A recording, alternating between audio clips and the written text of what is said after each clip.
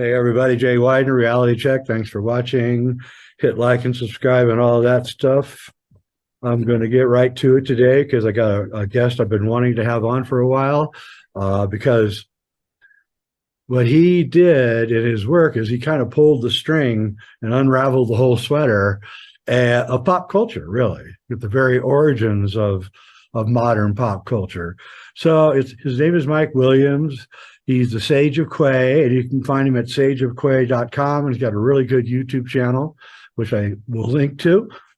So you guys got to check him out. How you doing, Mike? I'm doing well, Jay. Thank you very much for having me on your podcast. Yeah, it's great to have you on.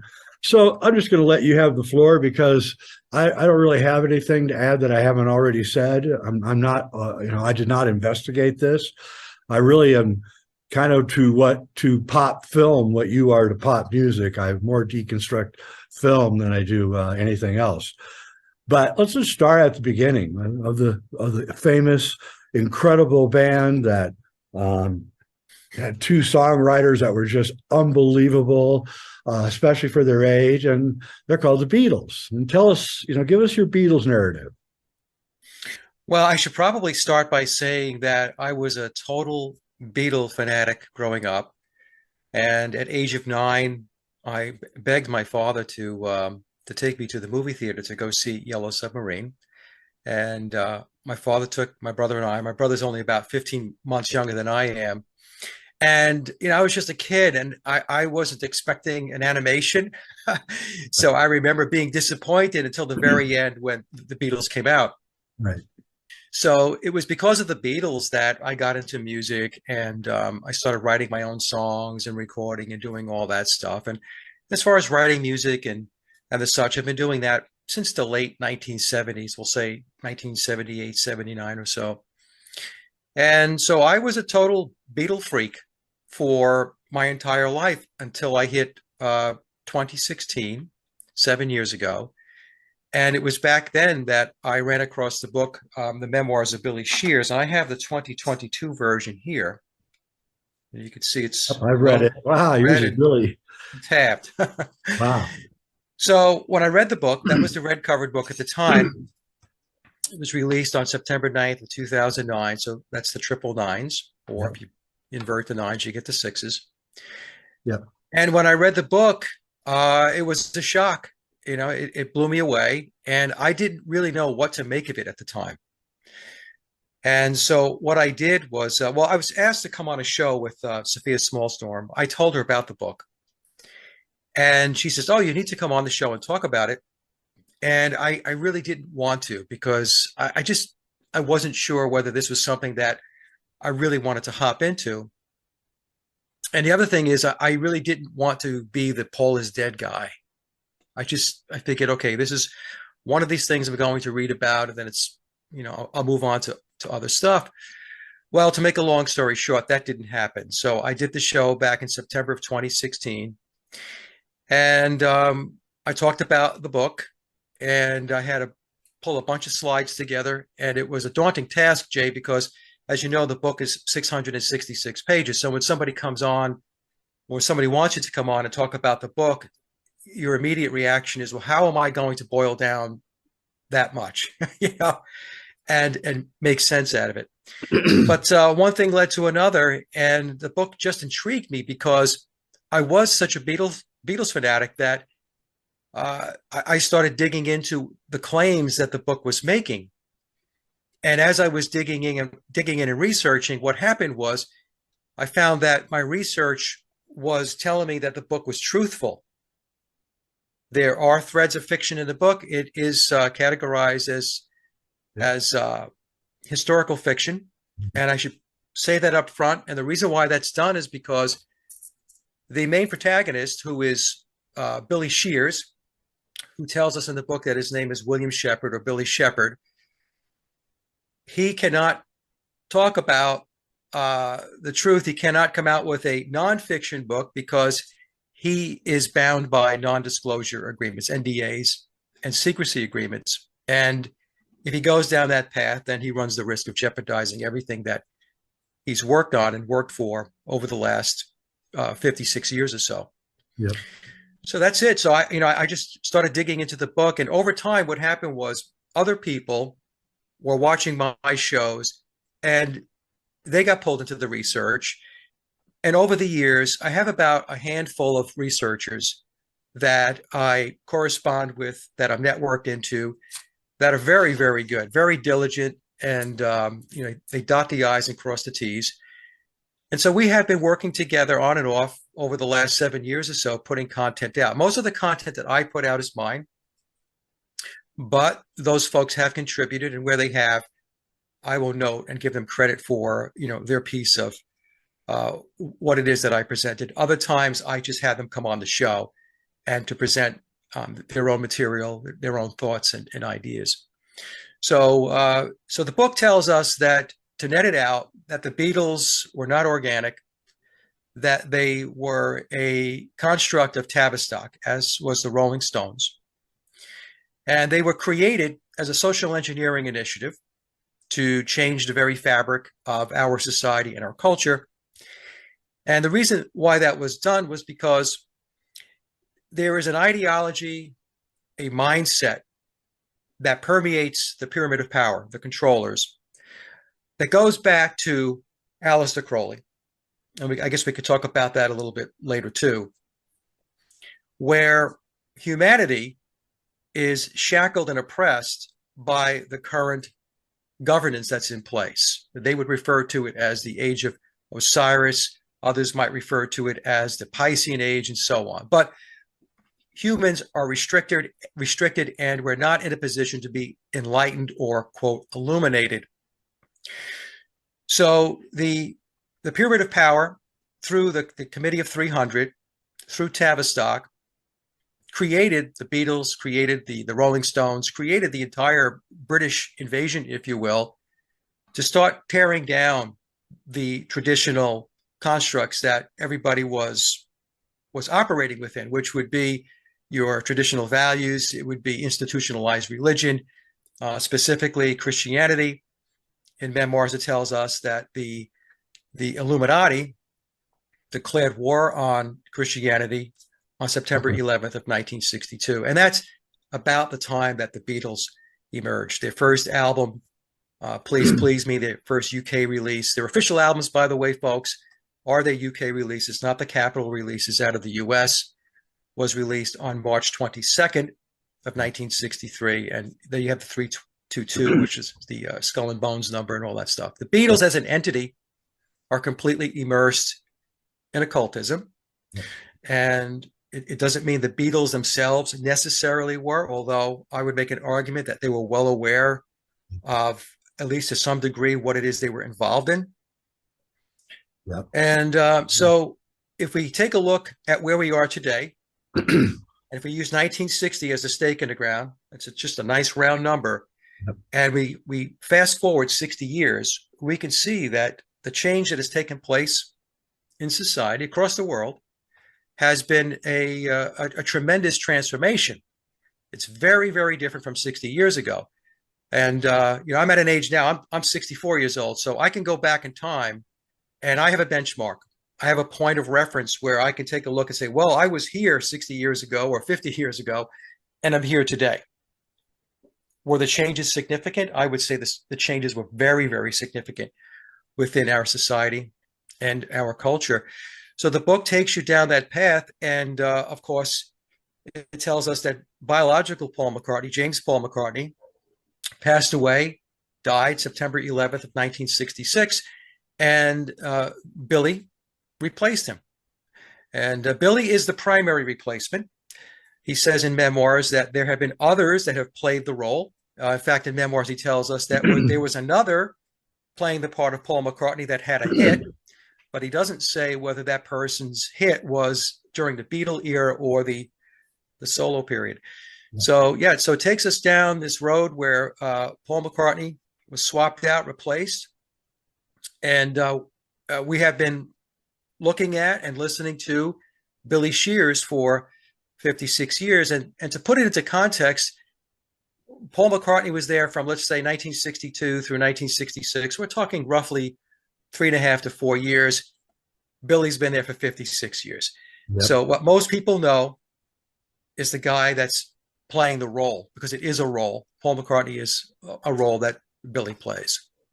Yeah, and you would not be able to make a switch like that without upper high level machinations. I mean, that's just Right. too hard. You just couldn't. Bank accounts, property, there would just be so many problems. And he doesn't look like him anyway. I was a portrait photographer for years, and the minute I saw the two pictures together, it's like that. It doesn't look like the same guy. Yeah, when you lay up the images, see what they've done over time, what Yeah. Tavistock did was to create a composite. Yes. Thank you.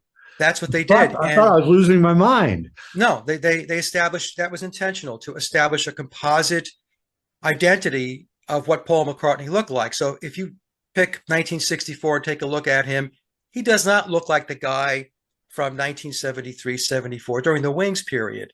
No. But when you don't lay the pictures against each other and lay them out in a collage, people just focus on what they're looking at right now. So if they say, well, that's Paul McCartney, that's an image of him, and there's no comparison, then people just accept that that's Paul McCartney. Otherwise, well, who else would it be? Right. That's how they did it with the Beatles. When they came out with Sgt. Pepper, which was Billy's album, it was his baby. He really put it together, him and George Martin. That's why they changed the look of all of the Beatles, because if they just had Billy there as Paul, people would say, well, gee, that doesn't look like Paul McCartney. Something's changed. So when they changed everything, the hair, the beards, the costumes and all that stuff, then what happened was it took the attention away from him as a person individually. And now it's a concept where the entire band has moved on to bigger and better things, which, of course, Sgt. Pepper kicked off the psychedelic era. Yep. But they don't look alike. One of the researchers that I'm connected into, Sally, made an astonishing discovery going back a number of months ago. She had been talking about it and presenting it on a private group that we have. And she said he has a prosthetic right eye. Billy's right eye, it's a fake eye. And I remember when she first started showing me the images, I was looking at them and I was thinking, okay. And the more evidence that she put forward, then I said, you know what, she's absolutely right. And we did a show on that. So even though Billy is taller by inches, he has a longer jawline, his face is longer. He has detached earlobes. Yep. I mean, there's a whole slew of differences. The biggest difference today is the fact that Billy has an artificial eye. His right eye is a fake eye, and Paul McCartney obviously had two good eyes. And we have shown in our presentations evidence that Billy's eye, his right eye, is artificial. And what would be the point, just to make him look more like Paul? As far as the eye? Yeah. I think the eye was, if I had to guess, and it is a guess, there's really two ways to go about this. One is he lost the eye somehow through an accident, or two, it was part of a ritual. Billy is deeply embedded in the occult, into mysticism, into the esoteric. And if you read memoirs, he talks a lot about this, and he also talks about his affinity for Aleister Crowley, which we suspect it's possible might be his father, his biological father, through ritual sex magic. With sex magic, a child that is conceived through that ritual is earmarked for bigger and better things down the road. So they are positioned, they are groomed and handled through their life to be in prominent positions as they get older. So my suspicion is, and again, folks, I don't know for sure, is that his eye was probably part of a ritual. He does say in memoirs that his trauma-based programming started. His recall goes back to the age of 3. He said he was tutored and mentored by Aleister Crowley for 10 years. So Billy was born in 1937. Crowley died in 1947. There's the 10 years. And so there was this whole process of grooming and handling him. And and if he was conceived by Crowley during sex magic, which is something that he is known for, that was his thing. Then when he was born, he was tapped to move on to big things in his life, to be very influential in a very powerful position. And and what he's done with the Beatles, I would argue is pretty significant. I would say he brought a lot to the table. I'm not a musician, but you can hear the sound change with the Beatles as soon as he joined. Yes. And even with, what's that song? Madonna, Lady Madonna. Lady Madonna, yeah. That to me sounds like they put that out as a single. And in my point of view, that's Billy doing his best impression of Paul, so that we got used to the kind of because there is a switch, but so he played that song and they put it out as a single just to get us ready for the switcheroo. And let me ask you, what, both George and John had violent acts happen to them. And what do you think that was about?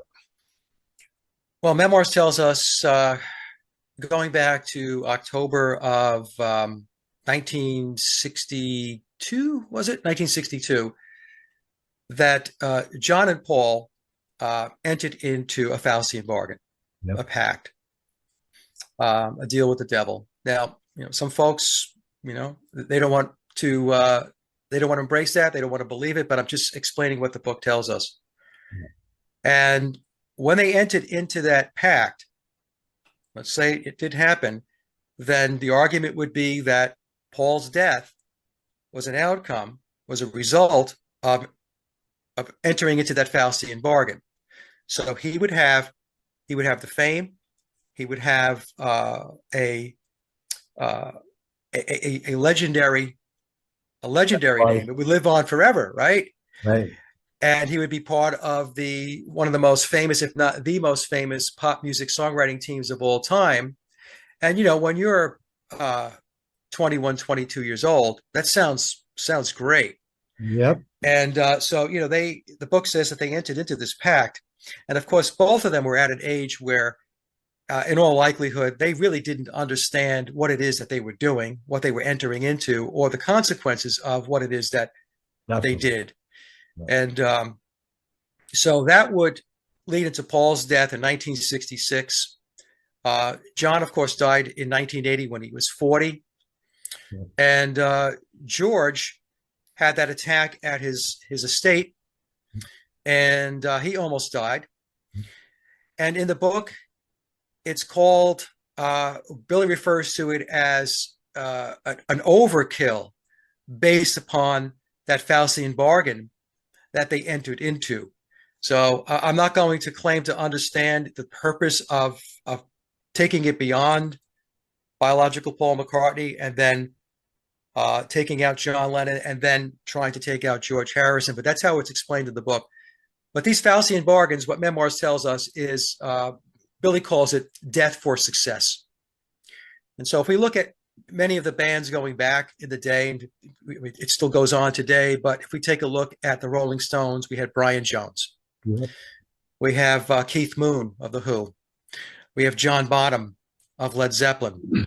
That's right. And we can pick other bands, and it goes on and on and on. So, a lot of people have a hard time getting their heads wrapped around that these pacts, these Faustian bargains actually exist and that they're actually conducted. But based upon my research, Jay, they're real. They're real. They do take place. Yeah, they're real, and we know that Aleister Crowley let in a demon or an alien. He worked really hard to do it, and it supposedly manifested, and then Parsons and L. Ron Hubbard were trying to do the same thing in the Mojave Desert in the 50s, and they openly said that they were trying to create a moonchild that was going to create chaos, and then we have what I think is one of the most telling parts of Billy's back, or the memoirs book, is when he asked Brian Epstein what the point of the Beatles was, and Brian replied, to destroy religion. Yeah. And that would be the goal of Aleister Crowley. Yeah. So that's because, as I mentioned when we started talking, that Crowley looked at the current age, the Piscean age, the age of Osiris, as a patriarchal system that was oppressive. And he really wanted nothing to do with institutionalized religion or the current construct. It goes back to concepts that were put forth by Theodor Adorno, where Adorno said that the whole system is a fascist system, and people are programmed to operate within a system. So at work, they are producers. At home, they are consumers. And I notice there's a lot of people that that will not put Theodor Adorno in a high esteem, but there's a lot of concepts that Adorno spoke about and he presented that, at least from the perspective of philosophically and ideologically, with regard to freeing the human spirit, made sense. It goes back to the human potential movement of the 1960s, of which Willis Harman was part of too. And Willis Harman, who was with Stanford Research Institute, he and Adorno, there's no doubt in my mind, because, it's a small club and we're not in it, but, they all knew each other and they were all working together. Sure. And the Frankfurt Adorno was very instrumental in that philosophy, as well as, I believe, with oversight with regard to the Beatles and their music. I completely agree. And I believe actually he wrote Imagine for John Lennon. I've read his poems and read his writings, and clearly he wrote that song. That is his philosophy completely. And it comes out of the Frankfurt School. A bunch of intellectuals in the 60s came out of that school, and their whole purpose was to rearrange and change culture. I was even influenced by it. One of my favorite writers when I was young, film student, was Krakauer, who was I didn't even know at the time what Frankfurt School was. Yet he was having this huge influence on me as a filmmaker. And now I realize, oh my God, what was I doing? Right. And we didn't know it. But I think Adorno is right in there. I think he was directing the music. I don't think he wrote it all, but I think he directed it. And the purpose is one of the things that these people believe is that you either have a perfect society, or if you don't have a perfect society, your society is screwed up, which everyone is, then you have to create as much chaos within that society so that society crumbles, and then you can reform everything after it crumbles. And we're clearly seeing it crumbling all around us at a record pace. And it all really did start in the 60s. That's what's really interesting, because it also, in the film industry, it started in the 60s. Right in the early 60s, you began seeing things in films that you didn't see before, and an attitude too. Yeah. And of course, that traveled right into the Laurel Canyon psyop, where, all these filmmakers like Roger Corman and were doing all sorts of things. Another whole story. So let's get back to the Beatles. So they're trying to tell us that the Beatles wrote 237 songs in 8 years? 7 years, yeah. 7 years. Yeah. I'm not a songwriter, but that just seems like really way out. Yeah, so I peg it at around 200 songs, but there's an argument and debate over how many songs, because there are songs that were not published and so on. But I use a number of 200. So yeah, so we're told that the Beatles wrote 200 songs or so, a little bit more, over a 7-year period of time. And so back in 2020, I actually released a documentary, a 4.5 hour presentation, where I looked into, did the Beatles write all their own music? And the elephant in the room for me, which told me that they did not, is a DVD I watched back in 2019, and the DVD is titled Deconstructing Rubber Soul. And it's the official narrative that's being told as to how Rubber Soul was recorded. So they tell us that the Beatles recorded 16 songs, 14 for the album, and 2 singles, plus a Christmas flexi disc within 30 days. So they entered the studio on October 11th of 1965, and they wrapped everything up on November 11th of 1965. So being a musician myself, a songwriter, as soon as I heard that story, especially given the backdrop, I should say this, the official narrative tells us that the Beatles came into the Rubber Soul sessions with essentially no backlog of material. They had really no songs written, so they had to write from scratch. So as I'm watching the DVD, and I've got this background of 16 songs starting from scratch, I said, there's no way. There's just no way that could happen. So, I started digging and I looked into it. And the result is that I concluded that it was not possible. In fact, what really happened was all of the songs were pre-written and pre-recorded, recorded by session players. And for folks who want to understand how the session musicians work, I recommend a couple of DVDs. Watch The Wrecking Crew. That will really explain how the 1960s and 1970s music industry worked, along with the DVD titled Muscle Shoals, because they were doing the same thing in Alabama as the Wrecking Crew was doing on the West Coast and also on the East Coast, but more so on the West Coast. And then watch the DVD, the documentary Hired Gun, which explains how the music industry operates from, let's say, 1980 going forward, where session players are still the mainstay of the recordings that you're listening to. So the Beatles had all of the music written, basically backing tracks were done. And by the time they got into the studio on October 11th of 1965, their task was to sing the vocals. Yep. That's it, to get the vocal tracks down. They had 30 days to do that. And it was a struggle because they had to learn the songs and they were taught the songs and they did their thing. John Lennon had said at one time, I think it was in the Rolling Stone magazine, going back to the early 1970s, that the Beatles were craftsmen, which meant they were very good at their craft, what they were trained to do. And they were trained by Tavistock to be able to pull things like that together very quickly. That was their training. So they laid the vocals down, and what George Martin did after the vocals were done was he married the instrumental tracks, which were already pre-recorded by the time the Beatles got into the studio with their completed vocals, and then they were able to release the album. But there were a lot of problems with Rubber Soul. As an example, you don't know the names of the songs because we're told that they didn't have a backlog, so they're writing the songs on the spot. Well, if you don't know the names of the songs, then you're not able yet to do any of the printing process. You can't print the record labels that go on the 33 RPM records or the 45s. You can't print the record sleeves because on the back of the Rubber Soul record sleeve is the name of the songs.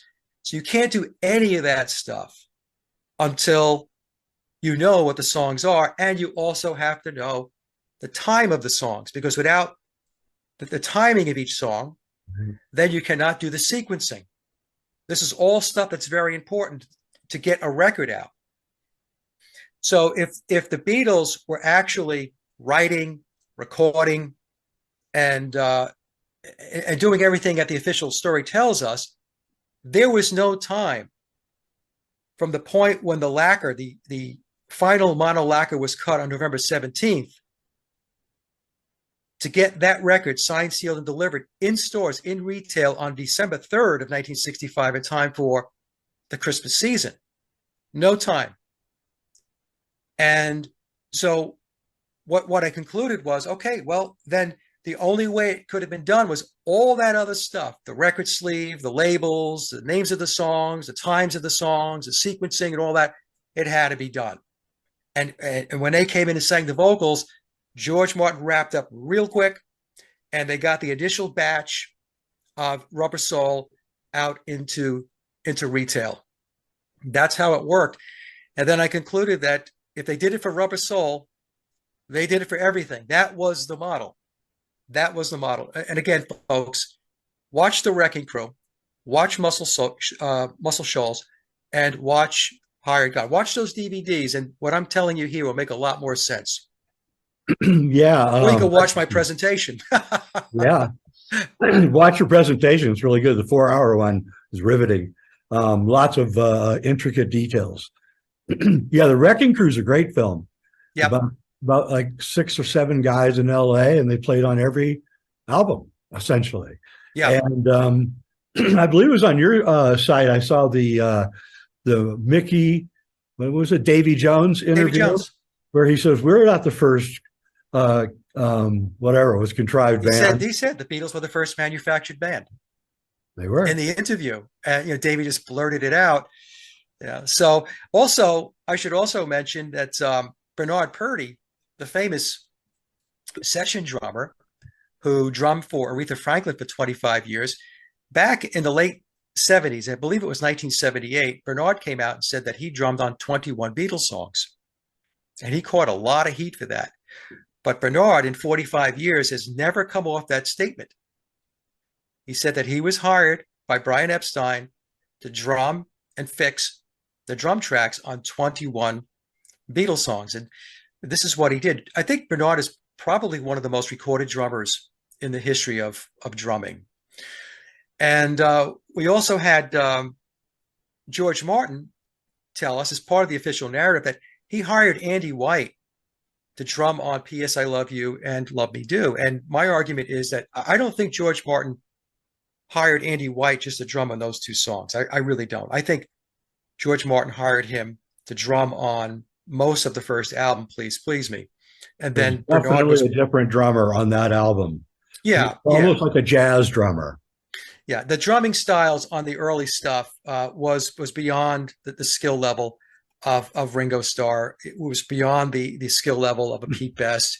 Also, after I released my big presentation back in April of 2020, I was having some dialogue with a lady, and I can tell, sometimes when you get emails, you can tell when somebody's corresponding with you that they know a lot more than what it is that they're letting on. Yep. And so once I released the presentation, she wrote me and she said, "Hey, Mike, now that the cat is out of the bag, let me just tell you that she's related to Ronnie Verrill. Now, Ronnie's passed, but Ronnie Verrill was another great session musician out of the UK, and he drummed on many, many records. In fact, he was the drummer on the Muppets animal sequence, the Muppet that would drum, that was Ronnie Verrill. But Ronnie drummed on many, many recordings. And she told me that Ronnie also drummed on Beatle tracks. And Bernard Purdie, in a 2004 interview, it was a Red Bull interview, he said that there were 4 drummers on the Beatles songs. And I believe Bernard was talking about the early period, 62 through 66. And he said that Ringo was not one of them. And then the question I get asked is, well, who were the 4 drummers? And I said, well, we know it was Andy White because the official narrative tells us Andy drummed. Bernard's been telling us he drummed on 21 songs for 45 years. And, my contact, my source said that their relative, Ronnie Verrill, drummed on Beatle tracks. And if I had to guess, it could very well be Hal Blaine as the 4th drummer, who was one of the drummers for the Wrecking Crew. From 1967 through 1970, the Beatles themselves wrote more of their own material and played more on the recorded tracks. But even during that period, the Billy period, the Beatles were still using session players and ghostwriters to fill out the content for the albums and the singles. And really, why would you not do it that way? Right. That's right. You wouldn't take a chance. I worked in the corporate world for decades. So Me too. No way. Everything is pre-planned and pre-done. They just don't do it any other way. And it's cycle time, Jay, right? You and I know this. It's cycle time. Yeah. So a producer is not going to waste their time with musicians that don't cut it, right? The skill level's not there. So producers, think of them as a manager, a director of the project or the initiative, and that project or initiative is an album. They're going to bring in people that they know can get the job done. Absolutely. Period. They're not going to waste time trying to teach somebody how to play this chord or, take 50 takes on a lead guitar part in a song. They're going to bring in the very best, and they're going to get these songs done. That's how it works. Yeah, and you tell the story that Brian gave a tape to who's the manager? I mean, who's the producer? George Martin. Yeah, to George Martin, and he rejected them. Yes. And then he was kind of forced to take them on by something or some force. And I'll tell you about it. A month ago, I was listening on Sirius to the Billy Joel channel, and he was talking about the last part of Abbey Road, right? That whole string of little short songs that are put together. Yeah. Right? And he was talking about how that influenced his songwriting. And at one point, right in the middle of talking about it, he just stops, and out of the blue, he goes, and you cannot believe what a great musician George Martin was. Whoa, did he just tell us? Yeah. Right? Yeah. Well, I have a clip of George Martin in an interview saying that he wrote the lead for Michelle. Yeah. Right? Billy tells a story that he was dabbling on the guitar and as Paul McCartney in some cafe, and he was, just coming up with something that resembled Michelle. But then you have George Martin say, yeah, I wrote the lead in Michelle. I believe George Martin was, well, not even going to say I believe, I know George Martin was instrumental. He is the glue that kept it all together. Not only was he the managing director of the psychological operation known as the Beatles and Beatlemania, but he also was, I think he was writing music.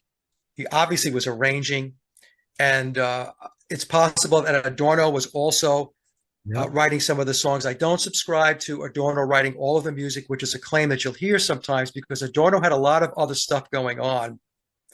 And but I believe the way it worked is Tavistock / EMI had a staff, a small staff of writers, maybe 5 to 6, that were turning out the songs, and it was George Martin and or Theodore Adorno working together, deciding which songs were going to go on the albums and which ones were not. Yep, absolutely the way it would function in any corporate world. So you can argue with you all you want, but I was a producer for a long time, and we would never take a chance. No, wouldn't. You get fired. So, yeah. So Billy comes in, and he's clearly a better musician than the rest of them, and the whole sound changes, and they were probably given orders to create the psychedelic era, right? And for mind control reasons, I would guess, and spiritual reasons, I would think, and on an occult level, these forces are let in through the dimensional barriers. The barriers are broken, and these entities get in, and they flood in, and they're evidenced by mental illness. Is basically how you identify these entities. And we certainly have a rash of mental illness going on these days.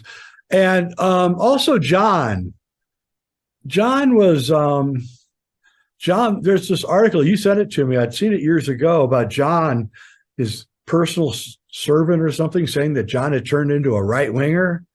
Yeah, Fred Seaman. Yeah, Fred Seaman was his personal assistant for 2 years. Yeah. And that would be, honestly, a lot of people change when they near 40, when they lose their liberalism and they go conservative, basically when they get some money and they realize how much they're getting taxed. And I'm sure he was getting taxed. And that surprised me when I first read it, but now it makes a lot of sense. He may have crossed a barrier there too, if he started talking about other stuff that he knew about. Yeah. So I mean, I don't know, what if what Fred said was true or not, but like you said, Jay, as you get older, and he had Sean at the time, so it was during this period of time when he was on a hiatus, right? That 5-year period of time. you start to see things maybe a little differently than you did when you were much younger. So it's possible that, I mean, I don't know if he was like, he flipped the switch to be a conservative, but he probably had more conservative leanings than he had previously. I mean, Yeah. that I could see, you know. And also, he's probably, waking up in the middle of the night going, oh my God, that incident, that was all contrived to get us to go do this or to do that or whatever. And, you're slowly putting the pieces together of your own experiences and realizing how everything was being pushed. And John Lennon was a bit rebellious. He probably didn't like that. Well, in the footnotes in memoirs, it does tell us that John really didn't understand the full scope of what it is that he was involved in. And then when Paul died, biological Paul died, that's when he started to realize that, you know what, this is a lot deeper than I think that maybe I bargained for. Yeah.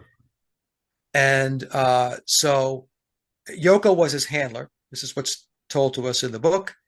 And Billy said that he was also a handler, not the primary handler. Yoko was the primary handler, but between Yoko and Billy, they were there to try to contain John because they said that he was a bit of a loose cannon after the point where Paul was taken out. And the book tells us, well, the narrative tells us, the prevailing narrative of the conspiracy says that he died in a car crash. But then in the footnotes of the current version of memoirs, I think going back to last year, it starts to allude to the fact that it was a ritual sacrifice, that perhaps it wasn't a car accident involved at all, that he was just taken out on very early in the morning on September 11th, 1966, as part of a ritual sacrifice. I just want to get this straight. Are you saying that there's other editions of memoirs? Yeah. So we have the 2009 version, and then in 2018, the 9 after 909 version was released. And that was the first version that had the footnotes. The first edition didn't have footnotes. And I correspond with Tom Harriet once in a while. Tom is the author or the encoder of the book. And what I gathered was Billy was wanted things to move along a little quicker. And so to do that, the narrative of the book, because it is categorized as historical fiction, they wanted to put these footnotes in place to basically put more spice into it, more boldness into the statements as to what was really going on. And then there was a release of the book, updated again in 2021, and then 2022. Now, the 2021 and 2022 version have more information in it. But if you have the 2018 version, the 9 after 909 version, it's pretty much there. But some additional information has been added, especially with regard to the footnotes. So yeah, there's been multiple updates. Okay, so tell us, why did Billy write the books? He's clearly got his picture on it, and clearly he wrote it, or parts of it. Because nobody knows who he is, right? So there's a chapter 65 in the book is titled, let me see, I've got it right here, Know the Difference. So in that chapter, it's the second to last chapter, he tells us that everybody knows me as this person that I'm playing the role of, who passed away 56 years ago. That's not me. Everybody thinks the guy that passed away wrote all these songs. That's not him. That was me. So before he heads out, because his runway is getting shorter, he's 86 years old. He was born in 1937. We suspect his birthday is either September 9th or September 11th. That he wants people to know who he is. He wants to go out, not as so much as Paul McCartney, the persona, the public persona, but he wants more and more people to know who he is as a person, who he really is. But it's a tough nut to crack, because after 56 years of deception, it's going to be a little difficult to get any number of people, forget about a critical mass, to really latch on to the whole story. Yeah, and I'm not really interested in how many people believe it. I'm more interested in what it reveals about what they're doing and how it works. And I wanted to ask you, just kind of a side question. What do you think of Dylan? Well, back in the early 2000s, he was on 60 Minutes with Ed Bradley. And in that interview, he said he made a deal with the chief commander. And then Ed Bradley asked him, well, chief commander, who's that? And so Dylan was saying, well, he's the chief commander in this world and the next world. I'm Guy paraphrasing. that runs this world and the other world, or something. Right, like right. And so it's interesting because in that interview, Ed Bradley asked him if he can write these songs today. And Dylan says, no, I can't do that anymore. And basically saying there was a time and a place. There was a moment when I was able to do this stuff. Also, there's a documentary, I forgot the name of it, that's on Amazon.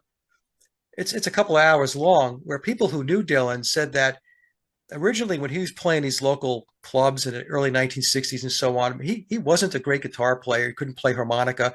And then they said they believe he went off to the Crossroads, which is the Faustian Bargain. And he comes back and he's writing all these lyrics. He's got all these songs. He could play the harmonica. And so, it's another one of these examples you could put out there and say, well, this guy went from not having all of this talent and skill to all of a sudden he's this prolific, very deep, insightful, introspective songwriter. How did that happen? But in the Rolling Stone magazine I mentioned earlier in the 1970s, I believe it was Rolling Stone. If not, it might have been the Playboy interview in 1980, but I think it was Rolling Stone. Lennon called Dylan a myth. Yep. He said the Beatles myth, the Dylan myth. So the McCartney myth. So, I mean, John was kind of on a roll at one point where he was just pointing it out that this stuff is not real. Yeah, he was. It's illusionary. Yeah, it is curious. Dylan did complain in one interview, like around 1975. He said, my muse left me a few years ago. And it clearly, he had studio musicians with him, playing behind him, and he even admits it. So it's not even Yep. And also, I don't know, there's something about his singing, especially with Nashville Skyline. There's some like weird change that happened right there. They say he got in a motorcycle accident. Right. Yeah, but something happened at that time period, 68, 69, with him. And I don't know what it was, but I'm not even sure that the guy playing Dylan is Dylan anymore.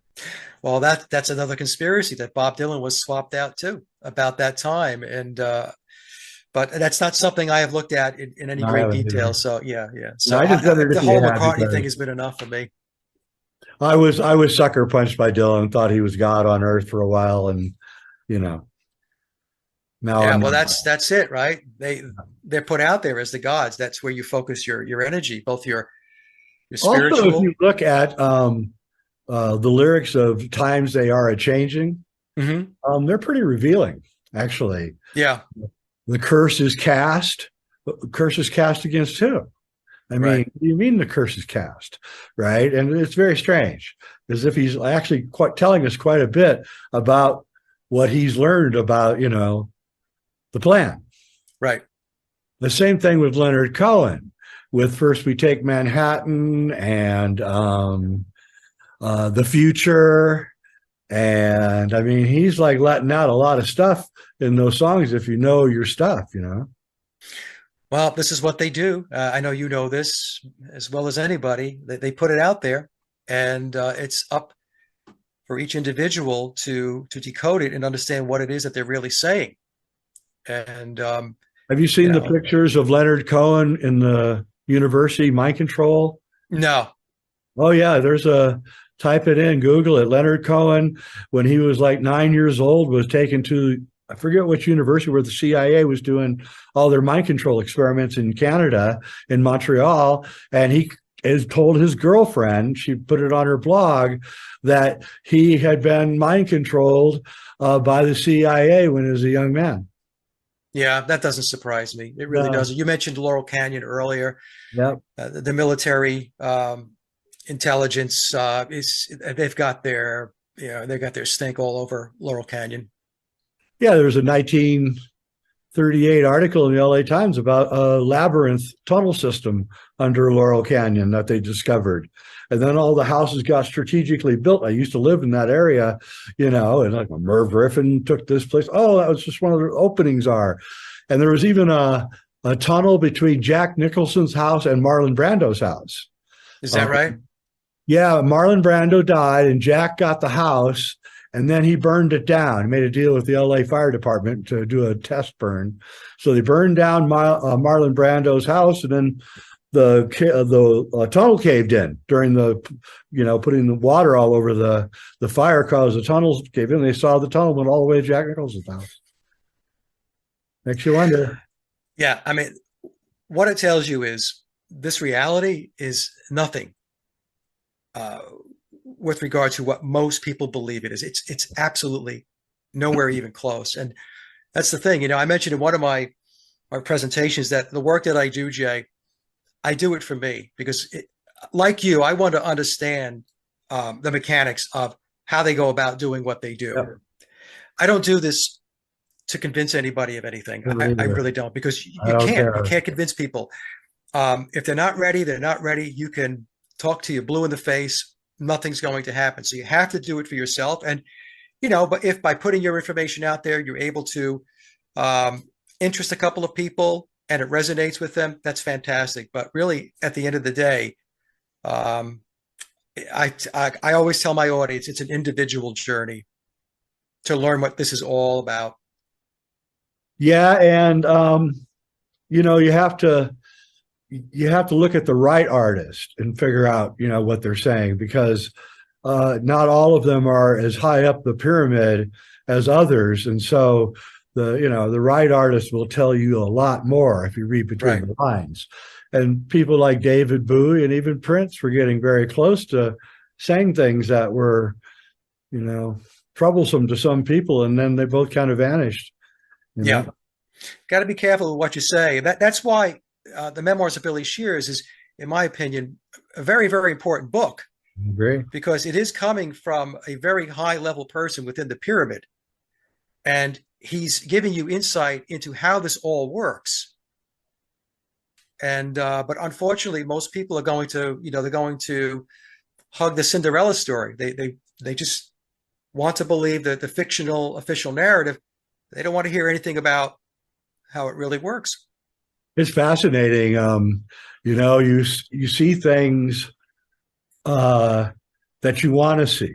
You hear things that you want to hear, and even when you point it out to people, they still don't see it.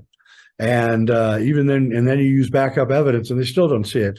So it's something that these guys know about human nature and human psychology, that you can actually reframe reality right in front of us, and we'll buy it.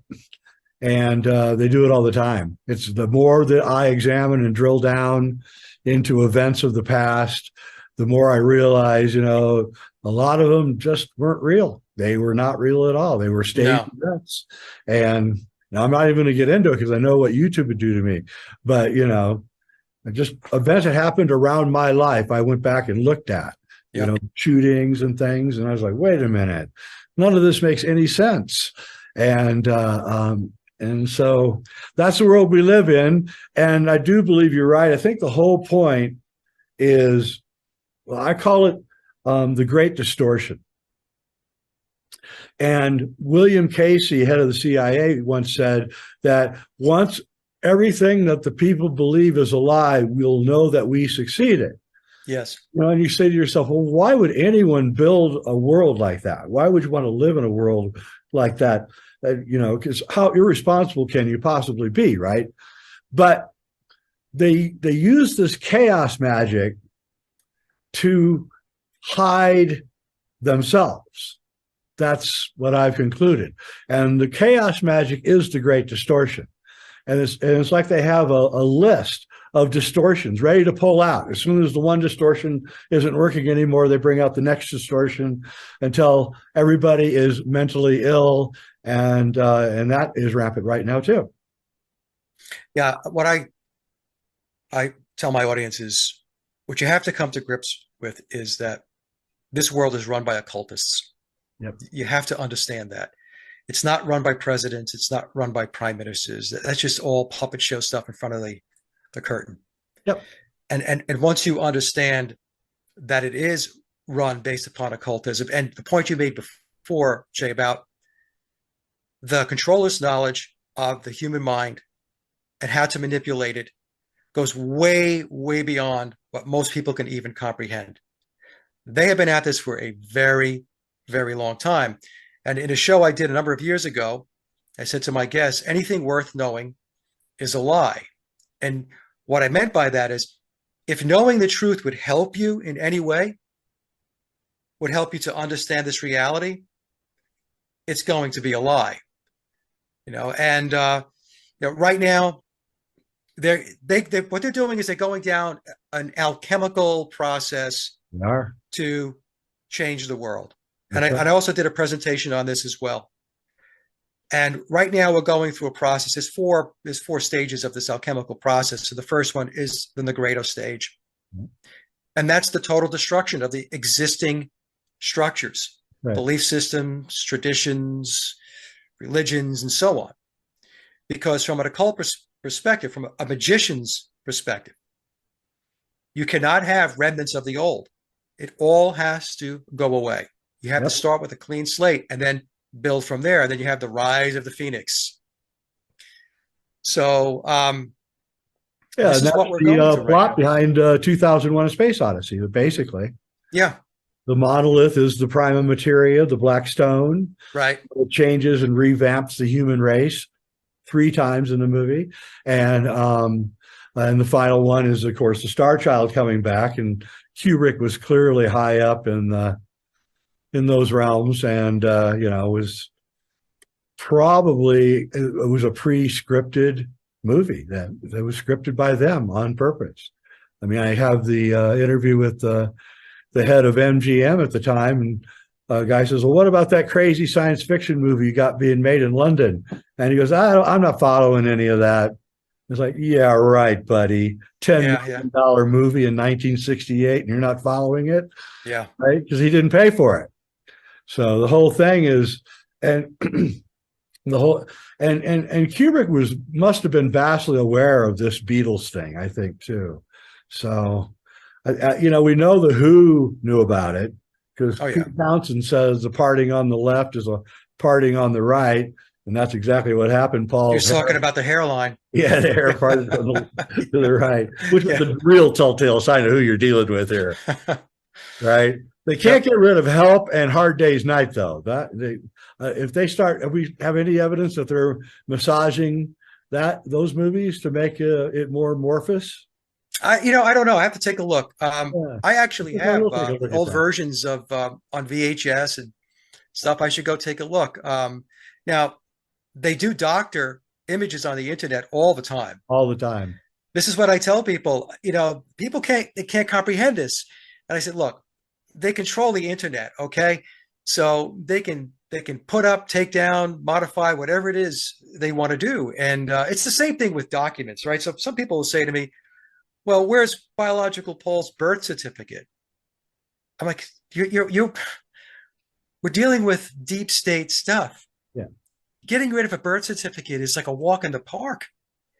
People still have this concept that this structure of law and order that you've been told exists, that it actually exists. Well, it exists for you, yes, but not for them. No. They have a whole different set of rules. There's a whole different reality. But they do a lot of doctoring, and I see it all the time. I see pictures of biological Paul McCartney where all of a sudden his chin's grown a little longer. Yes. His eyes have changed up a little bit. So they do it all the time. Yeah, right before I watched the rooftop concert that they did at the end of Let It Be, or I think Let It Be. I can't remember. Yeah, Let It Be. Yeah, the Get Back sessions. Yeah, I knew it was coming on. I think it was YouTube or wherever, and I said, okay. As a film director, you're dealing with a guy who's about 6'4", where the original Paul was about 5'11", 6'3". What would you do? And I wrote down. I said, well, I would separate John and George. I would put Paul to the one side, and then I would shoot a camera straight up at him so that would reduce his the height that he had. Right. And then I turned it on, and it's exactly what they did. I was like, oh my God. It's exactly Yeah, how they exactly. did it. So in the old days, it used to be Paul and George at the same microphone Yep. and John to the side. And then with the Get Back sessions, the rooftop, they separated, they spread them all out. And they did exactly what you said, Jay. Yep. And also, when you watch the Get Back rooftop scene, take a look at how Billy plays bass. Notice his stance. Yeah. It's very, very different than how you see Biological Paul when he played going back into the early 1960s. Paul was much more animated. You know, his bass was Paul hopping up never, and down, and you know, yeah, the original Paul never looked at his playing. He could just, play yes, he without. played. But the Billy, he had to look. He had to look. Someone has to look. And in all fairness to Billy, the reason why he looks, I think there's two reasons. One is because he's naturally right-handed. So he had to teach himself how to play left-handed bass. And for those That must out have there been that think hard. it's impossible, it's not impossible. There are Beatle tribute bands where the bassist is naturally right-handed, and they taught themselves to play left-handed. I think the Fab Four is one of those bands. The other reason why I think Billy looks to his left when he's playing is because he's blind in his right eye. Okay. So, right. So so when he's playing, he has to, he can't see out of his right eye. So he has to look this way in order to make sure he's where he's supposed to be on the fingerboard, on the fretboard. So that's something that, I determined once Sally came on and talked about the fact that he has a prosthetic eye. But again, going back to the first reason, he's naturally right-handed. So if he's going to play left-handed, there's going to be a natural tendency to look to make sure you're playing the notes and you're where you're supposed to be on the neck. Yeah, and there's the famous film where he's at the Maharishi and he's playing six-string guitar, right-handed. He intentionally flipped that. He did that intentionally in order to play with the whole Paul is Dead crew, right? The people out there looking for clues. He knew that was flipped. And he would do that once in a while. In memoirs, he mentions that. He says, yeah, they'll put stuff out there like that just to kind of, to poke and put some more clues out there. Yeah, that's exactly right. That's what when I went down the rabbit hole in, I think, 2011, I just kept finding stuff had been switched and changed. And I was like, what's going on? And then I was reaching, I didn't have any evidence, but I was reaching the same conclusion that you've reached, that, somebody's really messing with this, and that the Beatles are a gigantic hoax. And the real question is, could you have a class action suit? I guess not, because it's the deep. No. I mean, here's the thing, right? People have asked me that. And first of all, the court systems, where are you going to go? It's all owned by the very same people that are plugged into him.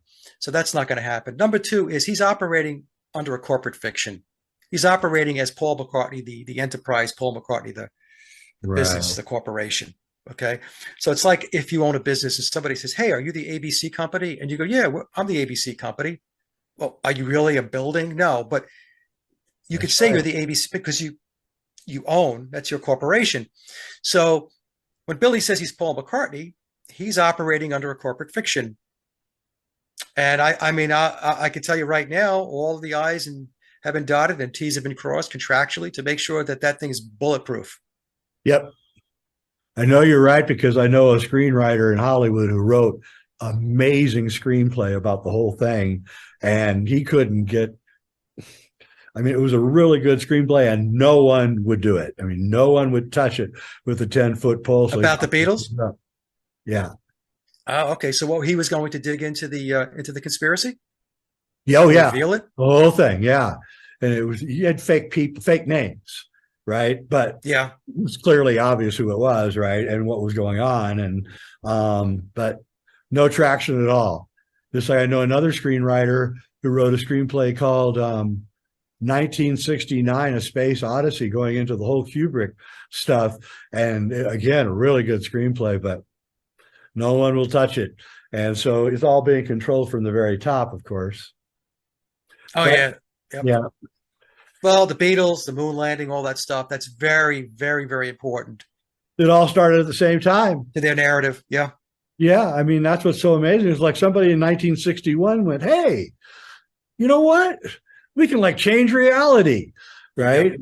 And we'll get the best people and, you know, and we'll do it that way. And I think that's exactly what's going on even to this day.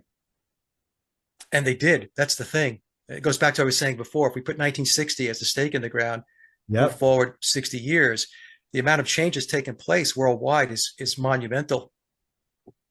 And let's not forget these occult groups were I have books, alchemical books going back 400 years. They were using plants that had dimethyltryptamine in them. They were using mold off of rye, which is LSD, and they were using them in their rituals. I've got the rituals that they're using them, and I'm talking in like 1600 they were doing Yeah. that, right? Yeah.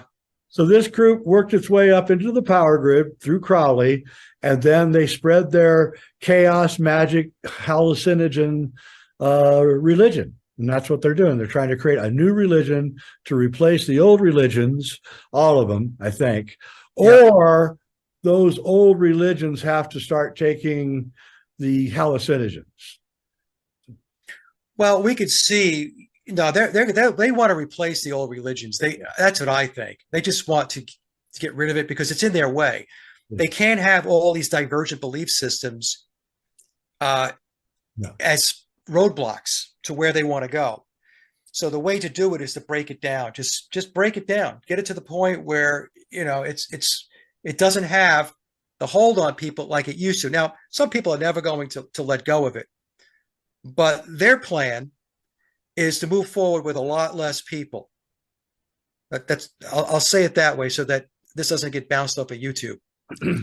So there's going to be a process in place that, you know, I brought the Georgia Guidestones to the world a long time ago, and we know all about that. And yeah, that's their plan. Their plan is to drive down and then have a more manageable population. But there's a lot of arguing right now among the elites that they actually need a big population. So or they can't go forward with they're trying to move into a type 2 civilization. That's their plan. We're going to type 3 or type 1, and they want us to move into a type 2, which is a high-tech, worldwide connected civilization where they manage everything through AI, and they want us to comply with it, and that's where we're at. Yeah. Yeah.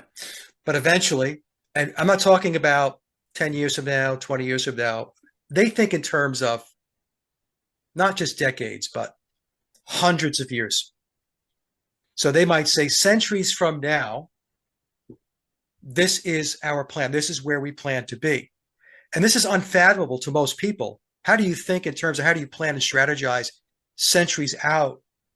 But, you know, when you've got, when you have all of this stuff tied together with bloodlines and systems of education that we're never going to be privy to, that's how they keep it all together, you know? And, but I like to think, Jay, that we're giving them a little bit of, you know, of a run for their money. Shows like this and others out there that are trying to expose what's really going on. You know, so all we can do you're is right, because about 9 months ago, I put out my film about the Zapruder film, and which was pretty radical view of the Zapruder film. And but I finally found a clear version of it so I could actually describe what was happening. And I thought to myself, well, I wonder what's going to happen now, right? You know, not that many people watching, maybe 6,000 people, something like that. Within 2 weeks, Oliver Stone was on Joe Rogan for, I think, 3 hours talking about his film, and because I really criticized his film in my expose. And then I said, okay, now we're going to head into the whatever year it is of the death, November 22nd, another occult day, by the way. Yeah. And then, even Tucker and everybody's going on about, oh, the CIA did it. The CIA did it. And I thought, well, that is amazing. They're doing a limited hangout right in front of me. Yeah. Yeah. Yeah. A little too much too late, Tucker. I saw that too. Yeah. I thought so too. Yeah. Little too late. But, we are making, are having an effect because I see the effect. And you've done really good scholarship. That's what I like about you. You're strictly business. Is take one step at a time, look at the facts, get it out there without any emotion, because you're going to piss off a lot of people who are Oh yeah. Beatle fans, and again, I don't care. No, the truth is the truth. Yeah. And the truth has got to go out. I mean, to the best of your ability, that you're able to expose the truth. You're never going to nail everything because there's always stuff that you're not going to know. There's pieces of the puzzle that are out there that have not been discovered yet. And the process is to discover these other pieces so you can continue to build the picture. And that's the position that I put myself in. I don't sit there and say, oh, I have the entire thing figured out, because tomorrow another piece of information can come your way, which means you're going to have to change up perhaps where you were the day before. So you have to stay fluid because, like I said, the flow of information, there's always something that's going to roll up on your doorstep that you have to consider. Yeah, and then you jog the memory of somebody, and then they contact you, and You're right. all sorts of different kinds of information. And the more that you get out, the more you have input coming in, and I get clues every week or so about films and machinations inside films. Yeah. Stuff that probably make me sound like a mad person if I said it, to anybody, but it's definitely there. That's all I can say. There's definitely all sorts of stuff going on in showbiz that is, well, they're not hiding it anymore. The Grammys had a satanic performance the other night, so No, they don't hide it at all anymore. no. And it makes you, makes you wonder if, there isn't some kind of satanic force. I mean, it really does. The more deeper you get into it, you eschew it. I'm trying to stay scientific. I don't want to, but then you see things happening that are kind of baffling, as if, like you said, the long-term plan. Well, what kind of human? The only answer to the long-term plan is they really do have some kind of elixir of life and they can live for a long, long time, which I've heard they do. Or two, it's alien or interdimensional that doesn't care about time. It has a plan. Its plan is to do whatever it's going to do, and it's doing it. I prefer the previous one than the other one or they could be together. The long-lived person could be influenced by, especially if they're taking psychedelics, high doses of psychedelics. I'm used to be an advocate of that, but I no longer am because I've seen the damage that they've caused. And so I do not advocate for taking large doses of psychedelics. I think it's a bad thing. I think it plays right into their hands, actually. Yeah.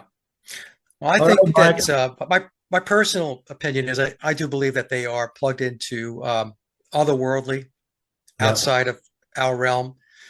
And that's one of the points of continuity that keeps this thread going. So, and yeah, I really do agree with that. I think that there's these ethereal presences and planes around the earth, and they have an investment in keeping the earth a certain way, and they view us as kind of like a nuisance, and they manifest here and they try to change our spiritual ways. Jacques Vallée talks about that in his books, about these interdimensional beings that change our religions, and there's a lot to it. There is a lot. In fact, at a previous show I did with a friend of mine, Billy Watson, I said that it's like a mind parasite or pathogen that commandeers the minds of so many people, especially those that are in power, because what's going on, how they think, the things that they do, it doesn't emanate from the human soul, the human spirit, Yeah. Jay. So there's something alien to them, to the way they think, to the way they behave. That's my thought. Oh, I think so. And I think that I think they walk among us actually. And Mhm. I think that it's just exactly what the Nag Hammadi and the Gnostic text say. They're drawing all their energy off of us. We're like kept in uh, in a hospital bed, just on life, preserve. Well, they draw all our energy off, but they don't want to kill us because they still need that energy. And so that's what the great distortion is. It's just keeping you in a stupor while your energy is being stolen from you. Yeah, and a lot of that energy is a result of people living in fear. Yep. I wanted to tell you, my wife actually went to go see the Beatles. I don't know when they went to Baltimore, 65, 66. And she was paid $5 to scream. She was probably cute as a button, 16 years old or whatever. And she was given $5, which was worth a lot of money in those days. And she screamed for the whole time. And then I was thinking, okay, that's a good gag and everything. But if the Beatles really were not that good musicians, it's possible that they were paying off these girls to scream because she said she could not hear the music. It was like, it was so loud in there that all she could hear was all a drum or something, but nothing. She could not hear the music. So it is possible they're paying those girls to scream just to cover up the bad musicianship. Well, in memoirs, it says that in the beginning, that's exactly what they did. They paid for the girls to scream and carry on, and then they knew that human behavior, that others would mirror that Yeah. behavior and not get paid. They would do it for free, and and Yeah. that's what Like, happened. So that's how they started by having to set it up, and then they knew that the way humans behave, yep. right, they would mimic. Dance craze of medieval Europe. You know about Yeah. that? Yeah. What's that? The dance craze of medieval Europe. No, tell me about it. Okay, so it was reported all over Europe. It usually started out with a woman, and she would go to the center of town, and she'd do this kind of punk rock, Yeah. jerky dance, and then pretty soon another woman would show. It was always women, and pretty soon it'd be 15 women doing it. Then men would start joining in, and the whole town would be doing this, imitating this woman, and still to this day we can't explain it, but Jay, you mentioned something that I wanted to ask you a question about. In fact, as a film person, what I have said that you said your wife went to the concert, she couldn't hear anything because it was so loud, people were screaming and so on. Yet, when we get these videos of the Beatles playing in 1964, 65, playing live, we get sound that's very articulated. There's a differentiation between the guitars, George's guitar, John's guitar, the bass, and so on, the vocals. And as a musician, my argument was, well, back in the day, they only had two-track recorders. That's number one. And to play in those types of settings, and many times the vocals were going through the PA systems, especially when they were in baseball stadiums like Shea Stadium in New York, that to get that type of recording is impossible. impossible. So what they did, and actually I was told this by a friend of mine who was a professional sound engineer. He's been in the business for decades. This is Mike. All of this post-production takes place afterward. So all this work goes to get the audio all cleaned up. They'll put a completely different track to the performance and so on. And then it's married. And then I'm oversimplifying this, folks, by the way. Okay, I'm just telling you how this goes. And then it's sent out for public consumption. And that's the other thing that people don't understand, that there's this whole post-production piece of this thing. There's this machine behind the entertainment, right? Absolutely. Oh yeah, definitely that they overdubbed the Shea Stadium stuff and everything. There's no way, Yeah.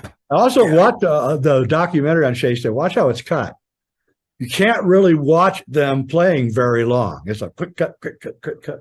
Yes. I want to watch Ringo drum, but I can't get to see it very much because, and that's done on purpose too.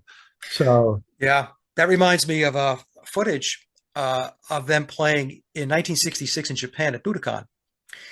And I picked this up. I was watching the concert, and they're doing Day Tripper. And the song starts, and either John or George are playing the riff, but the song is playing. Okay. And there's another part in that exact concert where George is playing the song, If I Needed Someone, and he's playing his guitar, and then he waves to somebody, and the guitar is still strumming along. And I'll be dang. yeah. So I was So they had the music pre-recorded like ELO did, and well, it was either a backing track, or back in the day, I had another person come forth. I know, said that there are backstage, offstage musicians that the audience cannot see who are playing the music. Maybe at some points, not all of it, but at key times, they're doing whatever they need to do to make sure it sounds right. So it might be the complete song, it might be a part of the song, or whatever. So take a look at that footage, folks, if you have a chance. Go to, you can see it on the internet. Look up Day Tripper, 1966 in Budokan, and watch John and George, both of them. They are not playing the riff, but you're hearing it. So how did that happen? yeah, there's all sorts of other clues. The drum kit in Magical Mystery Tour, the Three Beatles. Yeah, Three Beatles. And I mean, they're clearly not trying to hide it that much. And I don't know. Manipulation everywhere. Everywhere. Hey, Mike, I really appreciate you coming on. You're a wealth of knowledge. I'll watch all of your videos. I tell everybody, watch his videos. You'll love it. Thank you, Jay. Especially the 4-hour Beatles one, because I mean, you really ace it for them not being able to have the talent to write their music or the age to have enough experiences. I mean, you have to live to be a certain age before you can be a good writer. And, a lot of people that are young go force experiences on themselves so that they can write, but they still were too young, 21, 22. I don't know. Yeah, and you have to understand the background of the deep state. You have to understand the Committee of 300, of Tavistock, Stanford Research Institute. You have to understand who Theodore Adorno was, Willis Harman, and I cover all that.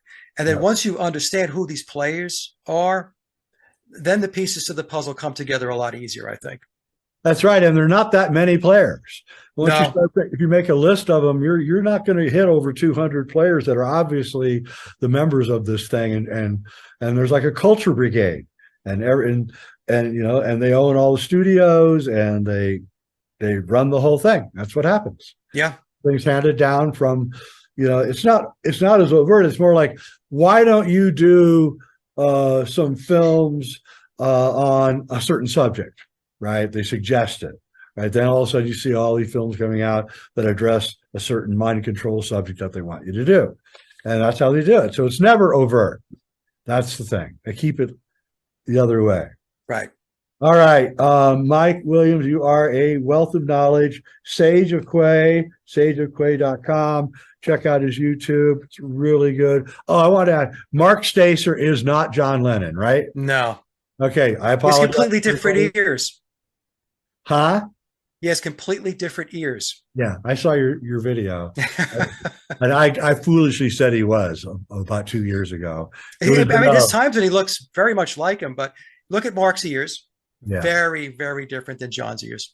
Yeah. And then lastly, before we leave, so really, ironically, Paul is Billy is the only of the three original Beatles. They're all gone, and they kind of all left early. Yeah, well, Ringo's still here, and Pete Best is still here. Yeah, he's still alive, right? Yeah. Yeah, well, Ringo. But Billy has commandeered the show. Let's just put it that way. Billy has put himself in a position where he is the Beatles. Yep. And now he's in control of the narrative. Yep. All right. Well, thanks for coming on. All right, Jay. Thank you so much. All right. Okay, everybody. I'm Jay Weidner, Reality Check, hit like, subscribe, and all that other stuff. And I'm going to have Mike back because there's is amazing subject. Thanks, Mike. No, and I'm really glad I'm doing this interview. Well, I don't do interviews. I do conversations. I'm really glad I'm speaking to you now rather than 2 years ago, Because I reckon 2 years ago I'd have been like, yeah, there's this guy who does this kind of Beatles conspiracy stuff, and I better ask him some hard questions, and I think I'd have asked some different questions from the one I'm going to ask you today. Like, they would have been more entry level, whereas I've got some some more sophisticated ones now. Because I'm totally down. I'm totally down the Beatles conspiracy rabbit hole. But for those who aren't there yet, tell us first about yourself. I mean, you were an ardent Beatles fan, weren't you? Yes, yeah. Yeah, so I grew up with the Beatles. I've told the story many times. Back as early as 1968, I remember just loving Beatle music.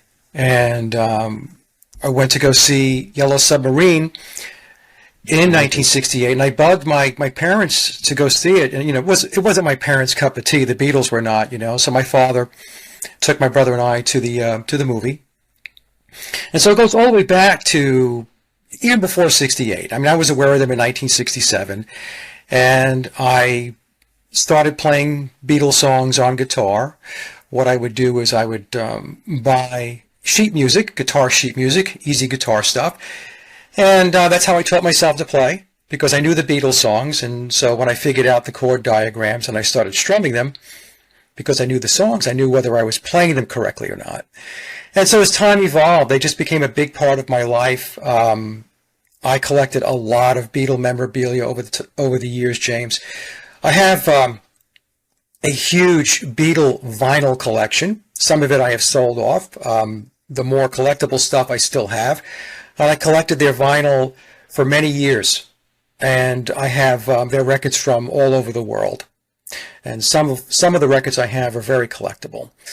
And so the Beatles were a big part of my life. I learned to become a guitar player, a musician, a songwriter, writing my own songs and recording because of them. And I became aware of the Paul is Dead conspiracy going back to around 1976 or so. That's when I really started to pay attention to it. And I was a junior in high school. And one of the things that I did back then was to pull together a little lecture.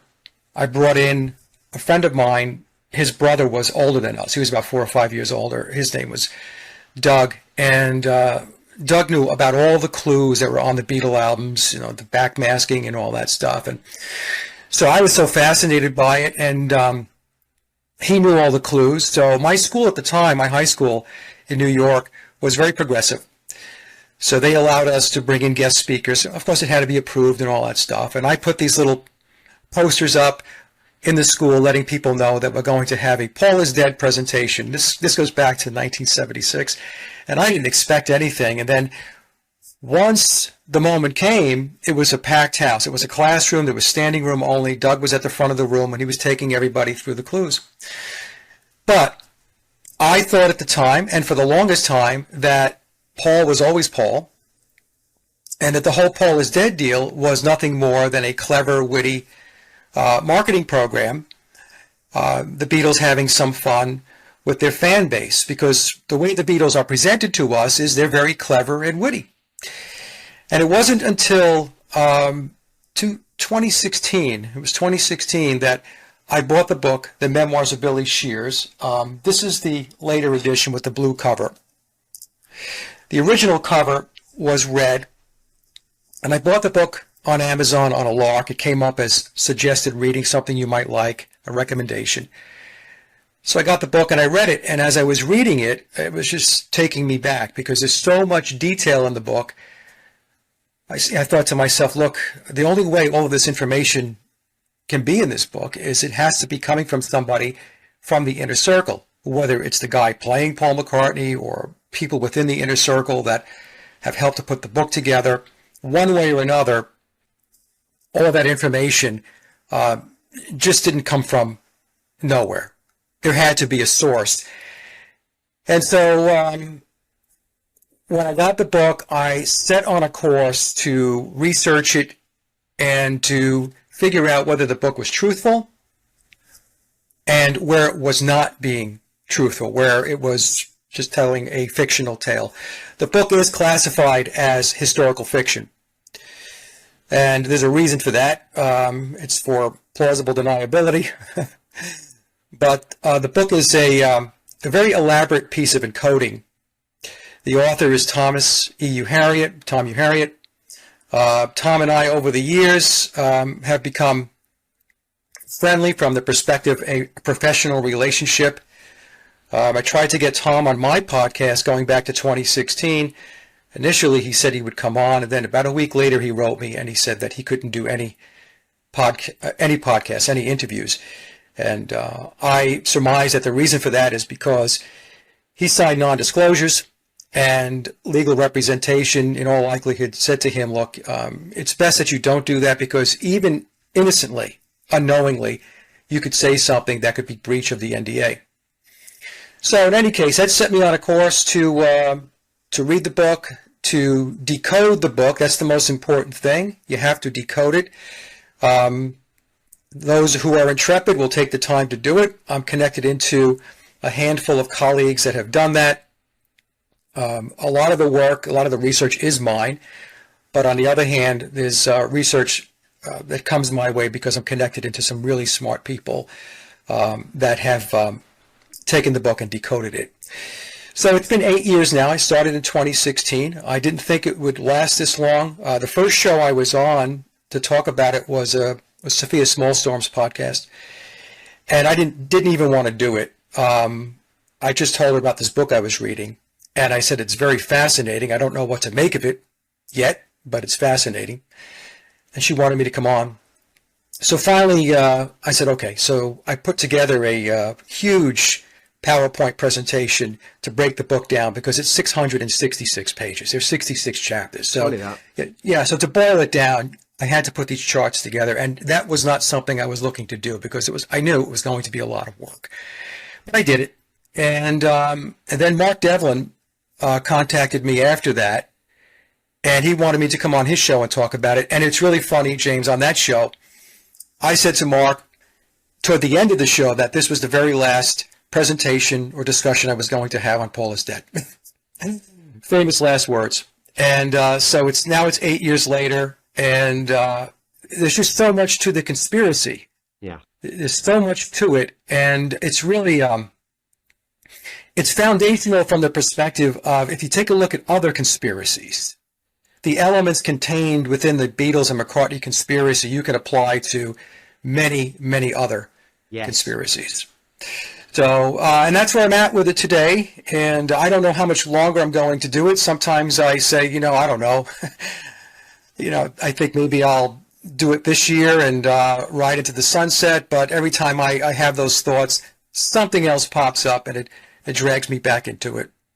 I'd say, Mike, it's a sacred duty. I mean, it's like, I know that I was meant to do this stuff that I'm revealing to the world, and you've cornered a particular part of the market. And that sounds like a cynical phrase. It's not. You are contributing something really important. Okay, so the thing I get from a lot of, I've got this Telegram channel, and I've got people comment on my blog posts and stuff like that, and the thing you hear time and time again from people who are who accept that Kennedy was shot by the CIA and the mafia and so on, people who know that 9/11 wasn't planned by a man in a cave, they know we haven't been to the moon landing, but even these people say, why should we care about the Beatles? This is way too esoteric. It discredits our cause. It makes us look really wacky when we're starting to talk about stuff like Paul is dead. I've got an answer to that, but maybe you could give me your answer. Yeah, it's important because, like I mentioned earlier, it's foundational to many of the other conspiracies that people are looking into. It's not just about a guy that was replaced or swapped out. The first question you have to ask yourself, why was it done in secrecy? Why was it done the way it was done? So when people say stuff like that, because I get the same questions and I hear the same things, first of all, it's a massive lie. And the other thing is, people really don't understand the impact that the Beatles have had on society and culture. And the reason why a lot of people don't get it is because the change that has taken place from a social engineering perspective through Tavistock, it's very incremental and very methodical. So it's like the boiling frog concept. You don't really know that things are changing the way they're changing at the moment because it's a slow boil. But if you take a look at where we are today, and you go backwards 60 years in time, and you take a look at the cultural and societal landscape, and you compare them, there's a huge difference. And the Beatles are the foundation to all of the musical genres that followed. So they were really the first manufactured band to come out with a full-fledged mission of social engineering. And the social engineering initiative that was put in place was to tear down traditional values, including institutionalized religion, and Christianity was in the crosshairs. And they brought in a counterculture that consisted of anti-establishment. It was drug-oriented, free love. It changed the whole landscape, even the way people dressed, facial hair, dialogue. Many, many things changed because of the Beatles. And subsequent bands and genres of music built on top of that to the point to where we are today. Today, it's just blatantly in our faces what's going on there with all of the occultism and the ritual and all that stuff. Yes, it's over the top. So the Beatles are very important. The Beatles were immersed in the occult. When I say the Beatles, I'm talking about the Beatles as an entity. And they were immersed in Thelema. They were immersed in Crowleyism, Aleister Crowley. And they were the Pied Pipers of Crowley's Aeon of Horus. So the Aeon of Horus, many people will refer to it as the Age of Aquarius. But Crowley wrote about, talked about his new Aeon, where people would be unshackled and would be able to pursue their true and pure will. And so when we take a look at the Beatles, take a look at the Sgt. Pepper outfit. When we talk about the Pied Piper, Pied means multicolored. When we look at the Sgt. Pepper album cover, we have the Beatles in multicolored band outfits. They are the Pied Pipers. So it was very, very systematic, very strategic, the way that they rolled the Beatles out. They started with very simple songs going back to Love Me Do and Please Please Me. Songs like that from their first album, Please Please Me. And then there was this very quick progression where the songs became more sophisticated and they were taking the audience in a different direction. And then once we got past 1966, after Revolver was kind of a transitional album from the early period, the biological Paul period, to the Billy period, Billy Shears, who's playing the part of Paul McCartney, to Sgt. Pepper. Sgt. Pepper introduced the psychedelic era to the world, and then moving on from there. So when people don't understand it, they think it looks silly. They really don't understand the components behind the Beatles, behind the manufacturing of the Beatles, the marketing of the Beatles, positioning them to be where they ended up being. Arguably the most famous, influential band of all time. That's why you hear a lot of artists today, James, who are in unrelated genres of music, hip-hop, rap, pick one. In many interviews and many documentaries, there's always a reference back to the Beatles or back to Paul McCartney. Always. Yeah. Okay, so I know you have a couple of questions. I hope that made sense. Yeah, no, it does make sense. I was just thinking of the time when I must have been about 13 or 14, And my mother had in her record collection, just because you do, the blue album and the red album with the Beatles looking out of their hotel, out of the apartment block, I think it was. Yes. Gatefold sleeve.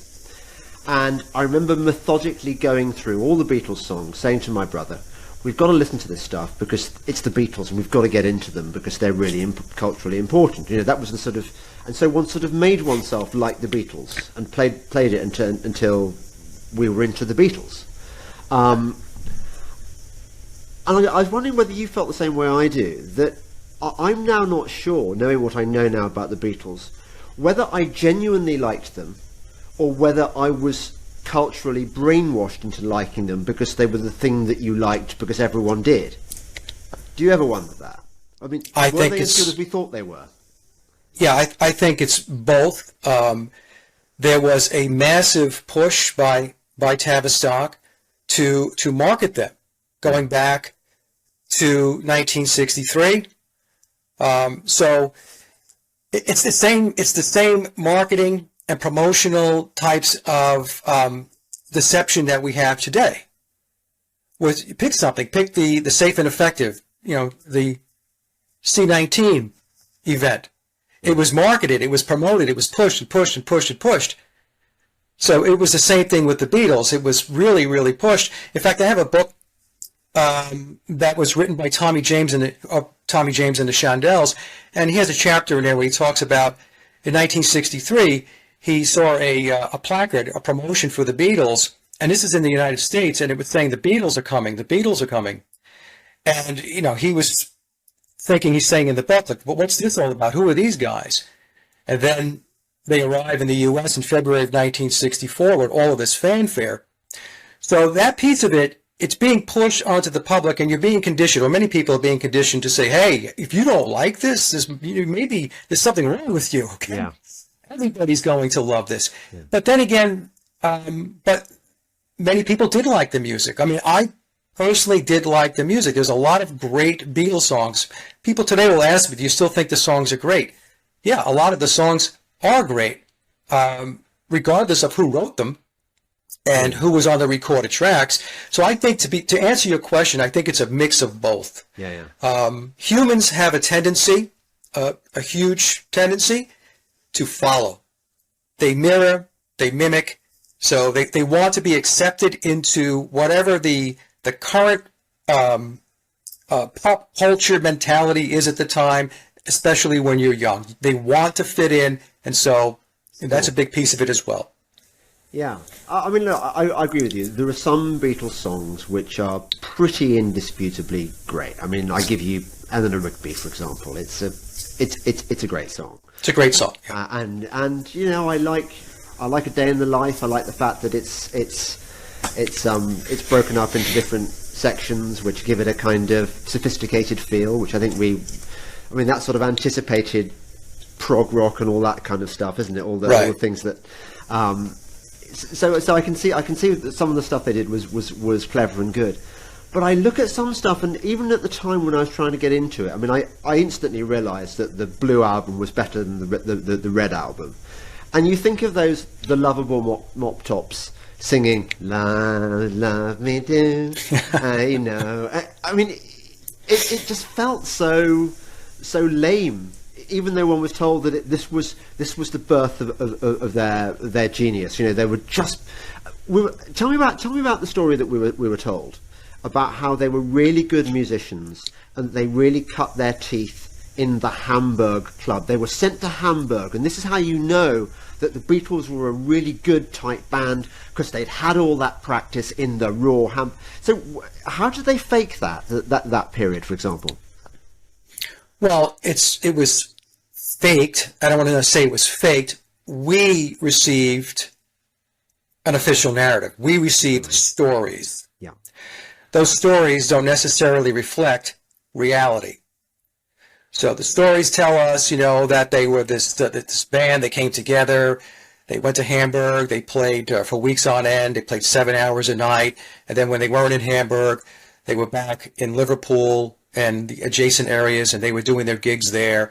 And then they were, discovered by a record store owner, Brian Epstein, who was running NEMS, and then he's able to secure a contract. I'm oversimplifying this, but this is basically the story. Yeah. He gets them a contract with EMI, with George Martin as their producer, and so we have these 4 working class lads signed to EMI, and then they go on to unparalleled fame and fortune, right? That's the story that we're given. Yeah. And people just take what's given to them and they consume it. It's like, it's no different than when people sit in front of their television set and the nightly news comes on or the cable news comes on, and they're just, talking and talking and talking and flashing images up, and all it's doing is conditioning you. And many people will watch it and believe it, and that becomes their reality, right? Perception becomes reality. But what I did was I went back and I took a look at the whole Beatles story. See, a lot of people who are in the research community in Paul is Dead, they only want to focus on the replacement of Paul and then focus on Billy Shears. So it's kind of like the midpoint and then move forward. But I looked at it and said, well, you know what? There had to be a whole piece of this that took place before. There had to be a prerequisite. So when I started taking a look at information that I was pulling together, and all of this information, James, it's mainstream. It's out there, so it's hidden in plain sight. And this is how it almost always works. You just have to look, and the truth is out there. So when I started taking a look, one of the first things that happened was I have clips of George Martin in interviews. And George Martin said a lot of unflattering things about the Beatles at the time that he met them. He had said that they had nothing behind them. He said that that they weren't great musicians. It wasn't obvious to him that they were songwriters. So in fact, I have an entire chart that talks about this. So this is at odds with the official narrative. Here's the producer. And George Martin, what a lot of people also don't realize is that George Martin he wasn't just their producer, he was the head of the Parlophone label back in the day. So here we have the head of the Parlophone label, which is tucked in under EMI, which was one of the largest recording companies in the world, if not the largest back in the day. And he's got this band that is now under his control, under his wings. There was an interview that was done by Norman Smith back in 1971 in a music magazine, and he's talking about how the Beatles were not very good in the studio. In fact, he said that they failed in the studio, and they had a heck of a time trying to get Love Me Do recorded. So, you start hearing these things and you're thinking, okay, so there's another story. There's another narrative here that nobody's really exploring. Everybody's paying attention to this other stuff over here, while over here, the lesser known information, nobody's really grabbing onto. So the Beatles, they first go to Hamburg in August of 1960, and they're taken there by their first manager, handler, Alan Williams, and they're young guys. George Harrison is like 17 years old, Paul's 18, and when they get there, it's admittedly, they are not very good musicians. They are mediocre at best.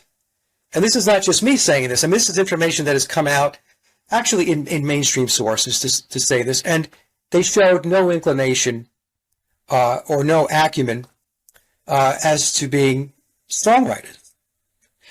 And in fact, their first stint in Hamburg, starting in August of 1960 through December of 1960, was a failure. They came home dejected. Nothing materialized. They were residing in squalor while they were out there. And it wasn't until 1961 that things started to pick up. And their stint in, their stint in Hamburg, what I explain to people is they were not there to learn to be songwriters. They didn't write songs in Hamburg. Their stint in Hamburg was boot camp. It was to get them up to speed to be performers, to learn quickly and perform the music. That's what that was all about. It wasn't about songwriting.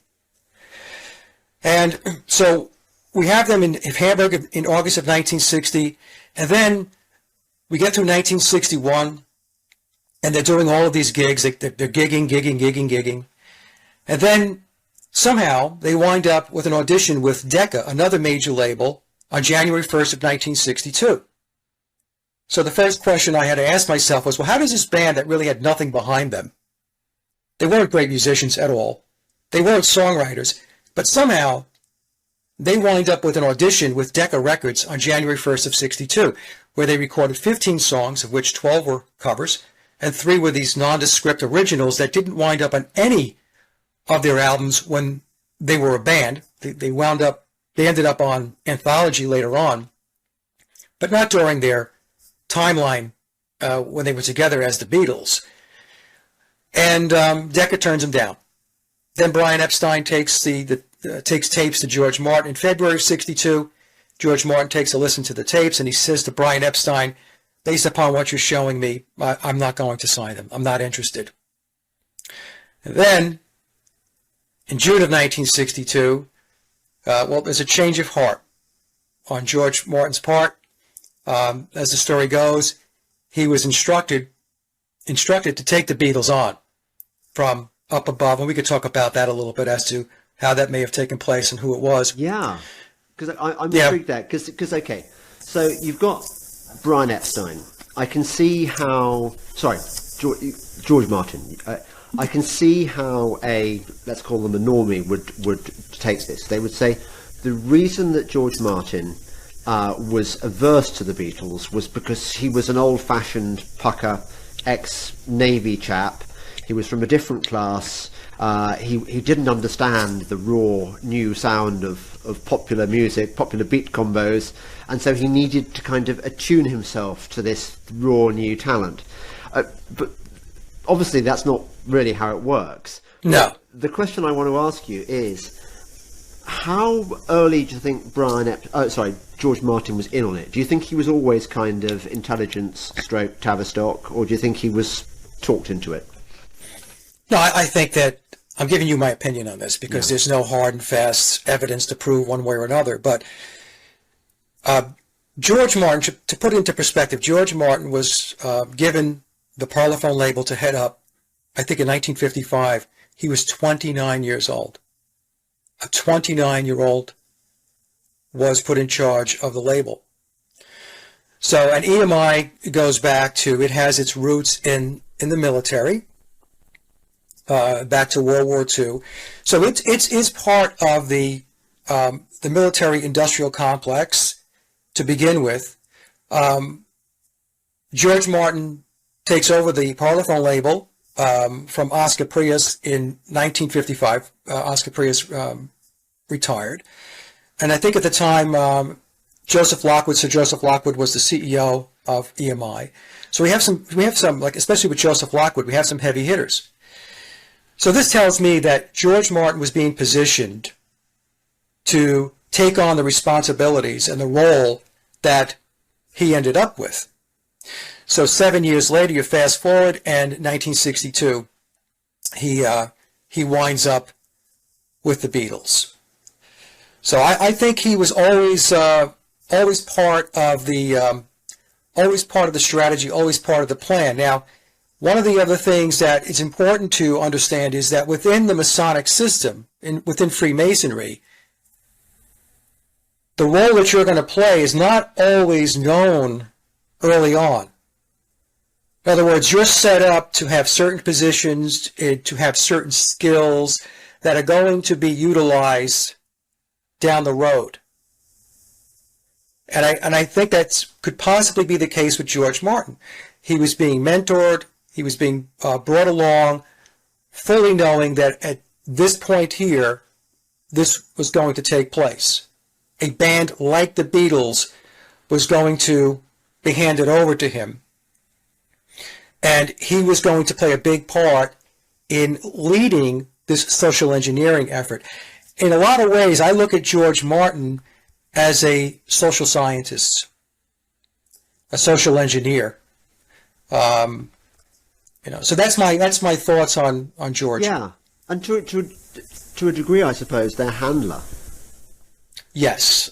Yeah, I think it's more than just to a degree. I think he was, he's pretty much the handler. Yeah. Until Billy showed up and took the reins, took control of the band. Okay, well, we'll come to Billy in a moment, because Yeah. I want to ask you about that talk show where he appears and he does all these kind of Illuminati shapes. You know the one I mean? Before he sits down. Yeah, he sits down. Yeah. That's weird, isn't it? It's weird to the person watching it, who might have some awareness of the symbolism. Not going to be weird to people who are clueless, because they don't know. Because they're clueless. And that just goes right over their head, you know. But Billy, in the book, when you read memoirs, it's very clear, because it's written in first person. First of all, it's very clear that he is an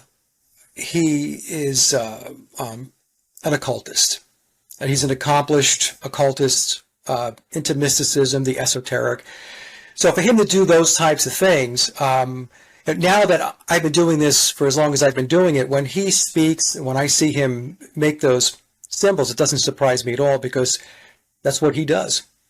He's also Vivian Stanshall, isn't he? Is that right? He played the role of Vivian Stanshall in the Bonzo Dog Band with Neil Innes. And a lot of people have a lot of problems getting their head wrapped around that, because the Stanshall character had reddish blonde hair, so people really have a difficult time trying to equate that to Paul McCartney. But I have shown images that I believe are very strong evidence that they are one and the same. One of the strongest pieces of evidence that ties Billy to the Stanshall character in the Bonzo Dog Band is his left eye.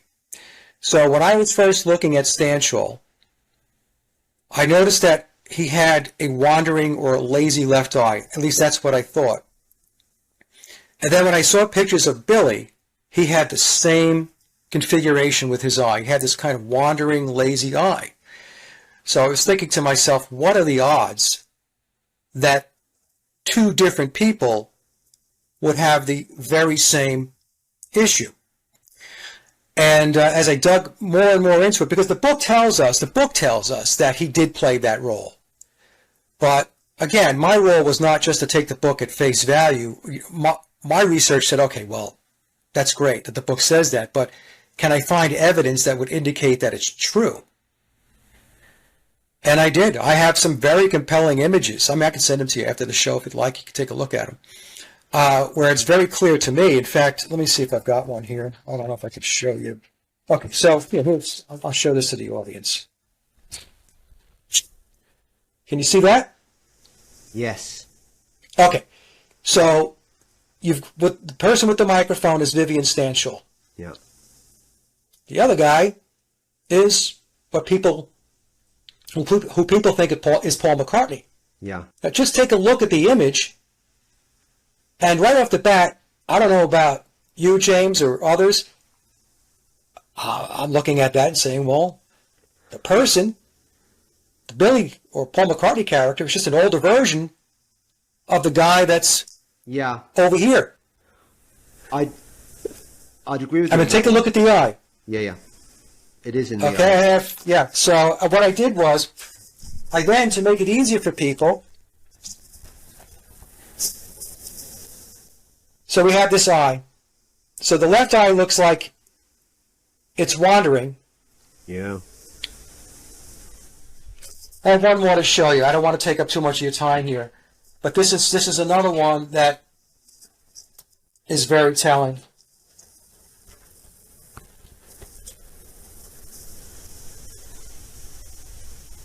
Yeah. Okay, so in this picture, look at the nose. Even though he's had some nose surgery, take a look at the mustache. Again, we have the situation with the eyes. Over here, that's Stanshall, a very rare image of Stanshall without the mustache. Yes. And to fix the eyes, he had a blepharoplasty. And people who don't know what a blepharoplasty is It's a procedure that surgically removes excess fat, muscle, and skin from the upper and lower eyelids to redefine the shape of the eye. Now, with the Stanchel character, some people say, oh, no, he was taller and lankier. There were at least 2 Vivian Stanchels. So what Billy did was, in the 1970s, he hired a guy. His first name is Victor. I don't know what Victor's last name is, but he went by Victor Stanchel, Victor Vivian Stanchel. And he hired Victor for the sole purpose of being able to have his McCartney and his Stanchel character coexist. Okay?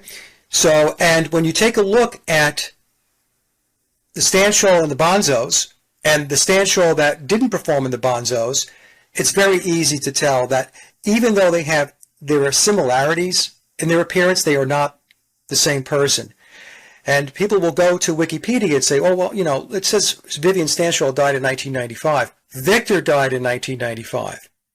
And so what you have in Wikipedia is a fictional narrative about a fictional character that's telling you that this Stanchel character died in 1995. Well, in fact, Victor, that's not his real name unless he had his name officially changed. You could do that legally to Stanchel. I'm not saying that is not a possibility, but it's not Billy. Billy created the Stanchel character. It's a character, not a real person. It's funny. Some people, I've noticed, find the image aspect of the story, the comparing pictures, they find it very unconvincing. I think it's more men than women. I think women generally are better at spotting. The example I always give is, I never know when my wife's had a haircut, even when she's told me she's been to the hairdresser. I think a lot of men are like this. We're not very observant, whereas women who are trained to spot when husbands are having affairs and things, they spot these tiny details. And I know that some people can look at a picture of pre-1966 Paul and post-1966 Paul and go, that is not the same person. But the thing I like about the Beatles, well, conspiracy, whatever you want to call it, is that there are so many different aspects to it. You can have different ways in. So if you don't find the visuals compelling, you can find other examples. I mean, for example, is it not the case that pre-66 Paul, the original Paul, could play his bass much more naturally than post-66 Paul because he wasn't a natural bass player? Okay, yeah, so let me just go back to the images for a second, Okay, James. sorry, yeah. No, that's okay, and then we'll get to the bass playing. Yeah. So what Tavistock did was they created a composite Paul McCartney over time. Right. So on any given year, you had this image or this picture of Paul McCartney. And then it would change up year after year after year. And because people were told that's Paul McCartney, people would say, okay, well, that's Paul McCartney. Like, who else would it be? In fact, so that was a tactic used by Tavistock, which was to create this. Here's an example. Here's a collage I did a number of years ago. So here's Paul McCartney. Yeah. Now take a look at the other images.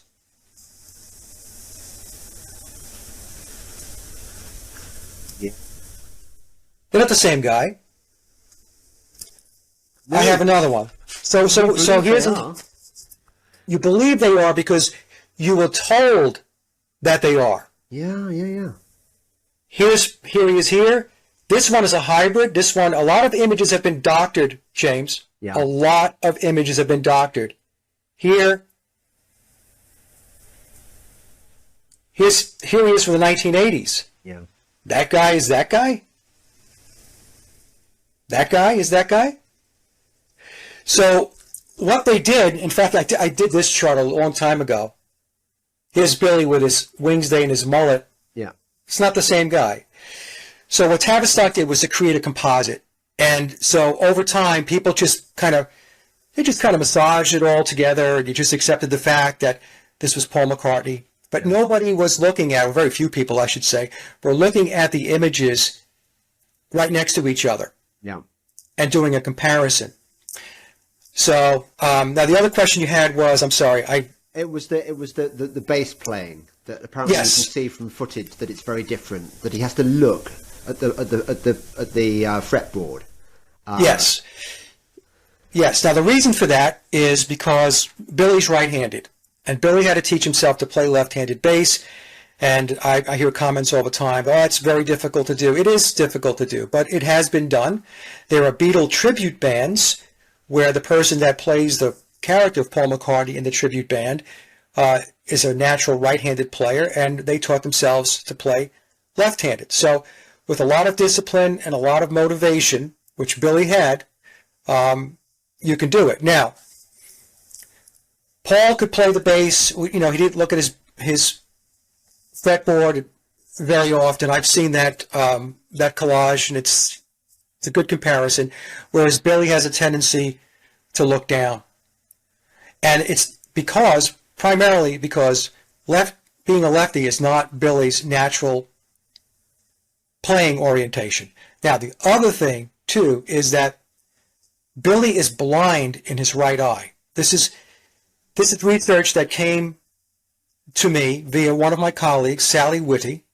Sally herself has an ocular prosthesis, so this is how she picked up on it. And we have a lot of evidence now showing that this indeed is the case. And remind me, I'll talk to you about an interview that Billy did where he validated the research. He's done this twice to us, by the way, so far. Oh, really? Or he's come out in interviews, yes. So the other reason why Billy looks is because he's blind in his right eye. So when he's playing lefty, he has to look all the way to his right in order to see what he's doing, because he doesn't have sight. Think of it, anybody who wants to question it, close your right eye, and then look to your right and make believe you're playing a guitar. And so you have to exaggerate the turning of your head. Yeah. Now, here's the thing, right? So Billy is naturally right-handed. I know that you spoke to, you had an interview or a discussion with Mike Stock. Yeah, Mike's a friend of mine, right? So Mike told me a story, and I hope he doesn't mind me telling this, but I guess it was back in the 1980s. He worked with Billy a couple of times on some projects, and the story he told me was Mike walked into the studio, and Billy was already there. And Billy was playing guitar, and he was playing guitar right-handed. Not lefty, right-handed. And at the time, Mike thought, he's Paul McCartney, and I'm going to paraphrase here, and he asked him about playing right-handed, that he was actually very good at it. So, wow, pretty good right-handed guitar player for a guy who's lefty. And then Billy told him a story that back in the day, left-handed guitars were few and far between, so people had to learn, or he had to learn to play right-handed as well, which is, when you think about it, is not a very convincing story, because we have Jimi Hendrix. Yeah. Jimmy was lefty. All you need to do is flip the guitar, reorient the strings, and you're done. But it's good for that moment, because he's quite quick thinking. To be capable of that level of deception, you've got to think on your feet all the time, haven't you? Yes. Well, he has a lot of practice. The other thing that we have to come to grips with is that when people talk about biological Paul McCartney, he was in the picture from a mainstream media perspective, let's say from 1962 through 1966, so 4 years. I know there was the Hamburg years and all that stuff. I'm talking about when the media really started to focus on the Beatles. So let's just say 62 to 66 for the sake of argument. Billy's been playing that part from late 66 on. So we're in 2024, so we're talking about a long time that Billy's been playing this role. And that's the Paul McCartney that people know. And also, going back to what we were saying before, the different looks of Paul McCartney, I was told by a source that right out of the chute, when the Beatles were created, along with the biological version of the Beatle, whether it be Paul McCartney, John Lennon, George Harrison, or Ringo Starr, there were 3 lookalikes or doubles that were also in play. And those doubles and lookalikes, maybe not the original 3, maybe they were, but doubles and lookalikes were used throughout the timeline. The the Beatle timeline, and then also during the solo period as well. So that's why, when you look at images, people get confused. In fact, I stopped looking at image comparisons because I've gotten to the point where I know that he's not Paul McCartney, and I also know, as I mentioned, James, many of these images have been doctored and played with, and in fact, in memoirs, it talks about that as well. Right. Now, we've done exactly what I was trying not to do, which is to leap ahead, because I want to get to the beginning of the story. So yes. We've already established, okay, that if George Martin was recruited in to head Parlophone in 55, did you say? Yeah, it's 1955, I believe. That's indicative of how far ahead these people think, whoever exactly these people are. So take us back a bit further. When do you think it was, and who was it at Tavistock Institute which made the decision, we need to shift popular culture, we're going to invent this band, or actually more than one band, because I think, am I right in thinking the Stones were a similar construct? Yeah. They were the sort of the yang to the another yin. Tavistock creation. Okay. So do we know who was behind all this? Well, that's a difficult question, right? So two players that pop up, Theodore Adorno out of the Frankfurt School, which of course is attached at the hip to Tavistock, and Willis Harman was another social scientist that the book mentions.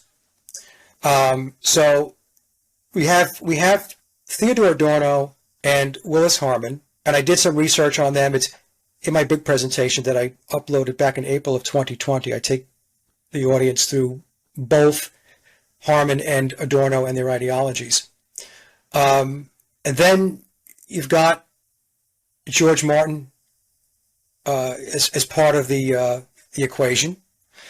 So that's where I start. Now, who within the Tavistock chain of command was the person? I don't know that. Tavistock itself, according to the book by Dr. John Coleman, The Committee of 300, reports up through the Committee of 300. So we can argue that the decision wasn't even made at Tavistock per se. Tavistock was in the mode of executing the strategy. That the actual decision-making was made within the Committee of 300, that it was time now to throw the switch and to move society and the cultures into a very different direction. And music being a huge lever in their toolbox, it's huge, just like Hollywood, just like entertainment in general, that it's one of their most effective tools to make change. Yeah. Okay, so they've made the decisions. Maybe it's the Committee of 300. Maybe someone even higher than the Committee of 300. Yes, that could be too. Yep. How were the Fab Four selected? Well, I have a hypothesis. I won't call it a theory. I call it a hypothesis. If you take a look at images, there's a lot of occult images of the Beatles if you go look for them. And one of the most telling images is images of George Harrison and Paul McCartney with bird cages on their heads. Mm-hmm. There's another image of John Lennon in a Superman shirt with his head leaning up against a bird cage. Now, bird cage symbolism in Illuminati speak is mind control, being in a mind control program. So I have surmised that I believe it's very possible that the Beatles were in mind control programs from a very early age, and they were brought along. So if you take a look at John Lennon as an example, he really didn't have a father. Freddie wasn't really around. His mother passed when he was young. He was raised by his Aunt Mimi. Paul McCartney lost his mother at an early age, I think around 17 years old. And I have speculated that Jim McCartney, his biological father, could very well have been a high-level Freemason, and he was handling his son. In the book, it tells us that in memoirs, it tells us that Jim McCartney wanted to move his son away from the Christian belief system, to steer him away from that. George Harrison and Ringo Starr are a little more difficult to assess, but where I landed with it is that if two of them were in mind control programs, then it's likely that all four of them were in some kind of program to some degree. And also, Germany, Hamburg, Frankfurt, I mean, these are all hotbeds for the elites, for Tavistock. So, them going through that process in Germany and Hamburg, I mean, to me, it just lends credence to the argument that it's possible that they were in mind control programs. Right. And brought along. So this is the point, well, actually several points, where skeptics of this analysis will say, oh, come on, too many people would have blabbed. What about Paul McCartney's brother? What about Jane Asher? She would surely notice the difference between old Paul and new Paul. What about, later on, what about Heather McCartney? Linda Eastman. What about, and all these people? It would be too much to expect somebody not to blab. Well, I get this all the time, as you very well would expect. My answer, not to be flip about it, I'm really not trying to be, flip. These are people that don't really understand how the world works. It's all compartmentalized. And we have to understand that the controlling matrix controls everything. They control your media. They control your politicians. They control your government. They control your military. They control your medicine. They control your education system. And many people just cannot get their heads wrapped around that. They cannot understand the scope of the control. It's full spectrum. So when they come up with these programs, and also, by the way, even within the controlling mechanism, it is compartmentalized. Everything's compartmentalized. It's on a need-to-know basis. So it's like the example I use, James, is if you work for a large corporation and you're on a desk somewhere, rank and file, do you really know the discussions, the strategy, and the decisions that are being made in the chairman's office? No. No, but what about, say, Mal Evans, their famous roadie and sort of loyal factotum? He must have known. Well, he obviously knew that Billy was not Paul. Yeah. Okay? And we don't really know what Mal really knew or what he didn't know. I don't know that. No.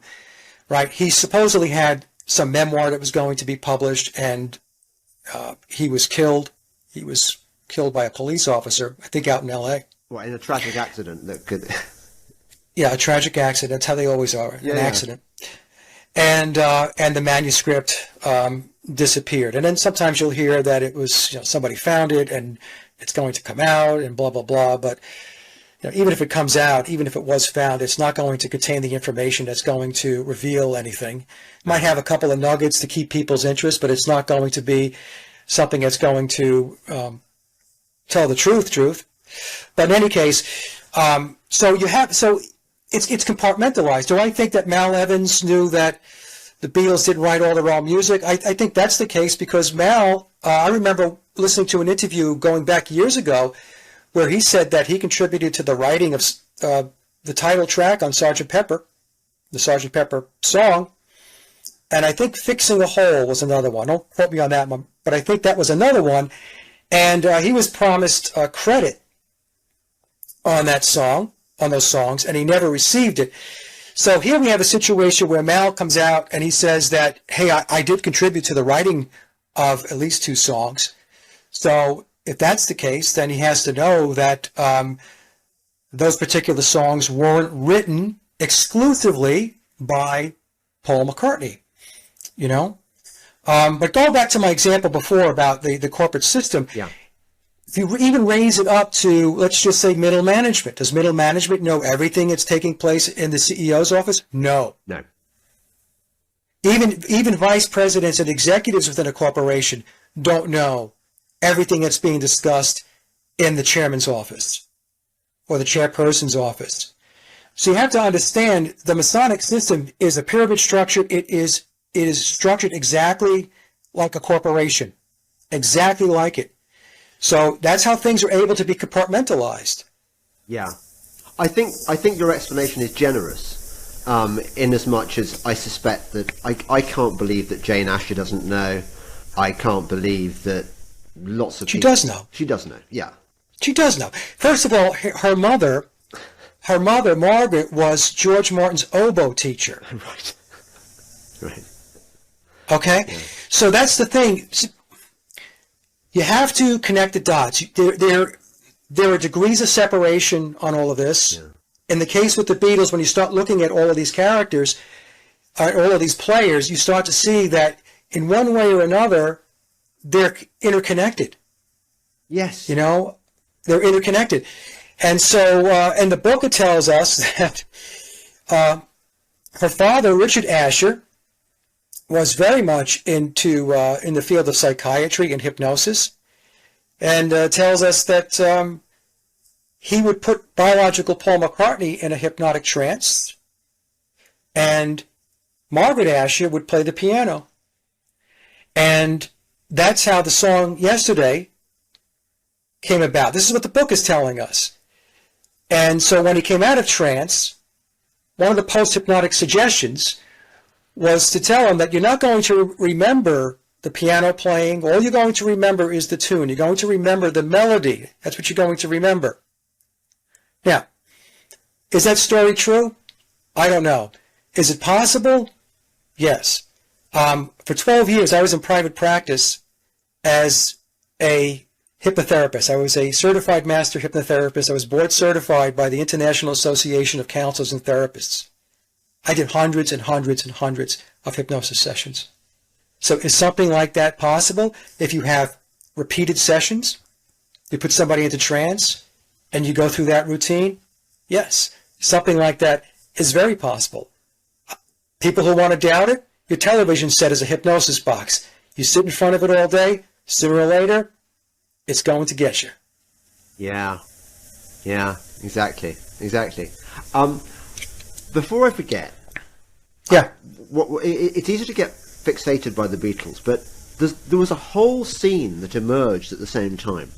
There was the kind of the blues scene, which was very big in the London clubs, and right. It's where Jimmy Page cut his teeth. You had the Yardbirds, you had Eric Burdon and the Animals. You had and then there was the sort of the Kinks as well.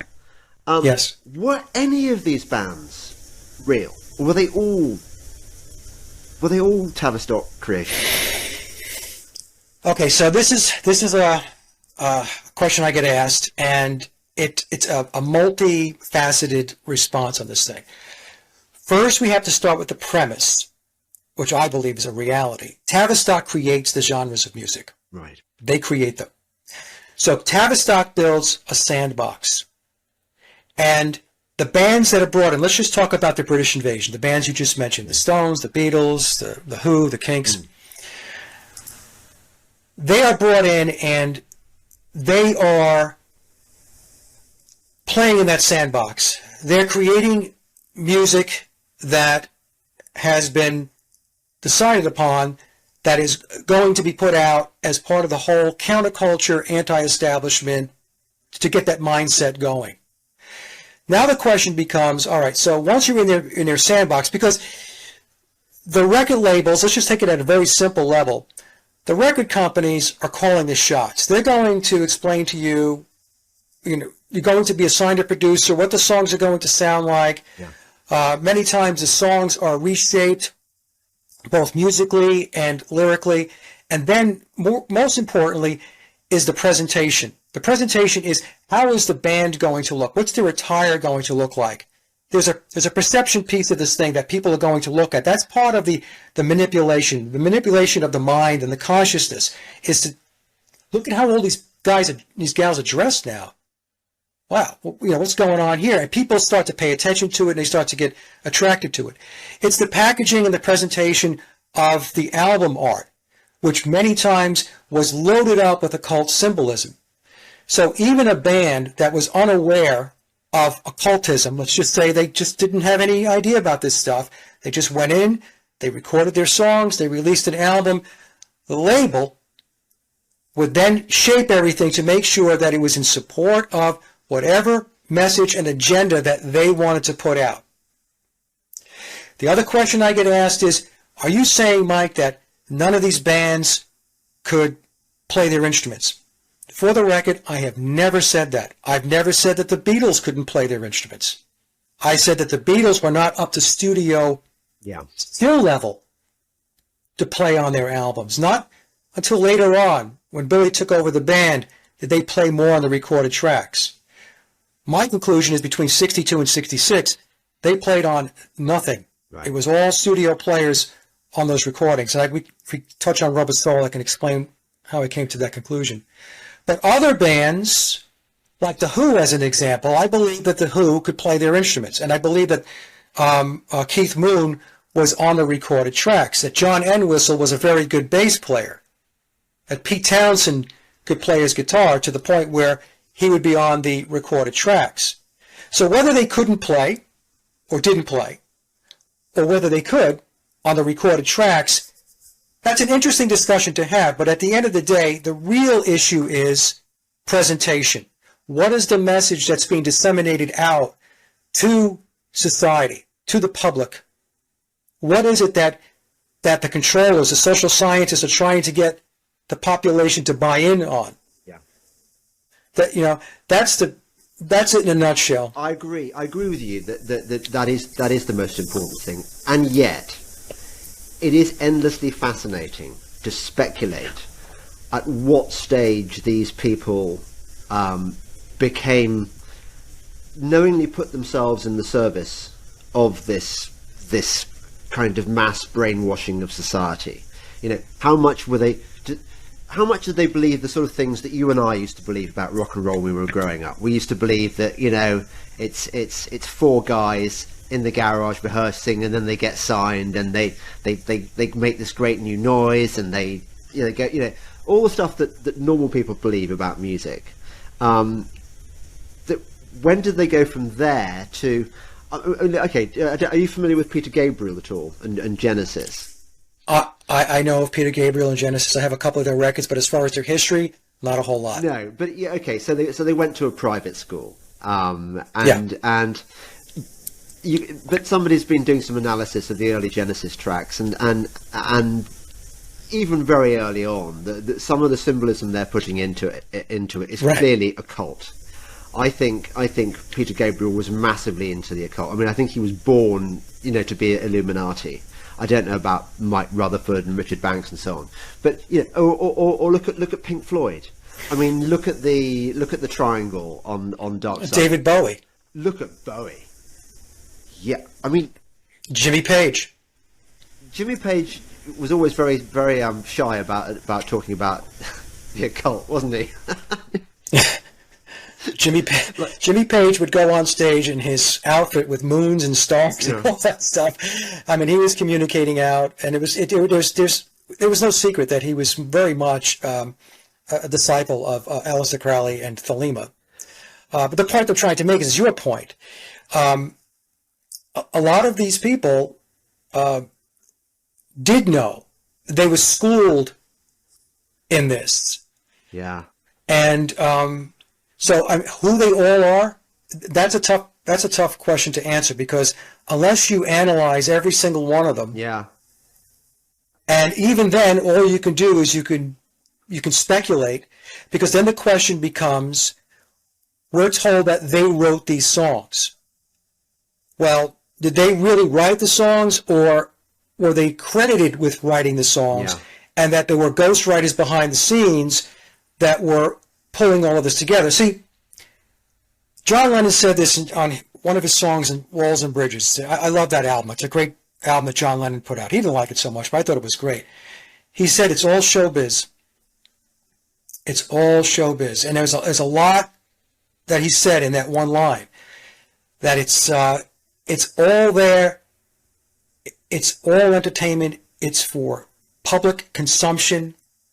It's what's taking place in front of the curtain, not behind the curtain. And what goes on behind the curtain, it gets, we can know some stuff, but to know it all, it's not possible in my view. Yeah, but we can make informed speculation, of course, can't we? Yes. Yeah. Okay, so if you're suggesting that the Fab Four were potentially MK Ultra controlled, it follows that this could also apply to a number of other pop stars. Yes. I mean, because they don't do things by halves. So we've seen this in the Laurel Canyon scene. They were all fakes, basically, weren't they? They were all children of military intelligence or similar. Yeah. The Stones, presumably. I mean, you've got, for example, when did Brian Jones allegedly die accidentally? It was 1969, I think, right? Okay. I think. So Paul's death predates that. What's your theory on why original Paul died and how he died? Wow, I mean that's really a rabbit hole. I'll tell you what. So just going back to something I wanted to mention earlier. We're talking about these bands. I believe that Tavistock always has eyes and ears, pools of resource of these bands that are out there. And some of them obviously are in programs and they're brought along. Others are, other players, artists, entertainers, celebrities, or whatever, are not. But they are identified and then they are brought along. In other words, they dangle the carrot, they lure them in, and then they're able to handle them and manipulate them that way. So the point being is there's multiple ways to pull people into the music and entertainment industry to engage in doing the controller's work to push the controller's agenda forward. Yeah. Now the question again? I was leaping all over the place. Sorry, while we're there, I've had sort of another example of what we're talking about. Yeah. Radiohead. I was a massive Radiohead fan. I mean, I'm probably one of their world's great. I've seen them about 10 times probably, and I know they can play their instruments. But I've been looking at their lyrics, which I never really paid any attention to because I'm more of a kind of music and vibe man than lyric. I kind of, because I can write myself, I say, why should I listen to some crap that some random pop stars written? So I've always been very skeptical about lyrics. But you look at the lyrics, they are very, very dark. They are very, very satanic Illuminati. They are very, very transhumanism. Radiohead are clearly advancing an agenda. Now the question is, were they recruited about the time of Pablo Honey, when they had one song up their sleeve, Creep, and the rest wasn't doing anything? Because they suddenly took off. Yes. I mean, Radiohead comes up a number of times in the comments section on my channel. People will say exactly what you're saying, James, that something is up with the band. And it's any band that has reached a certain level of notoriety, fame, and fortune, in my view, has signed on a dotted line, has made the pact. Yeah, literally. To some degree. Now, the question you asked before, I just remembered, was Paul's death. Yes. Okay. Let's go there. All right. So, in the book, it tells us that Paul's death was a result of entering into a Faustian bargain. He and John Lennon entered into a Faustian bargain in October of 1963. All right. And that bargain basically said that they would give their lives for the success of the band. Now, they were young men. So in 1963, Paul McCartney was, his early 20s, John the same age. So I have told my audience, I've explained that I don't believe they had any idea what they were really getting into. So when they said the words, when they went through the ritual, it may not have even seemed like a ritual to them. But the people who were running the show, the priesthood and so on, this is how they go about it. And, but it literally meant that somebody was going to give their life for the success of the Beatles. And the Beatles, as I mentioned, were so important, and still are so important, to the whole shift in ages, from the age of Pisces or the Eon of Osiris to the age of Aquarius or the Eon of Horus, the Eon of Osiris and the Eon of Horus, Crowley terms, Crowley concepts. They were so important to that they had to have insurances that it would succeed. Now, some people might argue, oh, all of this ritual stuff and occult stuff is a bunch of nonsense. How do we know this stuff even works?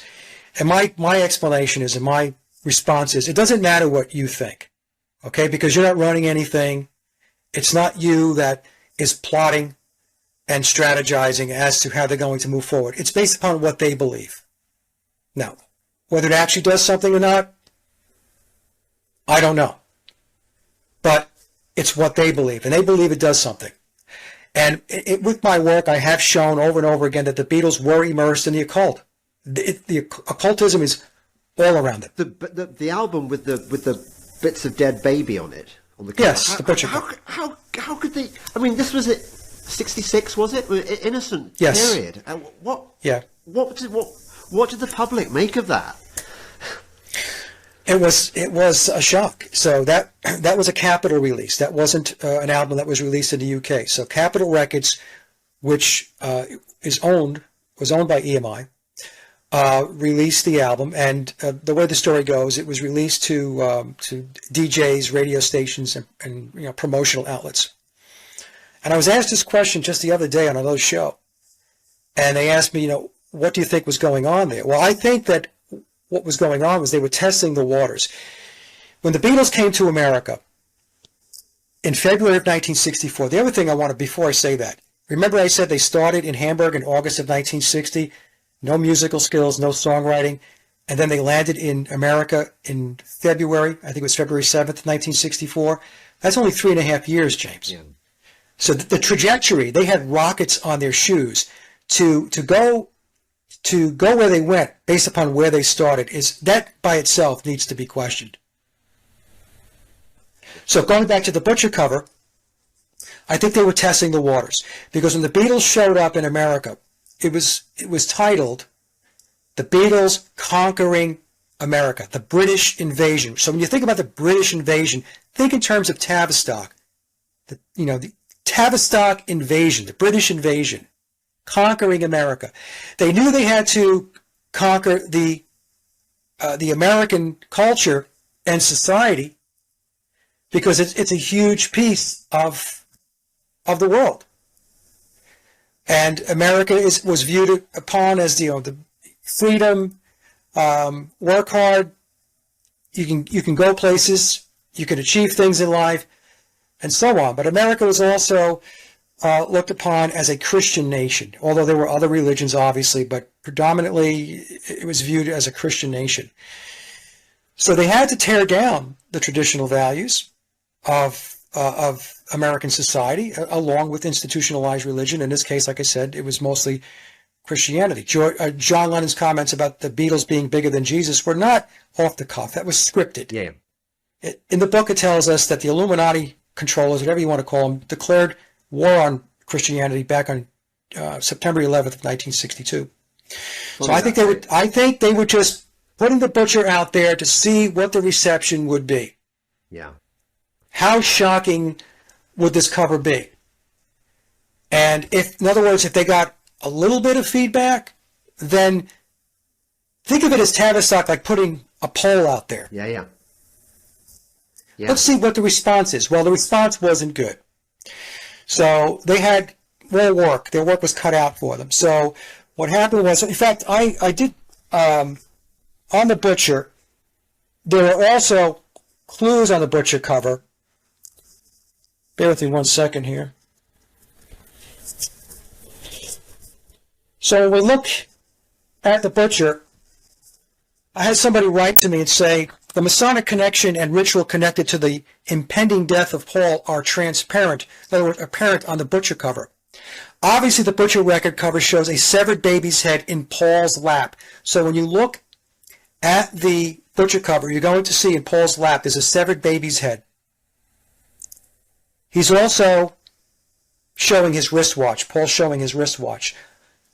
The way the prevailing conspiracy goes, Paul McCartney died in a car crash and he was essentially decapitated. So the severed baby's head plays into that decapitation. The wristwatch is a reference to time and death. Also Kronos, Saturn, or Satan. He probably wasn't aware of this, but no wonder he was having bad dreams, because in the book it tells us that he was having nightmares as he was getting closer and closer to when he was going to pass away. But I have a note here on this chart as well. Here's the chart, folks. I showed it in one of my my presentations. Dismembered body parts can represent mind control and or being transformed into a different kind of being, at least partially, to an other than human person or a spirit. So when you think about that piece of it, you've got biological Paul McCartney and you've got Billy. In the book, Billy claims that he possesses biological Paul's spirit. Now, again, I will leave it up to the person who's listening or who reads the book to decide whether they want to believe that or not. I'm just explaining the occult aspects of this as it's explained in the book. So I do think, I lean toward Paul's death being a ritual sacrifice in order to move the ball forward, to ensure success. In fact, in the book, it's called Death for Success. So we have the same thing with Brian Jones. We have the same thing with Keith Moon. We have John Bonham from Led Zeppelin. Yeah. There are many, many examples. The 27 Club as an example. Yeah. Many, many examples where the artist, the entertainer, the musician passes away and the band lives on. And the band lives on in a very successful way. Yes, of course. What's the band that followed Nirvana? I mean, they've done terribly well, haven't they? I mean, considering. Are you talking about the Foo Fighters? Foo Fighters. I mean, they've actually become way bigger than Nirvana ever were. Well, the whole Dave Grohl thing. Dave Grohl, somebody. He's a wrong one, isn't he? Completely. I mean, the way he pushed the backs and stuff. Yeah, well, I mean, you have Kurt Cobain dies, and then the drummer, right, from the Foo Fighters, passed away, and they did that creepy film, which appeared like predictive programming. I forgot the drummer's name, folks. I wasn't a big Foo Fighter Dave Grohl. fan, but no, I know Dave Grohl, but the whoever the other musician was that died. But the point I'm trying to make is, somebody asked me, they said, Mike, what do you think about Dave Grohl? I said, well, I think I would never want to be in a band with him. That's right. It's like being the drummer in Spinal Tap, isn't it? You don't want to... So, yeah. I don't know where you're at with that, James, as far as, a lot of people don't subscribe to the ritual sacrifice. I mean, Mike, to me, it's an absolute duh. These people are steeped in it. And as you say, even if it's not actually Satan himself pulling the strings in the supernatural world, his minions take their rituals very seriously, and they make it so, regardless, so in a way they are acting on behalf of the supernatural dark forces that they serve and making it happen. Yeah. I think that's the deal. Folks should listen to the Bob Dylan interview that he did with 60 Minutes back, I think in the early 2000s, with Ed Bradley.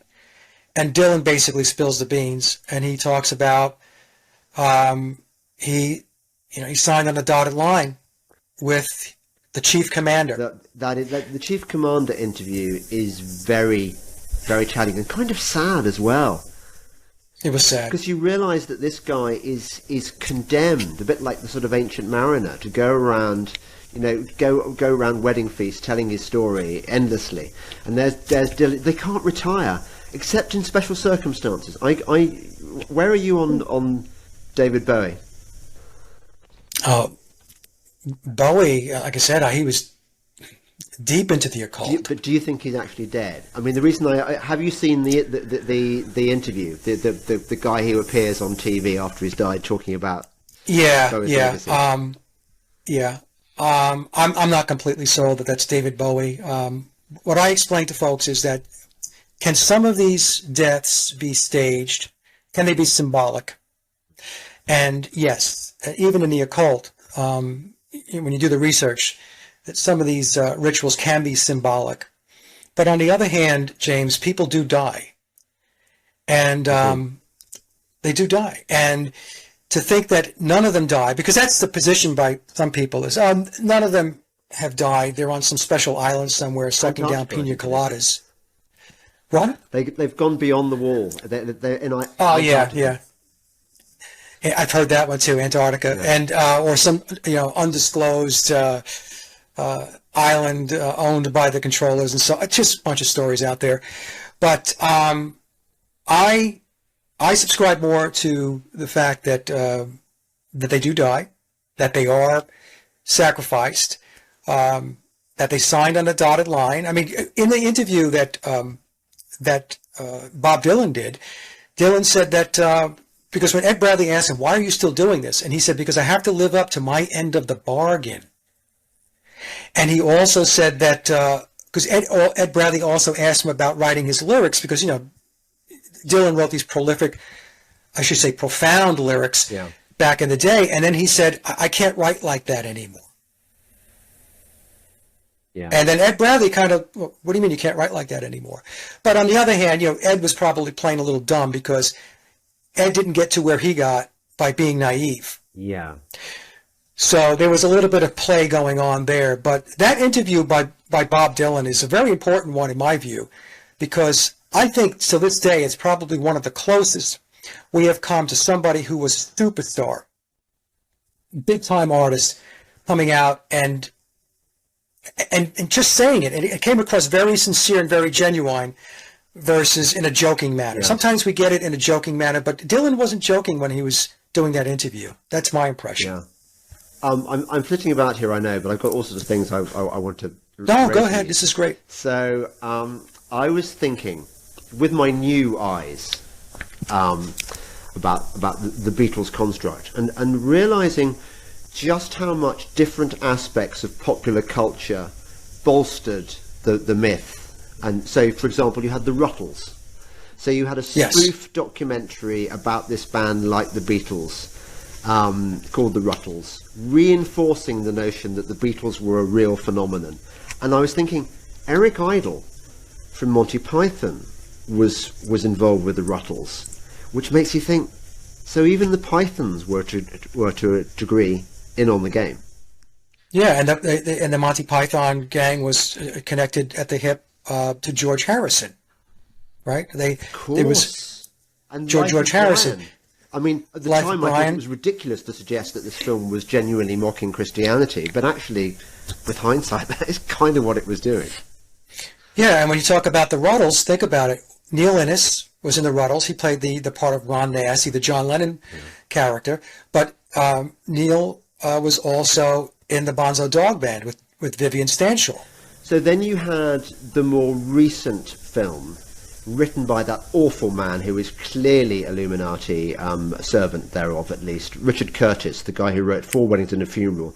And he wrote this film about the guy who discovers, as if the Beatles had never been, he's the only guy who knows the Beatles' back catalogue, and he's a songwriter, and so he releases the Beatles songs as if for the first time. Did you see that movie? Yes. I didn't see it, but again, it's are you talking about the movie Yesterday? Yes, that's it. Yeah. Yes, I did two videos on that film. In fact, in that film, with the Ed Sheeran character, there's a mention of the Ginger Geezer, which was a term that was associated with Vivian Stanshall. Yeah, yeah, you see, they do this. What you said at the beginning, I thought, was very true and incisive. That actually, when you recognize the pattern of these conspiracy theories, the Beatles is very much like any other. So what they do is they create this narrative, they then bolster the myth, and they reinforce the myth at various stages through history. You see them doing it with the moon landings. Now there's a new movie about how they're having to fake the moon landings, even though the moon landings happened because reasons. So they're constantly finding new ways of reminding new generations that this story is true and it happened. And they're doing that with the Beatles all the time. You can't escape them. Right. No, you can't escape it. In fact, I told folks years ago that what you're going to see is a ticker tape parade as Billy rides into the sunset. And I said this years ago.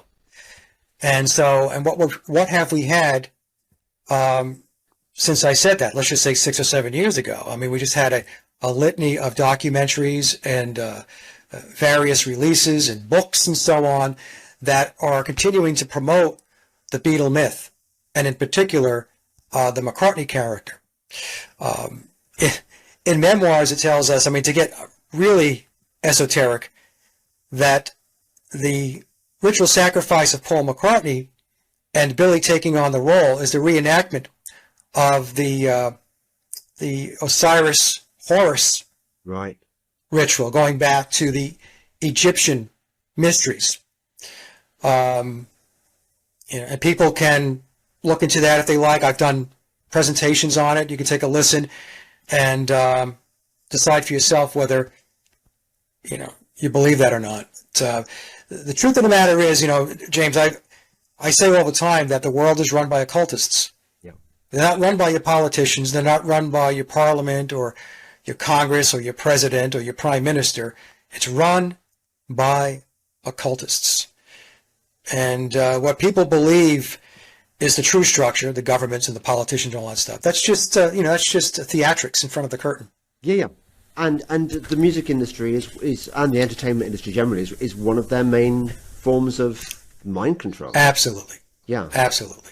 Just on the subject of who wrote the Beatles stuff, because I'm struck. I was a music critic for many years, and I listened to the Beatles back catalogue, and it's extraordinary how idiomatic it is. I mean, you can listen to Radiohead, you know it's Radiohead. Actually, Stones are not very idiomatic either, because you've got, Paint It Black, Ruby Tuesday, and then you've got Start Me Up. That doesn't look like it was written by the same people. But the Beatles, I think it's particularly noticeable that this looks like the work of many hands, and not just sort of sardonic John and slightly twee melodic Paul McCartney. It's and a bit of Ringo and a bit of George. It's obviously, now it seems to me, it does not to you as well. This was written by a committee. Yeah. So people ask me about that many times as well, and I explain that some people in the conspiracy research with the Beatles and McCartney will say, oh, Theodore Adorno wrote all their music. And I actually addressed that in my big presentation back in April of 2020. It's 4.5 hours.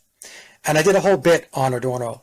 And I believe that Theodore Adorno was in an oversight capacity out of the Frankfurt School and Tavistock. It's not to say that Theodore Adorno didn't write some of the music. In fact, one song that I'm convinced he penned is the song Piggies off the Beatles' White Album. It's right up his alley, lyrically and musically.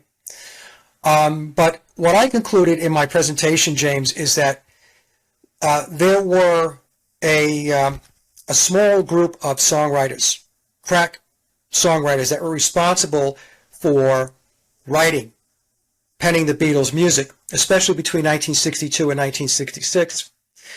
And to break it down even further, stylistically, I believe that there was maybe a group of, let's just say 2 to 3, maybe 4, that were responsible for writing McCartney-style music, and 3 or 4 that were responsible for writing John Lennon styles of music. And then we have, occasionally we would have a George Harrison song.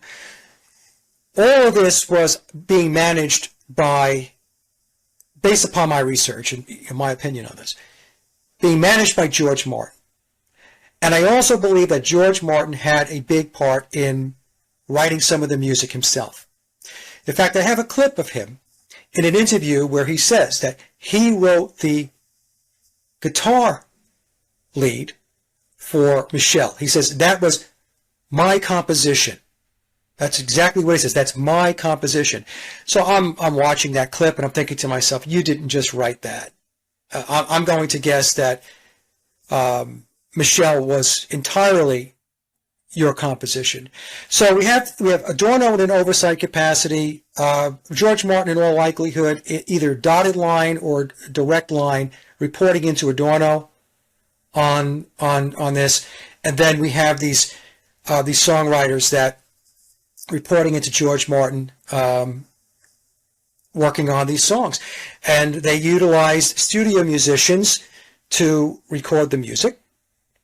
And when the Beatles came in to record, they were recording the vocals and the harmonies. They were not playing on those recorded tracks. Again, between 62 and 66 specifically, starting in 1967 with Sgt. Pepper, but mostly with the White Album in 1968, we get to hear more of their own compositions and more of them playing on the recorded tracks. But prior to that, like Pepper, as an example, was the Billy, a.k.a. Paul McCartney, and George Martin show.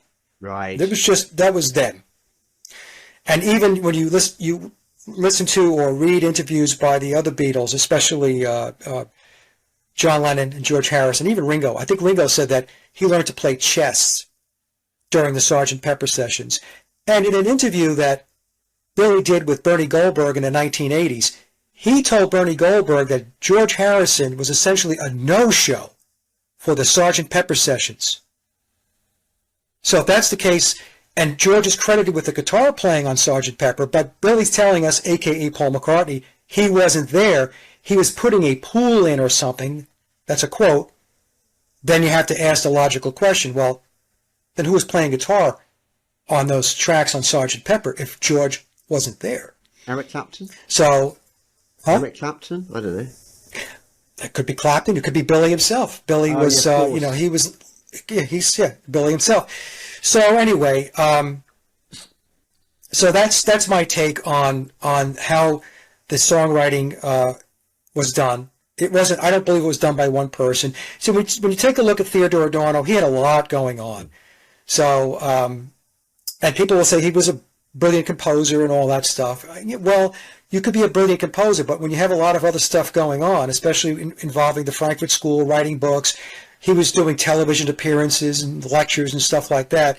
You still need time to do your brilliance. So you have this controversial thesis that maybe by the time of the White Album, the actual 4 surviving members, or the 3 surviving members plus fake Paul, were actually writing, because I quite like the White Album. I'm thinking of Abbey Road. I quite like the songs. That was the first Beatles album I remember vividly because it was the first one I got on my father's 8-track in his car. I listened to it all the time. Do you think by that stage the actual alleged Beatles were writing their own songs to a degree? Abbey Road? I think it's a mix, James, of them writing their own songs and ghostwriters. Right. I don't know. One of the things we have to do is take a look at the Beatle period of songwriting and then fast forward into their solo careers and think in terms of, when you look at the Beatle catalog collectively, let's just pick John Lennon's Beatles songs, and then you go to his solo career and assess the songwriting and the music in his solo career. I will make an argument that it in no way compares with the music that was written when he was a Beatle. Some of John's albums have songs on them that are, in my view, are just throwaway tracks. Sometime in New York City, that live album he did is atrocious, in my view. That's the same guy that wrote In My Life. That's the same guy that allegedly wrote Strawberry Fields Forever, and he put that out. Yeah. So I think we have to do those comparisons. A lot of times what happens is, for some reason, people only focus on the Beatle content, and then when we get to the solo period, they get a pass. People, George Harrison had an album when he was on the Warner label, Somewhere in England, and when he handed the tapes in for the album, the Warner executives sent him back to the drawing board and said, no, this is not going to cut it. You have to go back and put together better songs. But a lot of people don't know that story either. And in fact, like I said, it's mainstream. You can look it up in Wikipedia. Look up the album Somewhere in England. It'll tell you that story. Do you think that Lennon wrote Working Class Hero? That's a good question. I think it's possible that Lennon wrote Working Class Hero for two reasons. One, it's a very straightforward song. Yeah. You've got, A minor and G, right? That's the song. It's basically two chords. And in that song, it comes across to me that John Lennon, many times Lennon was, especially in his solo career, was, I think, trying to get the word out. Yeah. I think he was trying to divulge what was really going on behind the scenes. I mean, in the Rolling Stone interview, I think he did in 1971, he called the Beatles, McCartney, and Bob Dylan a myth. Okay, so, I mean, he just basically covered all his ground there, and he referred to the Beatles. He said, by the time we got to the United States in 1964, we were old hands. We were craftsmen. Okay, so craftsman, being very good at your craft. Craftsman is also a reference back to Freemasonry. All of the Beatles were Masons, all of them. So I think that Working Class Hero possibly could be a song that that John did pen. Songs like Mother, I think he did. A lot of the other songs where it's very straightforward. Now, a song that the book tells us, Memoirs tells us he did not write, that was generously credited to him. That's I think the exact words, is Imagine. Imagine is that one. Yeah, well, listen to what he says. Imagine no possessions is the same thing as saying you'll own nothing and be happy. Yeah. And that was done 50 years prior to everybody listening to and hearing the World Economic Forum go on with their nonsense. So the point you made before about how they planned so far ahead, this is another example of that. Imagine was not written by John Lennon, according to the book. I believe it. It was basically table setting for what it is that we're going to experience from an agenda perspective going forward from that point when the song was released to where we are today. Yes, and there's also there's the anti-Christian thing. No hell below us, above us only sky. It's clearly we're clearly being programmed. What a terrible burden that John Lennon must have borne before he died, having this atrocity pinned on him, having to have it known that you'd written this piece of crap. Well, and the thing that Lennon did a couple of times in interviews was he was not flattering about the Beatles' music. Was he not? Right. Yeah, I mean, he would make comments about, like, well, it didn't make his clock tick. And I remember George Martin in an interview after hearing that said, well, I don't know why, John would say something like that. They're very good songs. They're great songs. And I think it's because, well, John Lennon didn't write those songs and, or many of those songs. And so he was in a position in his life later on when he was in his solo career where he had more latitude to be able to be him, even though, like I said, in all likelihood, there were ghostwriters helping John to complete albums as well. We know from, among others, Ollie Damagard. I don't know whether you listened to him on the Assassination. Yeah, I know Ollie, yeah. Yeah, he's great. And clearly it wasn't done by Mark Chapman. It was done by the Cuban... Jose Perdomo. Who was posing as the doorman in the Dakota building. Right. Why do you think they finished him off? Was it because of he was giving too much away? Well, that's another. You're asking very good questions, James. Well, I'm down I'm going to have to rabbit come hole. on your show more often.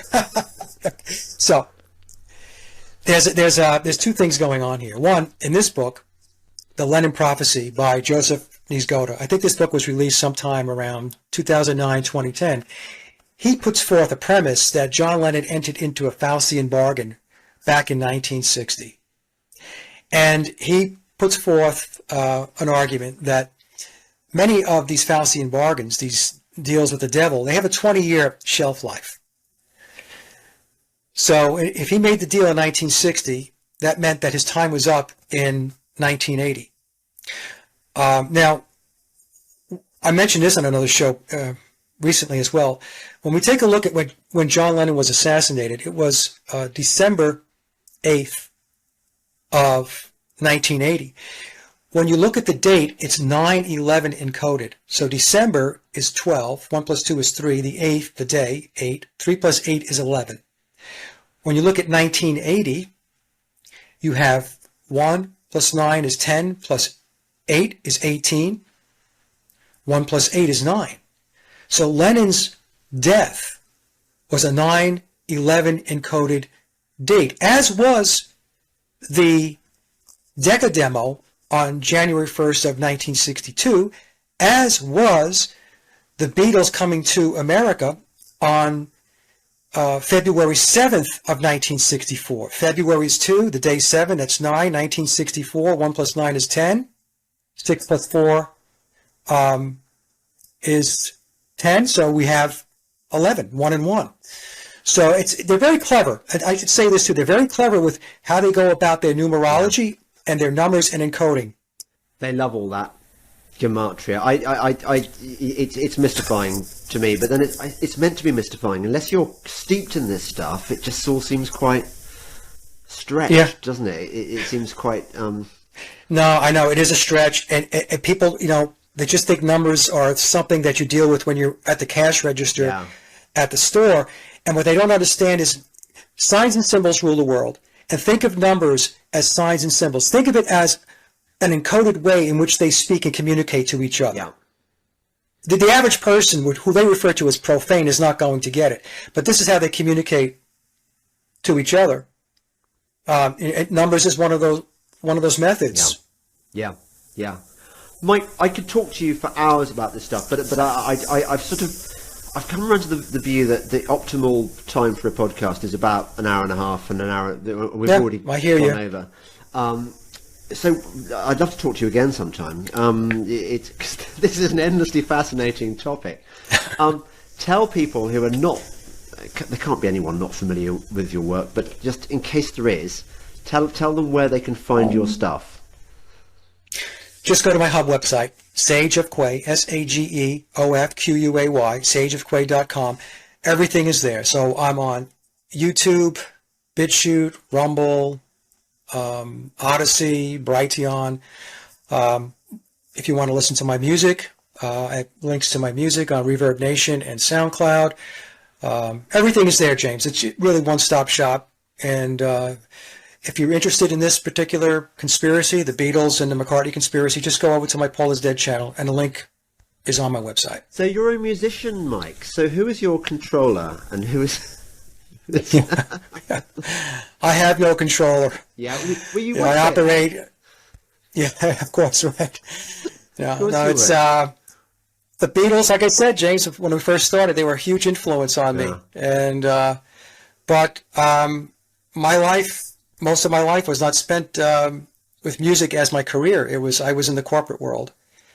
I kept my interest in music, and it was a primary hobby of mine. But it wasn't my career. I had no controllers, no handlers, no groomers, or any of that stuff. It only remains for me to thank my lovely viewers and listeners. If you enjoyed this stuff, why not subscribe to my Substack or Locals or Subscribestar or Patreon, or just buy me a coffee. You want to. I'm really bad at selling my product, but I'm probably kind of worth it. Anyway, and also support my sponsors because they're great. Thank you again, Mike Williams of Sage of Quay. Thank you, James. And let's do a rematch sometime. It's been a joy talking to you.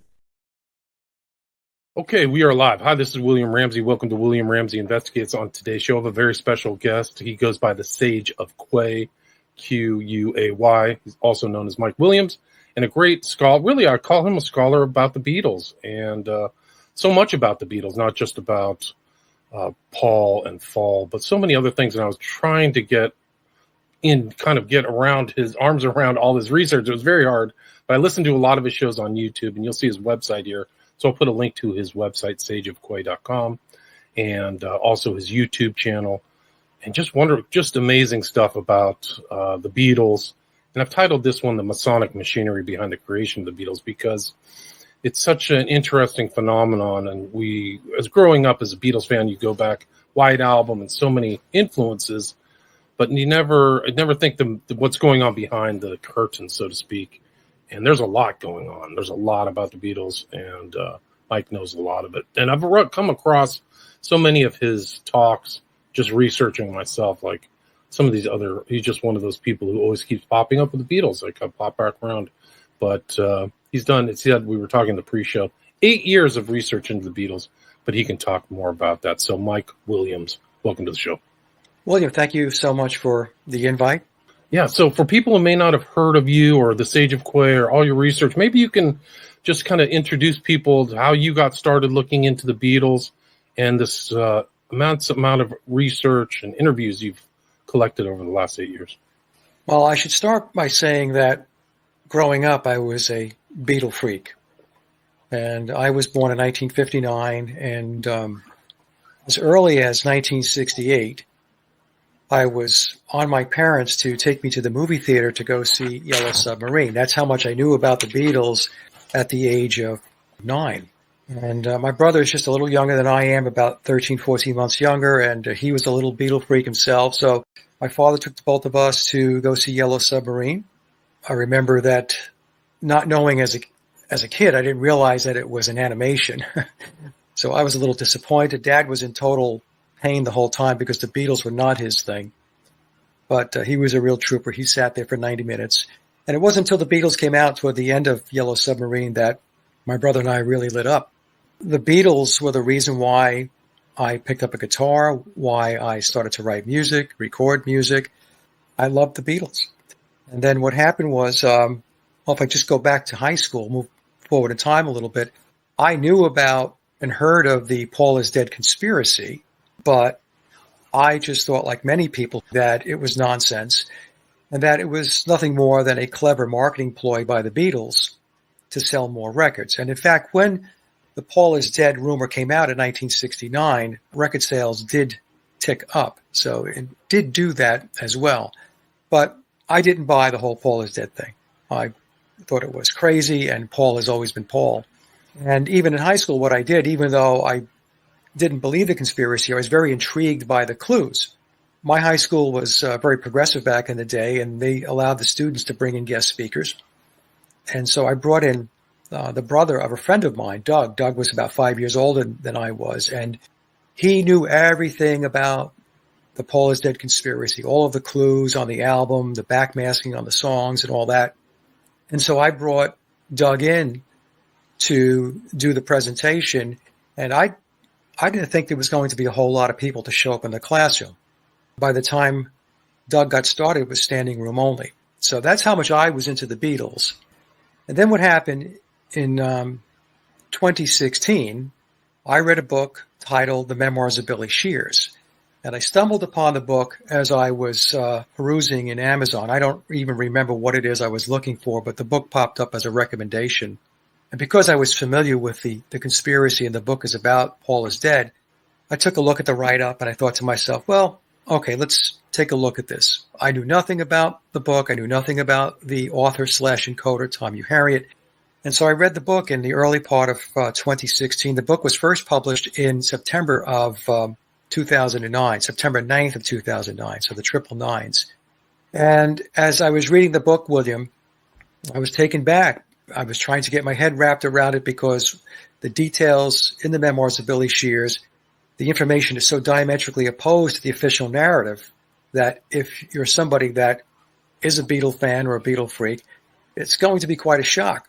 But the one thing that struck me is that there was so much information and so much detail in the book that I had to take a step back and think, the only way this much information and detail can be in the book, it has to be coming from somebody who is either in the inner circle of the Beatles or from the person that is actually playing the role of Paul McCartney, and that would be Billy Shears. In the book, he gives us the name of William Shepherd. A shepherd is somebody that leads a flock.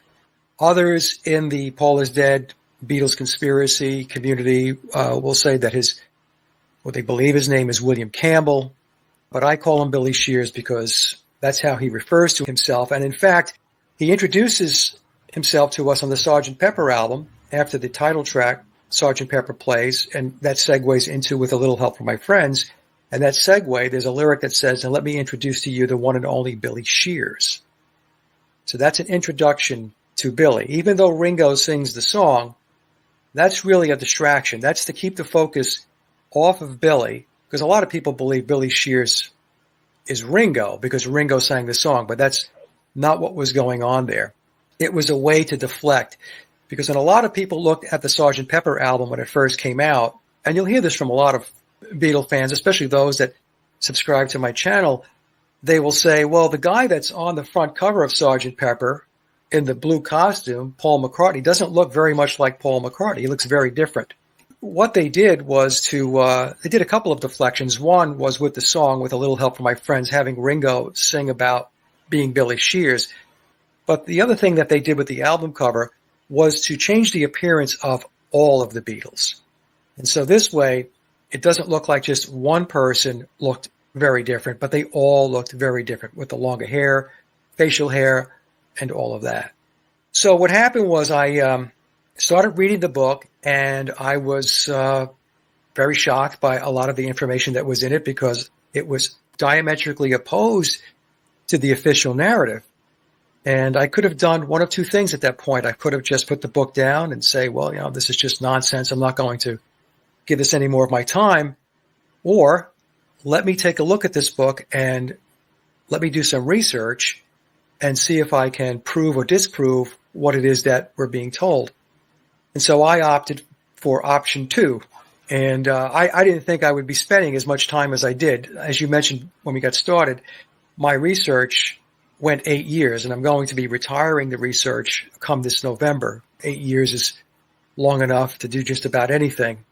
As I got into it, I was finding that many aspects and many threads in the book were truthful, that I can look at it, I could assess it. The evidence was leading to a point where I had to start to admit to myself that this could very well be, that Paul McCartney was replaced, and that it's not just a replacement, because I've come to the point where the replacement of Paul McCartney is the subplot. The main plot to the whole Beatles psychological operation, which originated at the Frankfurt School and Tavistock, was to social engineer the world. The Beatles were the first created band with the mission to social engineer at a worldwide level. And their social engineering had to do with bringing in Aleister Crowley's Aeon of Horus, or what a lot of people would refer to as the Age of Aquarius.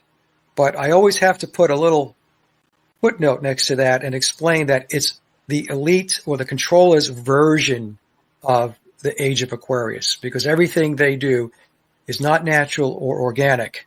They're just going to kind of force it through the pipeline.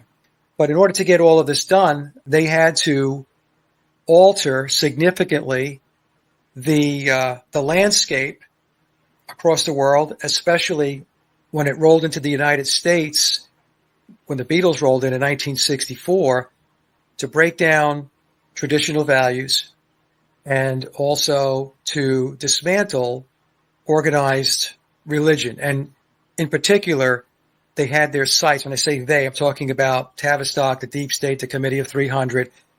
They had their sights on Christianity. They had to dismantle Christianity in order to move forward with their, quote, New Age, or Crowley's Aeon of Horus.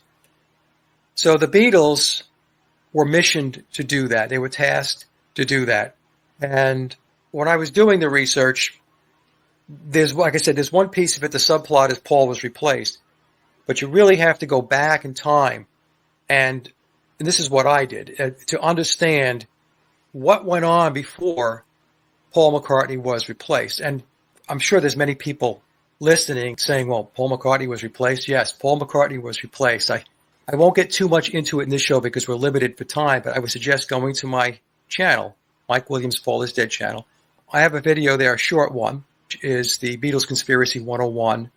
It's a minute long, and I'm pointing you to some links to help you get started and to ramp up and to get on board with the conspiracy if this is something that interests you.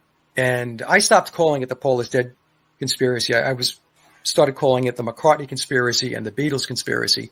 But what I did, what a lot of other researchers did not do, was to go back in time. A lot of researchers will focus on Billy replacing Paul in late 1966 and then moving forward.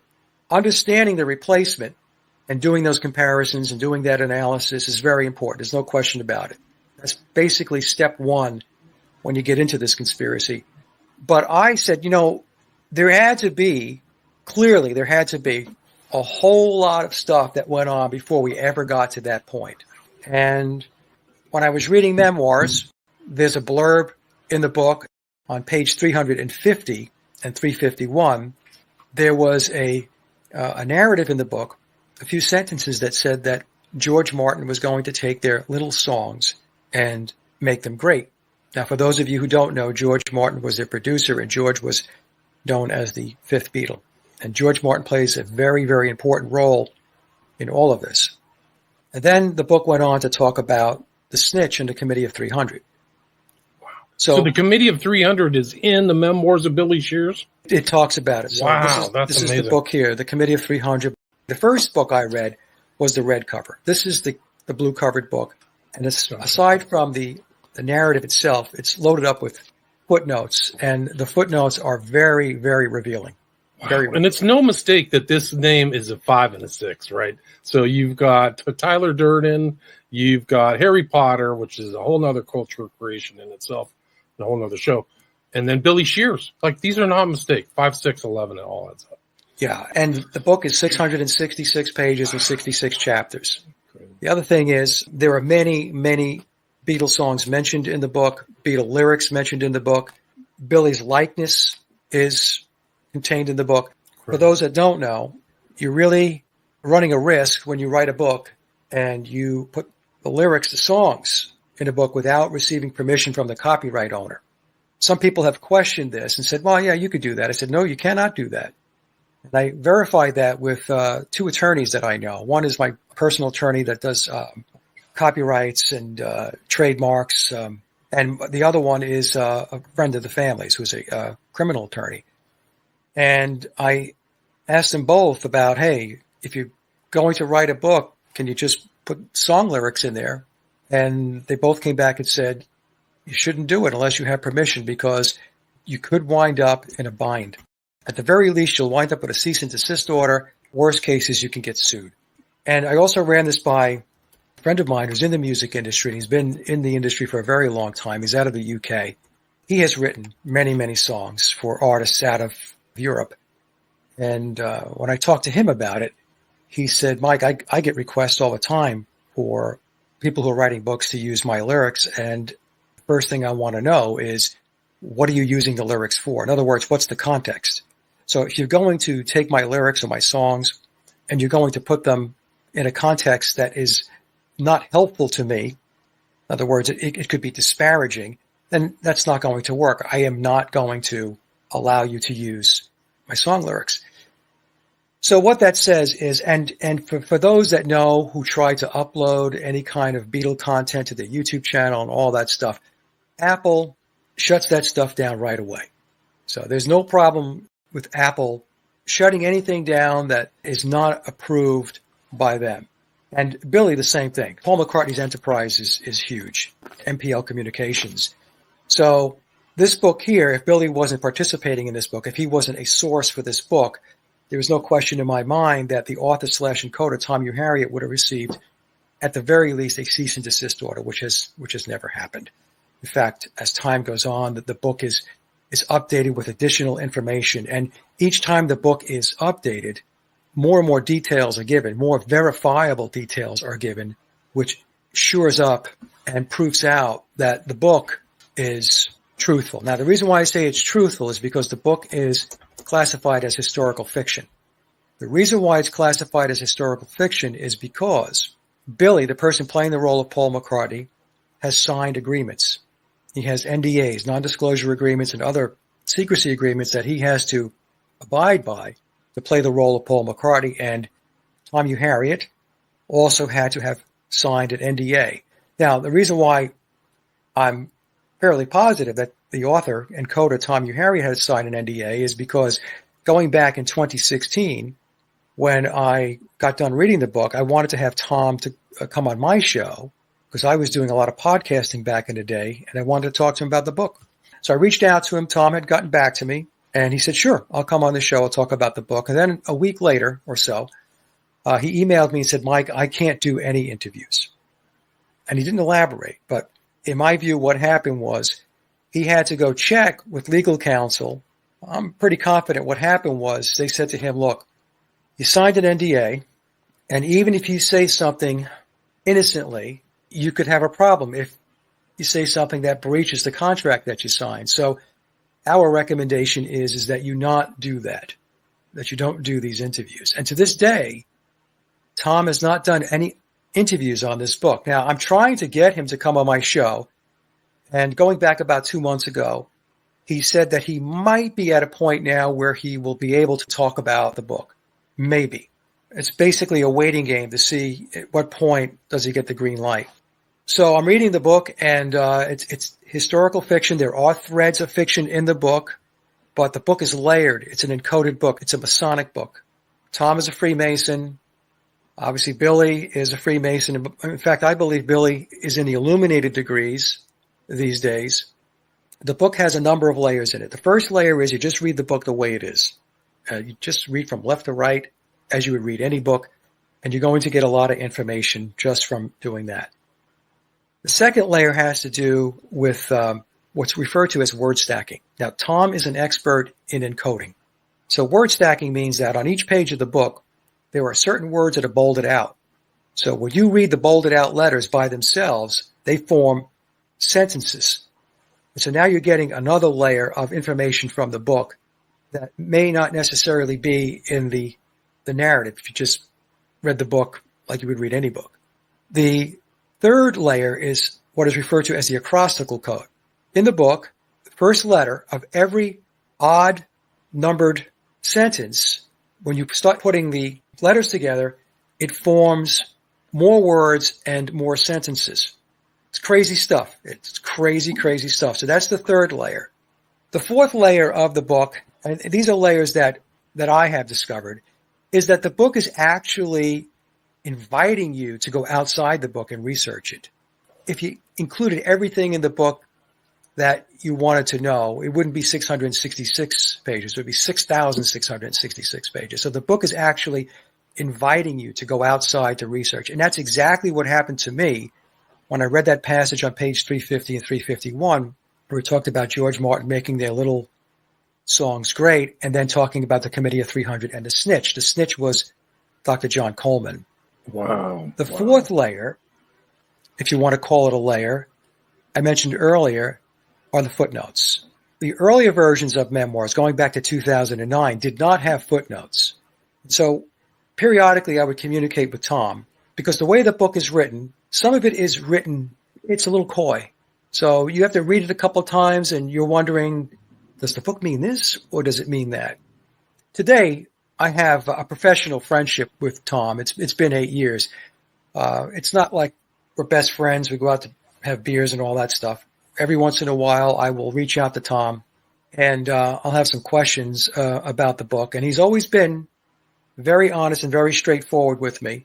Clearly, there are some things he cannot talk about. And if that's the case, he'll say, I can't talk about that. But if there's other information where he can expand upon what's in the book, he will do that. So I just want to say that.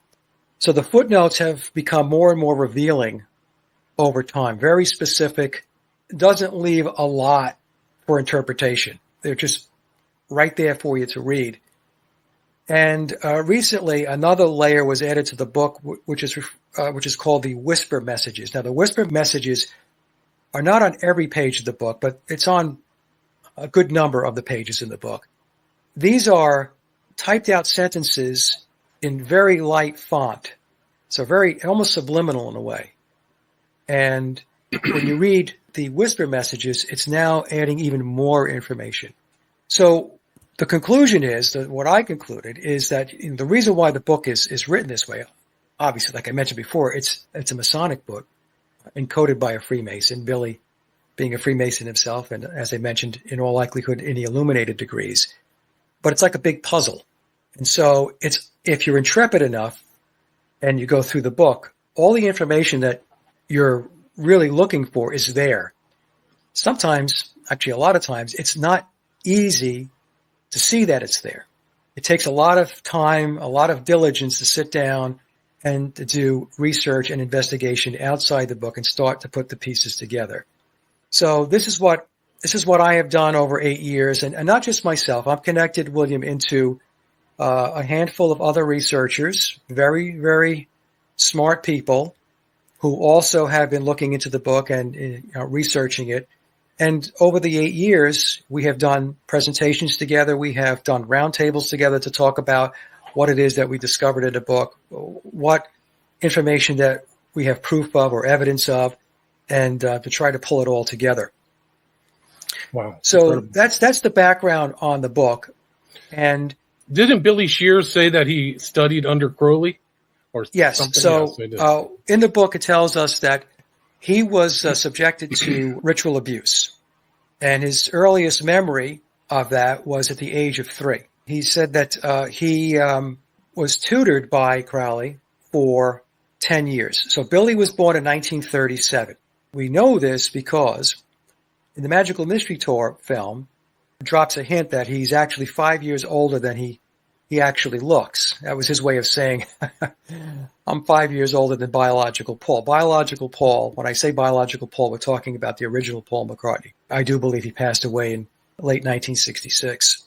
So Billy was born in 37, and Crowley died in 1947. Now, the book also has passages that would have the reader lean toward the possibility that Crowley could be his biological father. And that could have occurred through any number of ways. What I mean is basically sex magic, because Crowley, as you probably know, William, was heavily into sex magic. That's all he did. It's all he did. And was. then when he took over the OTO, he made it a requirement in order to get to the higher degrees within the OTO. It wouldn't be the only child that Crowley had. I mean, he had 5 known children. Right. It's the known. We can look that up. It's how many are out there that. Right. Right? Well, I mean, they're not Barbara, documented in Wikipedia. Yeah. We can say Barbara might be the 6th, and maybe Billy Shears. Yes, that's right. So the book leans in that direction, or tries to, I guess, kind of push it in that direction. And I had one of the researchers, Stacy, came on my show, and she did a phenomenal job of breaking down clues within the book. And she made a very compelling argument that he is not the offspring of Aleister Crowley, but his bloodline goes back to the Douglas Hamiltons and the Percy bloodline. This would be blue bloods out of Scotland. And it's too involved to get into here, but I have a presentation that I did with Stacy, and she'll walk everybody through it. It's very, very compelling. She did an excellent job. Now, I can't say with 100% certainty that, nor can Stacy, that she's absolutely correct on this, but I will say that it's the best case of evidence that I have seen to align Billy with somebody with regard to his ancestry, like his mother and father. So, and it is important. J.K. Rowling says that she's just a simple, single mom, but she has part of the aristocracy of the UK. She keeps that real quiet. Interesting, Kay. She made up that letter just to make her name more interesting, the 11th letter of the alphabet. But the royal people in the U.S., they don't understand like the class system, and almost all of the aristocracy traces themselves back to the Battle of Hastings and William the Conqueror. They all go back there, and if you can trace that, you're like a blue blood. You truly are the highest levels of the aristocracy. So tracing yourself back to that, almost the entire aristocracy, landed aristocracy in England is traced back to William the Conqueror. And these bloodlines, many of them, if not all of them, are attached to the occult, to occultism, to the esoteric, to mysticism. And I actually have an interview that Billy did. I forgot who the person is that was interviewing him. But during that interview, Billy states that as a child, he was taught to write his name backwards. This would fit very nicely with Aleister Crowley's law of reversal. There's a lot of clues, a lot of hints all around Billy and the Beatles, which point back to all of this occultism, in particular to Crowley, to the cult of Pan, to the cult of Dionysus, because this is where the controllers are taking us. I like to just refer to it as the cult of Pan. And the Beatles would be the Pied Pipers of Crowley's Aeon of Horus. Now, if we take a look at the Sgt. Pepper album cover, they're actually communicating this out to us. So the word Pied, and the Pied Piper is a play on Pan mythology. So we have to understand that first. Pied means multicolored. And take a look at the Beatles. They're in multicolored outfits. And Pan played the pan flute, a wind instrument. And if you look at the cover of Sgt. Pepper, all of the Beatles are holding wind instruments. Interesting.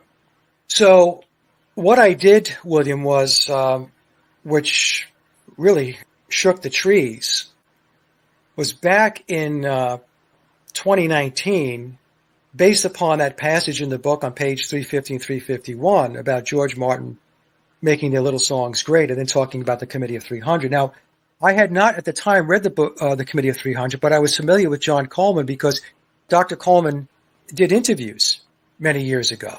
And, I had listened to the interviews. I've been in the whole alternative research business for a long time. I started off as a blogger in 2011 or 2012, and the blog still runs to this day. So I was, looking at a lot of this stuff. So I said, okay, let me read the Committee of 300 now because the book is definitely leading me there. And what I did in this book, which is not about the Beatles, I should say that. It's about the deep state. It's about the Committee of 300. It talks about Tavistock. But in the book, Dr. Coleman states unequivocally that the Beatles were a creation of Tavistock. And this is mentioned maybe about 7 or 8 times in the book, depending upon the context in which he's discussing in a particular chapter. So then what happened was I said, well, I have to then, let's go take a deep dive into the Frankfurt School and Tavistock. Because when you talk about Tavistock, you have to talk about the Frankfurt School. If you talk about the Frankfurt School, you got to talk about Tavistock because they're really connected at the hip. So what I've been showing folks, and I have nothing to do with these books, folks. I don't make any money on them. I'm just showing you what I read. Tavistock Institute by Daniel Estulin is a good book. It's a good primer to get started with. You have John Coleman's book on Tavistock, which is excellent. This is a very, very good book as well. So the Committee of 300, Coleman's book on Tavistock, Daniel Estulin's book on Tavistock. Another really good book is this one here, Secret Agent 666 by Richard Spence on Crowley and how Crowley was connected into British intelligence. And Crowley was in the elite system. A lot of people don't realize that. And we could talk about that a little bit because when we talk about the Aeon of... That's all he was. He was from the apex of the class system. Exactly. At the height of the British Empire, so... Yes, exactly. But a lot of people... He never people, worked a day in his life. Never had a real job. And but a lot of folks, when they listen to Crowley and when he talks about the Aeon of Osiris, which is equivalent to the Piscean age, and moving to the Aeon of Horus, which would be equivalent to the age of Aquarius, going from an age of oppression and being shackled to a period of illumination and enlightenment where you pursue your true and pure will. Well, there are people, because I've had these conversations with people, they'll send me emails or put them in the comments section under the video, that when Crowley was talking about this stuff, he was talking about it on behalf of all of humanity. And I said, I don't think so. I think he was speaking specifically to his elite circle. And his religion of Thelema is what I believe is extremely prominent within the pyramid of power. That the vast majority of the controllers within the pyramid of power subscribe to his religion of Thelema. That's their spiritual philosophy and ideology. One of the things about Crowley people overlook is like he was a class person. He was of the highest class. He believed the slave shall serve. He thought the optimal political system was a feudal system, Yes. and that they should kill off all the Jews and Protestants. So when people say like it was for all of humanity, and he Right. called himself the priest to the princes, so he saw himself as like only, he said, have nothing to do with the muck of the mire, find diamonds and polish them. What he meant by that was nobody who's uneducated, just find the really smart ones and polish them. So people who say that he was some kind of egalitarian, it's just not in his writing or his conduct at all. No, it's not. It's not. And you mentioned, and the slaves shall serve comes from his book 77. Right. It comes from 77, but it's quoted. It's a direct quote from the Book of the Law. So what I did was I said, well, let me take a look at the Beatles' backstory from the very beginning. Let's just set aside this Paul McCartney being replaced bit, because honestly, William, it doesn't take very long if you're critically thinking and you're objective to see that they are two different people. Yeah. People want to argue with me on that, but I'm telling you, folks, they are not the same person. And Billy has been dropping clues that he's not Paul McCartney since day one. You just have to know to be aware when he's making those clues and what to look for. The other members of the band do it too. Like you have it in your videos. Like, hey, Bill, hey, William. They're calling him William. Oh, yeah. Sorry that yeah. Paul's gone. I mean, they act like they know he's not alive. So they have these doubles. They have doubles of like Paul McCartney. There's no question about it. Like Well, you said, there's one that plays music and the one that shows up for interviews. One of the best clips, which is very straightforward, is there was the premiere for the concert for George, which was a tribute concert for George Harrison. You know, Billy showed up for that, and at the time he was married to Heather Mills. Olivia Harrison and George's son Danny were there. And so Olivia says to Billy, she greets him and she says, "Hello, Billy." And he gives her a hug. And it's very clear. She said, "Hello, Billy." So these clues are out there. Honestly, when somebody greets somebody by their name, I'm not even sure that's a clue. Right. It's just like, he just stated It's like if casually. I met you, I would say, "Hello, William." Yeah. It's not mysterious. That's your name. Or if you said, "Hello, Mike." So it's out there. And like I said, folks, I have 8 years of this under my belt, and there's over 300 videos. So if you're interested, take a look. I step you through a lot of facets of the conspiracy, and there are many. What I wanted to do was to go back, and I took a look at the Beatles timeline, William, between 1960 and 1963. And the reason why I did that was because that was the timeline that was leading up to the Beatles arriving in America. So they arrived in America on February 7th of 1964. February 7th, 1964 is a 9/11 encoded date. February is the second month. It was the seventh day. 2 plus 7 is 9. And then 1964. So in numerology, 9, you can treat it like 0 because anything times 9 reduces to 9, just like anything times 0 equals 0. So 1964, 1 plus 9 plus 6 plus 4, or 1 plus 0 plus 6 plus 4 is 11. So February 7th of 1964 is a 9/11 encoded date. And we see a lot of numerology, a lot of occult numbers around the Beatles. A lot of 3s, 6, 9s, 11s, 33s, 7s, double 7s, triple 7s, the 6s, 66, triple 6s, 9, 99s, and the triple 9s. All around the Beatles. They really, really loved the number 7, and that was embedded in their albums, especially their first 7 albums, and as well as the Sgt. Pepper album, and I can explain that in a little bit. Now, the number 7 refers to, it's the number of perfection and higher spiritual consciousness. And the Beatles, one of their jobs was to put forth this concept of evolving to higher spiritual levels of consciousness or enlightenment or illumination. And again, if I have some time, I can get into that. If I don't, I cover all of this on my YouTube channel. So anyway, the first thing that I took a look at is, when did the Beatles really get started, right? So, before I get into that, let me just mention this. I have speculated that it's very possible that the Beatles, and I focus mostly on John Lennon and Paul McCartney because they were the, quote, primary songwriters. that they may have been in mind control programs. And why do I say that? Well, first of all, if we take a look at the family situations, both Paul and John lost their mothers at an early age. John was raised by his Aunt Mimi. His father, Freddie, was missing in action. He was nowhere to be found. In the book, in memoirs, it tells us there was an uncle. Doesn't mention who the uncle is, that his uncle sponsored him, which means got him into a program and got him into the pipeline. It also tells us in the book that Paul McCartney's father, Jim, once his mother passed away, once Paul McCartney's mother, Mary, passed away, that Jim was leading him away from Christianity.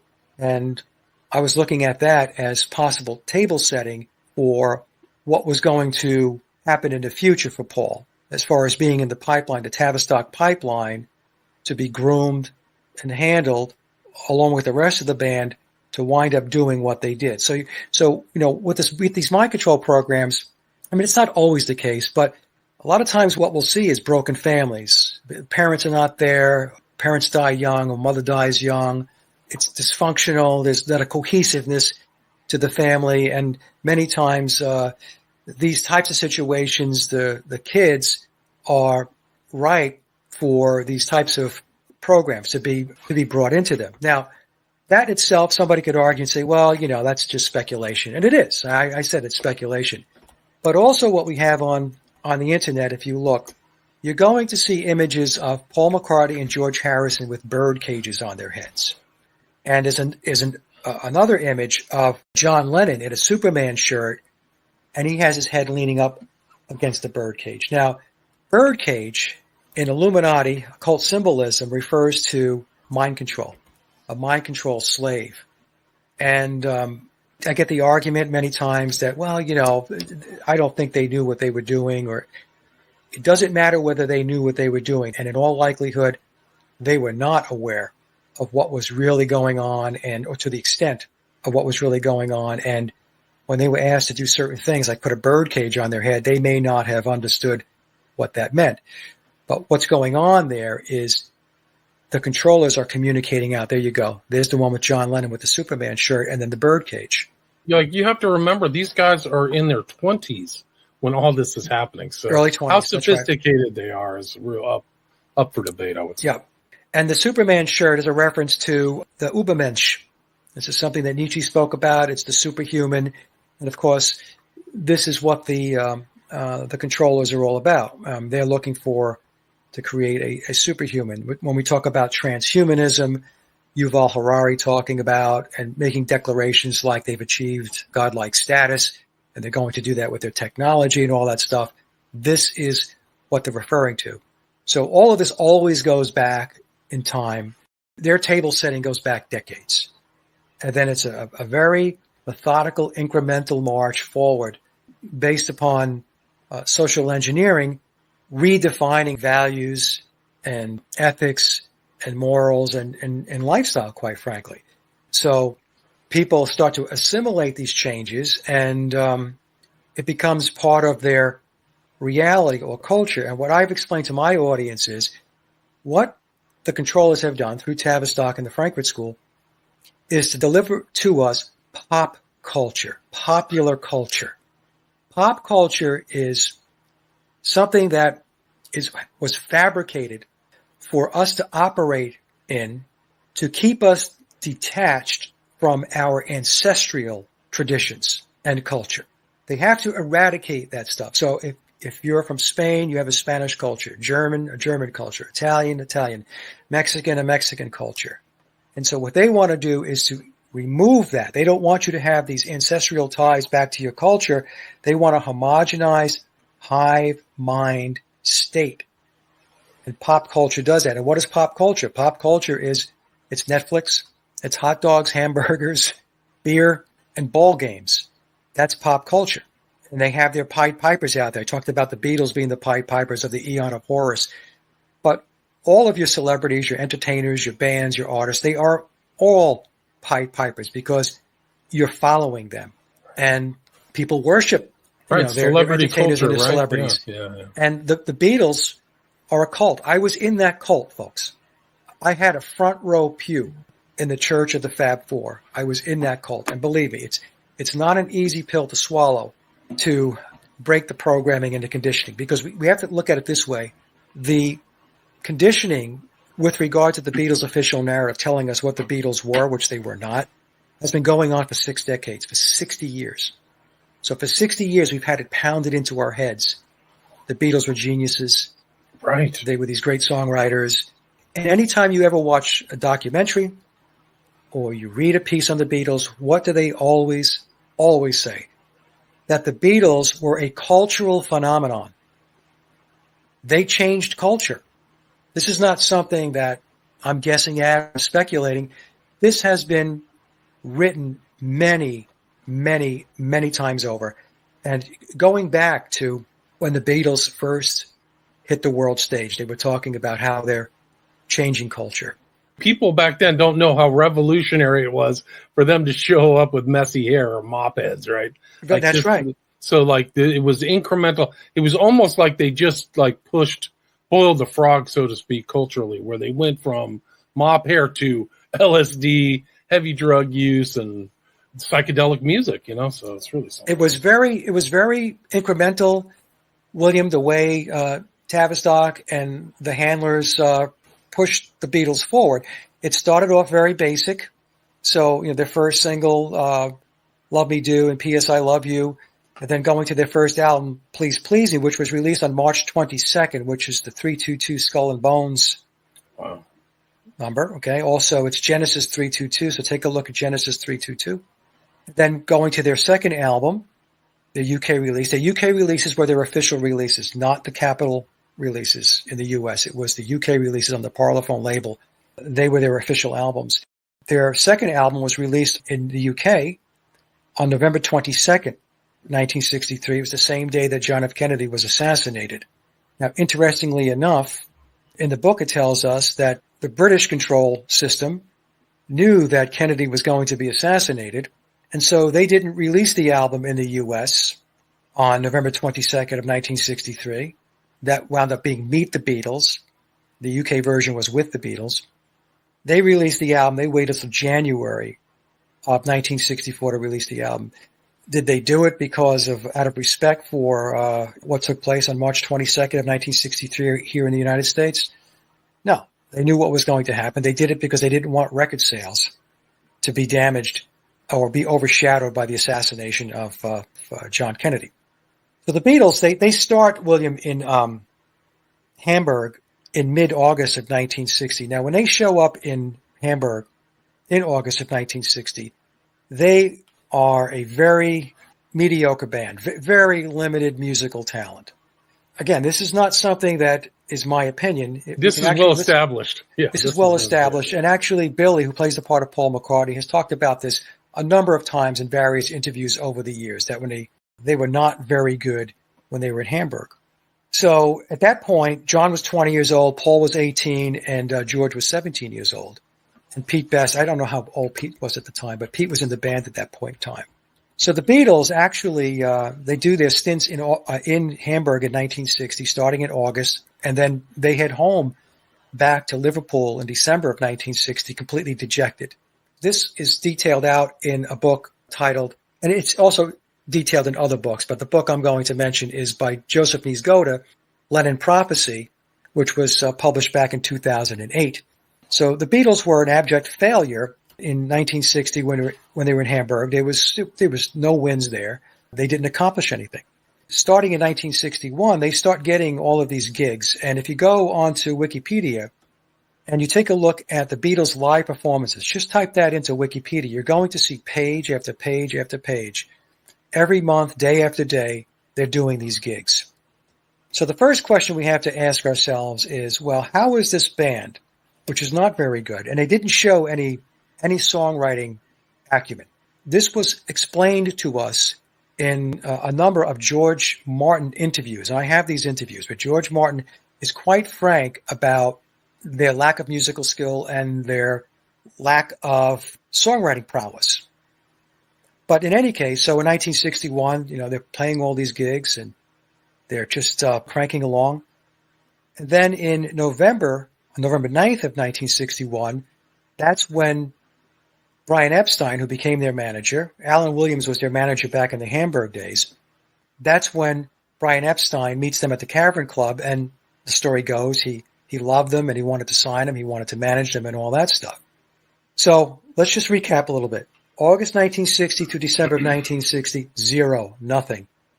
January of 1961 through when they meet Brian Epstein at the Cavern Club, still really nothing. They're doing a lot of gigs, but they're playing cover music. They were a bar and club band. That's what the Beatles were. They weren't playing original music. Fast forward from the time they met Brian Epstein in November of 1961 to January 1st of 1962. That's when they had their Decca audition. So now another question is, how does this band, this nondescript band that really nobody knows anything about, other than the fact that they're playing these bars and clubs and with stints over in Hamburg, how did they manage to get time with Decca to do a demo? 15 songs. That's what we're told they did on January 1st of 1962. So they had 12 cover songs and then 3, quote, originals. So those originals were like Dreamers Do, Hello Little Girl, and Love of the Love. Now, none of those original songs that they allegedly wrote ever made their way onto any of the Beatles albums when they were together as a band. Those songs made their way onto the anthology album. I think at least 2 of them did. But those 3 that were played on January 1st of 1962 for Decca, not on any of their albums that were released when they were together. Decca turns the Beatles down. Nope, we're not interested. Then Brian Epstein takes the tapes over to George Martin, and I believe that was in February of 1962. George Martin says to Brian Epstein, I'm not going to sign them either. Based upon what you're showing me, I'm not interested. Then something happens. The Beatles wind up signing a contract with EMI in June of 1962. So the question becomes, what the heck happened between February of 1962 when George Martin turned him down and June of 1962 when he signs a contract to bring them on board to the EMI Parlophone label? That's a good question. In the book, it says that George Martin had received a phone call from a higher up and said to George, you're going to take them on. We're going to sign them. Now, who that phone call came from, I don't know. At the time, George Martin was working for a guy by the name of Len Wood. And Len Wood reported up to the chairman of EMI at the time, which was Sir Joseph Lockwood. So that phone call either came from Len Wood or Joseph Lockwood. And if it came from Len Wood got it from Joseph Lockwood. That would be my guess. So it's quite possible at the time when George Martin turned him down that he was not yet brought into the loop as to what the plan was for the Beatles. So he turned him down. They weren't a good band, and he wasn't going to spend any time with them. But then he got the phone call.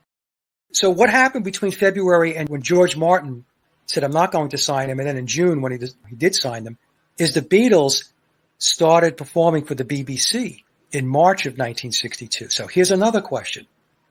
How did this band, this bar and club band that was playing cover tunes, how did they land a gig with the BBC in March of 62?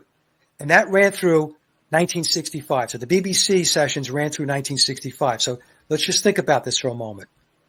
Turned down by Decca, turned down by George Martin, and then BBC says, yeah, come on to the BBC and we'll do the live at the BBC shows. And then 3 months later, they're signed by EMI. Now, when George Martin had the Beatles, he said that they had nothing behind them, that the best song he could find from them at the time was Love Me Do, and which he knew was not the big hit that they were looking for. And none of them stood out. Those are George Martin's words. And in another interview, he had said that it was not apparent at the time that they were songwriters, and goes on to say that their songs were awful. There was also an interview done by their engineer at the time, Norman Smith. Norman Smith was their engineer working with George Martin from their first album, Please Please Me, in 1963 through Rubber Soul. And then Jeff Emmert took the reins as the engineer, starting with Revolver. In a magazine article from New Music Express, Norman Smith explains that they failed in the studio, that they had a lot of difficulty getting Love Me Do down, and he was not impressed with them at all. So there's a lot of these types of stories that that are there from people like George Martin, from Norman Smith. So I decided, instead of ignoring them, I thought, why are they saying this? These are interesting things to say when the official narrative tells us the Beatles were brilliant. Okay, so, and when people do hear this, they'll say, well, that's because George Martin nurtured them and he brought them along. You're going to see, as I take you through this, that that's not the case at all. There's a Beatles documentary that goes back to the 1980s. It's titled The Complete Beatles. It was considered the Beatles documentary at the time until Anthology was released in the 1990s. And in that documentary, it tells us that Paul McCartney and John Lennon, either individually or together, wrote 100 songs between 1956 and 1962. They wrote 100 songs. That's what it tells us in the documentary. If that's the case, then how come there were only 3 songs for the Decca audition? And why did George Martin say that the only song that he can get out of them was Love Me Do, if they even wrote that song? Right. Where did the 100 songs go? And so what happens is, what we find, William, is that narrative of 100 songs completely dissipates as we move through time. We really never hear about the 100 songs anymore. It's in the documentary, and then it just kind of falls off the cliff. And then we start with a new narrative, which is the Beatles start writing these songs, not pulling from a backlog they had. So they signed in June of 1962, and then 9 months later, they released their first album, UK release, Please Please Me. And on that album, there were 14 tracks, 8 of which were original compositions and 6 cover songs. So a band that in June of 1962 didn't have anything behind them, according to George Martin, now all of a sudden was able to crank out 8 original songs for the first album, Please Please Me. Now, the other thing I should mention when I go back to George Martin, when he took them on board, he didn't work with them one-on-one initially. He delegated that to Ron Richards, who was another producer, I guess an assistant producer to George Martin. And Ron worked with the band at first. And Ron took them into the studio to record and to see what he can get out of them. And what he got out of them was nothing. Because what happened was, when George Martin came back, I think probably Brian Epstein was there, they did the playback, it wasn't good. Let's put it this way. When we're talking about big labels and we're talking about putting out music, I mean, it's got to be top shelf. And it was not top shelf. In Memoirs, it tells us George Martin received another phone call. No more delegation. You've got to work with this band directly. Of course, George Martin was a very accomplished composer, musician. What a lot of people don't realize is that George Martin, not only was he the Beatles producer, but he was the head of the Parlophone label, which was part of EMI. He was given the Parlophone label to run when he was 29 years old.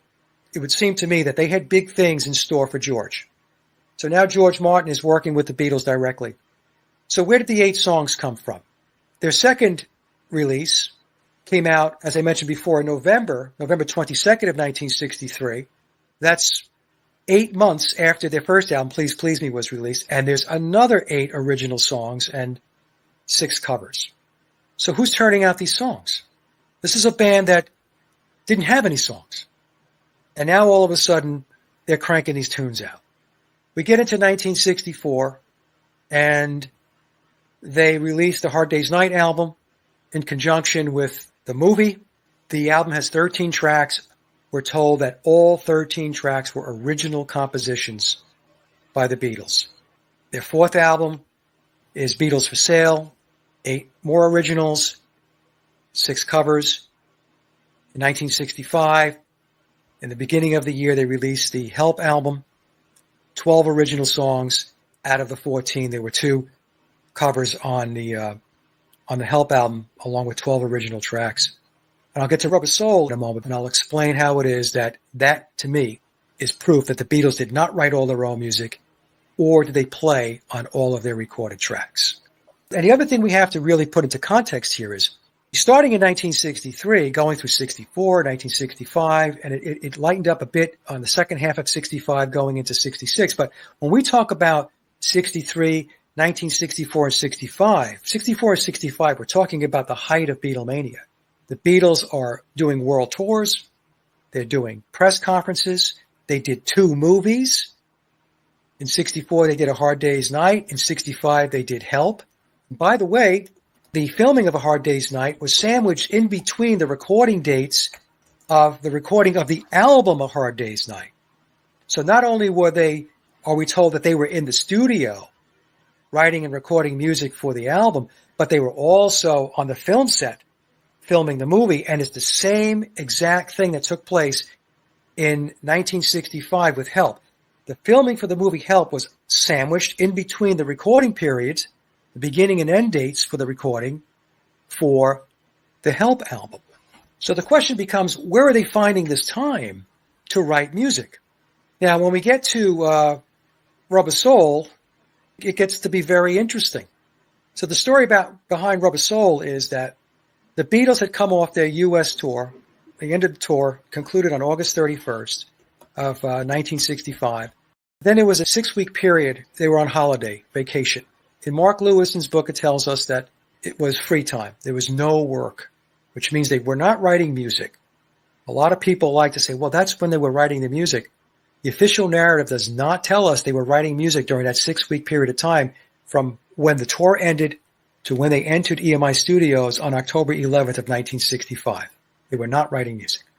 So they get into EMI on October 11th of 65. The October 11th date is Scott Fryman, who does the Deconstructing the Beatles DVDs presentations. That's the umbrella title, Deconstructing the Beatles. And then underneath that, what he does is he deconstructs each one of their albums. So they show up October 11th. October 12th is when they start recording, and they have to wrap up by November 11th. And they actually wrapped up into the early morning hours of November 12th. So for the sake of putting this together simplistically, let's just say October 11th through November 11th, a 30-day period of time, the Beatles came into the Rubber Soul sessions with essentially no backlog of music. They had no songs. Now, if we look at the official narrative, they'll tell us, well, they had a little bit of Michelle. They had a little bit of We Can Work It Out. Maybe a little bit of another song. So essentially, they were on the hook for 14 original songs for the album and 2 more songs for a double A-side single, which was Day Tripper and We Can Work It Out. So the Beatles had to write, learn, and when I say learn, if John wrote a song or Paul wrote a song, they then had to bring it to the band, and the rest of the band had to learn the song. They had to write, learn, rehearse, and whenever you rehearse a song, there is give and take. There are going to be changes. You're going to have input from the rest of the band members, and you're going to have to work through the song. Then the songs have got to be arranged, and then when you're ready, you're going to record. They're going to push the record button, and the songs get recorded. After the songs get recorded, they get mixed down. So when some people want to argue with me and say, well, they didn't have to write 16 songs. They had some songs. In Mark Lewison's book, he says that they had to write more than a dozen songs. And what I explain to folks is whether we're talking about 12 songs, 14 songs, or 16 songs, when we're talking about writing 10, 12, 14, or 16 songs from scratch, that is an impossible task. It's not that uncommon, by the way. Like, a lot of these bands won't disclose it, but their producers are the ones performing. I know Yes. stories. Some songs that people hear on the radio, I know the bands didn't play them in the studio. Like, I just Right. know. Like, I know people in the industry that the band will come in, they'll bungle everything, and the guy will go, okay, I'll just play it. And they'll Yes. get credit for it. That happens. Happens all the I time. know people Yeah. in the Happens business more too frequently, yeah. that have explained the exact same thing. Yeah. The guitar track will be laid down by the person in the band. They play it back. Like, that does not work. The drummer's hung over or something. It's like, we got to get this done. I'll do it. It's either the producer does it themselves, or they bring in a ringer. They bring in a studio guy, and they say, "Here, this is what we need you to fix. So let's just delete that track and just don't talk about it. Yeah. They don't talk about it, right? Now, here's the thing that we have to understand. So with the Beatles' schedule, a very hectic schedule, all of their concerts worldwide. We're talking about Japan. We're talking about Australia. We're talking about the U.S. They're everywhere. Press conferences, 2 movies. They still found time, we're told, to write the music for the first 5 albums before we get to Rubber Soul. then something really weird happened after the Help album in the early part of 1965. Apparently, everybody fell asleep at the switch. Everybody nodded off because the Beatles were on the hook. They were on the hook for 2 albums a year. So you had 2 albums in 63, 2 albums in 64. They were on the hook for 2 albums in 1965. The first one was Help. The second one would be Rubber Soul. And they were on the hook for 2 albums in 1966, which was Revolver. And because Paul McCartney was no longer with them, they wound up putting out a greatest hits album as the Christmas album in 1966 titled A Collection of Oldies. And we could talk about that maybe a little bit as to why a greatest hits album called A Collection of Oldies. Why are they oldies? The oldest song on the record is from 1963. It's only 3 years prior. So the question becomes, why were the Beatles, why did they have no music? Why did they come into the Rubber Soul sessions with essentially nothing? Are we to believe that Brian Epstein wasn't calling up Paul McCartney, John Lennon, and saying, hey guys, we've got studio time booked in October, and looks like we're going to need 16 songs. How are you guys coming along? Apparently that conversation never happened. And also, you would think that George Martin would also be asking that question and making a phone call to either Brian Epstein or the band members themselves, primarily John Lennon and Paul McCartney. How are we coming along, lads, with the music? Because the album's got to have 14 tracks, and we're also going to release a single with 2 additional songs. So 16 songs. Let me know how it's coming along. Apparently, that conversation, that dialogue, never took place. So they come into the studio and going to write from scratch now. Now, let me just explain a couple of things here. There were 2 interviews in 1966, about a year later, where Paul McCartney really let the cat out of the bag. He dropped some bombshells. The first interview was in June of 1966 at the Hilton in Japan. He was asked a question by the press about their songwriting and their musicianship, and Paul said that we never said we were very good musicians. We're adequate. Then there was an interview with the BBC on August 5th of 1966. That's the same day that Revolver, their 7th album, that's the album after Rubber Soul, was released. And in that interview, Paul said that we're limited as a group. We're the first to say we're not all that good musically. And also in that interview, when he was talking about, I'm assuming he's talking about the Revolver album because the interview took place when on the day Revolver was released. He said that with the last LP, meaning Revolver, we took weeks to try to get just 1 song written. Now, if it took weeks to get 1 song written, how in God's name are you going to get 16 songs written in 30 days? Because 30 days is weeks. It's 4 weeks. It's plural. Also, in that interview, Paul dropped another bombshell. The official narrative tells us that the Beatles were prolific songwriters and they were writing all the time. It didn't matter. If they were on the road, they were writing music. If they were on a bus, they were writing music. If they were in a restaurant, they were writing music. When they were on film sets, they were writing music. They were writing music all the time. They were writing music when they had holiday. They were a perpetual songwriting machine. That's the official narrative. Most people will recognize, at least to some level, that's what we're told about the Beatles. In that August 5th, 1966 interview with the BBC, Paul McCartney told the BBC interviewer that they did not write music in between albums. Maybe 1 or 2. And because he used the word maybe could also mean 0. He said, we wrote in great big batches whenever we had to do a record or a film. But really, it's when they had to do a record because the songs that they recorded for the album were the songs that made their way into the film.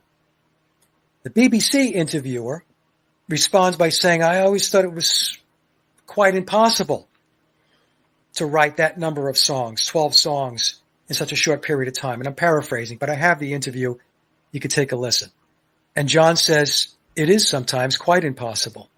Going back, William, to what I was saying before, we get these pieces of information, this dialogue, these interviews that are out there that are showing cracks in the dam as far as the official narrative goes. I mean, they contradict the official narrative. So if we go take a look at Rubber Soul, let me just take you through really quickly here. It was like a conveyor belt. And let me just explain to everybody. And for those of you who are musicians and songwriters and you have recorded, or if you're in the music business, you're a sound engineer or a producer, and you're honest with yourself and you can shake off this Beatles conditioning, I think you'll see that this is not possible. Songwriting is a process. It's not something that you just crank out like it's a manufacturing line and you're producing widgets. It just does not work that way. So we're told the Beatles arrived at the EMI studios on October 11th of 1965. The very next day, October 12th, they complete Run for Your Life. On October 13th, the second day in, they nail Drive My Car. On October 16th, 5 days in, Day Tripper is in the bag. On the 18th of October, 7 days in, If I Needed Someone is knocked out. On October 21st, 10 days in, Norwegian Wood is completed. On October 22nd, 2 songs are done, In My Life and Nowhere Man. On October 29th, 18 days in, We Can Work It Out is completed. And then we get into November, and it's the same thing. Michelle, November 4th, What Goes On. November 8th, Think for Yourself. November 10th, The Word is completed. On November 11th, the very last day of recording, they finish up 4 songs in one long session on November 11th. 2 of those songs, You Won't See Me and Girl, didn't exist before November 11th. So they had to be written from scratch, learned, rehearsed, arranged on that day, and then recorded. Wait, we're told, was brought in from the help sessions. Okay, but they still had to do some overdubs and the vocals on that. So they didn't have to technically write that song, but there still had to be work done to the song to complete it for the album. And then the other song, the 4th song, was I'm Looking Through You.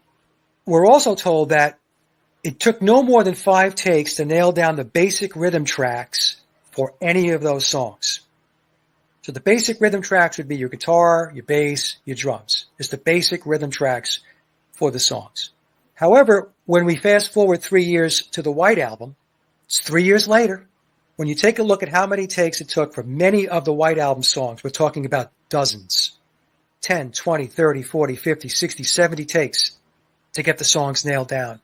Yet, we're to believe that 3 years earlier, coming into EMI Studios with a blank piece of paper, they wrote 16 songs, or pick your number, 10, 12, 14, or 16 songs in 30 days, and each of the basic rhythm tracks took no more than 5 takes.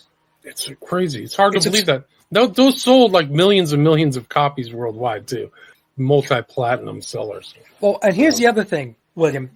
There were 6 days in that 30-day period of time where there was no recording scheduled because the Beatles had one day was slotted out for some fan club obligations.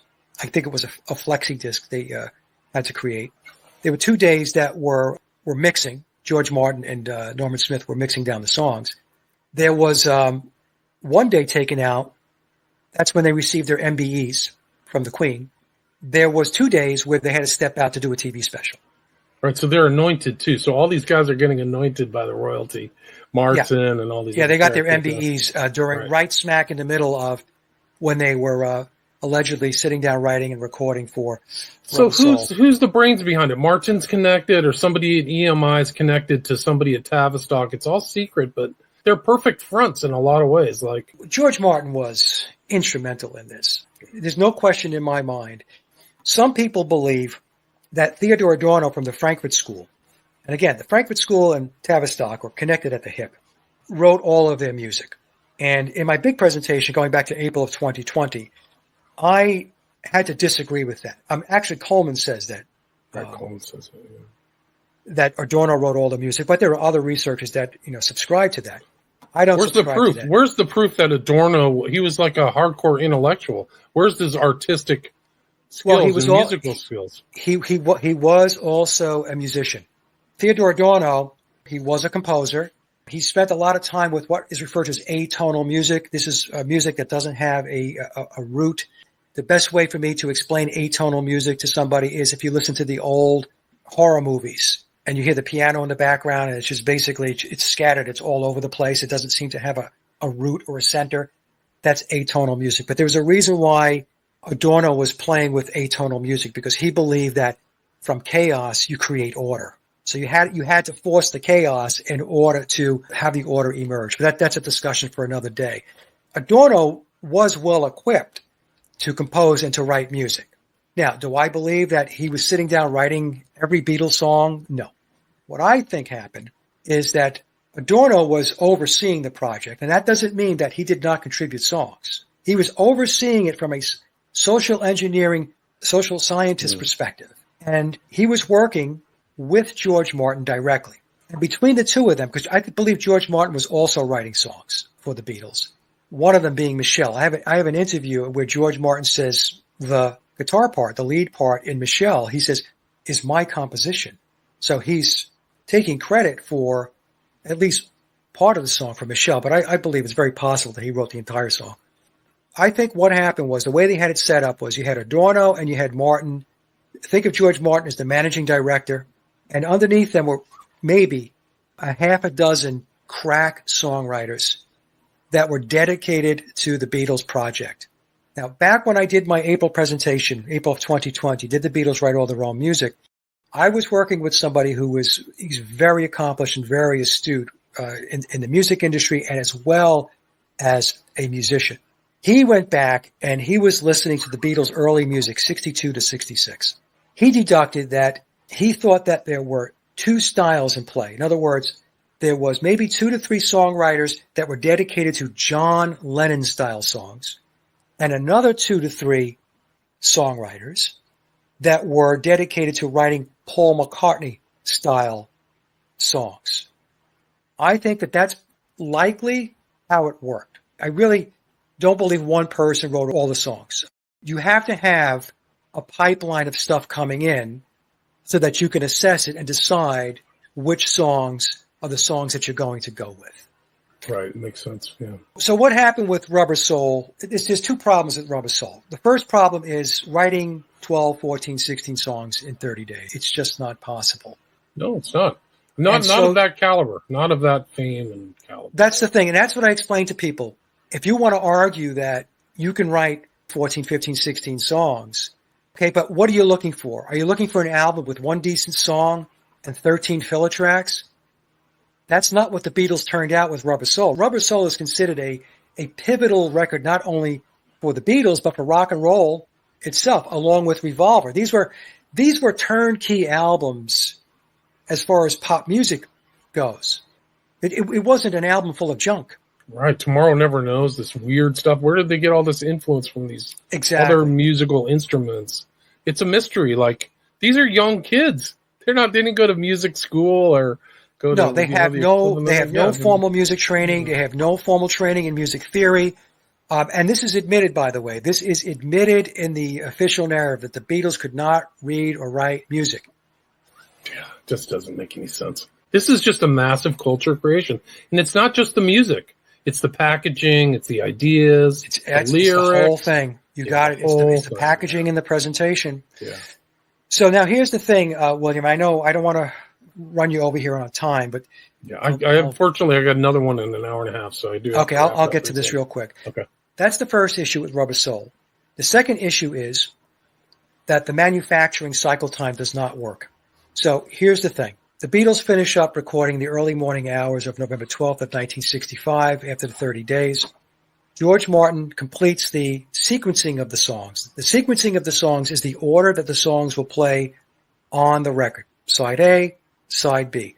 Sequencing is very important because it establishes the flow of the album, but it's also important because with 33 RPM records, if you don't calculate the tracks properly, place the songs strategically from a time perspective, and leave enough dead wax that's around the center label of the record, albums or records could experience what they call groove distortion. Because what happens is the closer that the stylus of a turntable moves toward the center of the record, toward the spindle, there's a higher likelihood of groove distortion. So I'm letting people know this because it's not just a matter of just slapping a list together and saying this is the sequencing. This is looked at very carefully to make sure that they minimize that occurrence. And quite honestly, depending upon the quality of your stylus on your turntable and all that stuff will make a big, big difference. But I'm just saying there's a science behind it. So George Martin finishes the sequencing on November 16th of 1965. The very next day, we're told that on the 17th of November of 65, the final mono lacquer is created. Now, the vinyl lacquer is what is used to start the pressing process of the vinyl. The Beatles had to get, or EMI had to get the record in stores by December 3rd of 1965. So from November 17th of 1965, that's really when the manufacturing process begins, when the lacquer is finalized, because that's when the pressing process can begin, to December 3rd of 1965, we're talking a little over 2 weeks. So the question becomes, how did they get all those records to stores by December 3rd in a little over 2 weeks when the sequencing of the songs wasn't known until November 16th? Why is that a problem, Mike? Because the sequencing of the songs is listed on the center label of the record. The songs are also listed on the back cover of the album jacket. How did thousands of labels and thousands of album jackets get printed and delivered in a day? The answer to the question is it can't be done. Because back in the day, they used 4-color printing. And 4-color printing, they had these rolls of 4 different colors.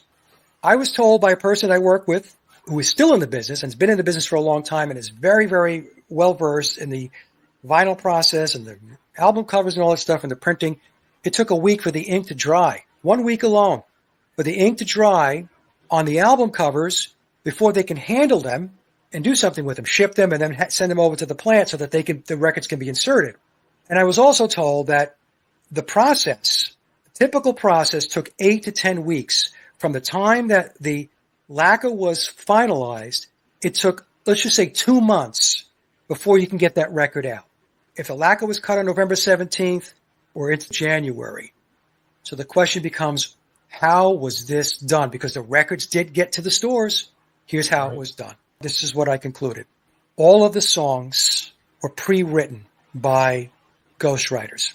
And those songs were recorded by George Martin while the Beatles were out doing their tours, doing their press conferences, and being on film sets and doing all that stuff.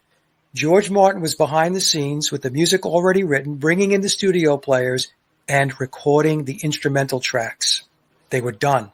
And because the songs were written, the song titles were already known.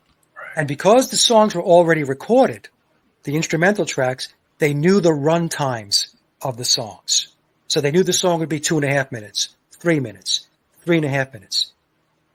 That allowed for the sequencing work to get done. So the sequencing wasn't done on November 16th of 1965. It was done weeks before that. So songs were written, the instrumental tracks to the songs were recorded, the sequencing was known, song titles were known, printing process begins. Now you can submit the requirements to have the center labels printed and the album jackets printed and have them on standby for when the Beatles finish the vocals. So what the Beatles did for 30 days at EMI between October 11th and November 11th of 1965 was record the vocal tracks. They were singing to the instrumental tracks that were already pre-recorded. So their job was to nail the vocals in 30 days.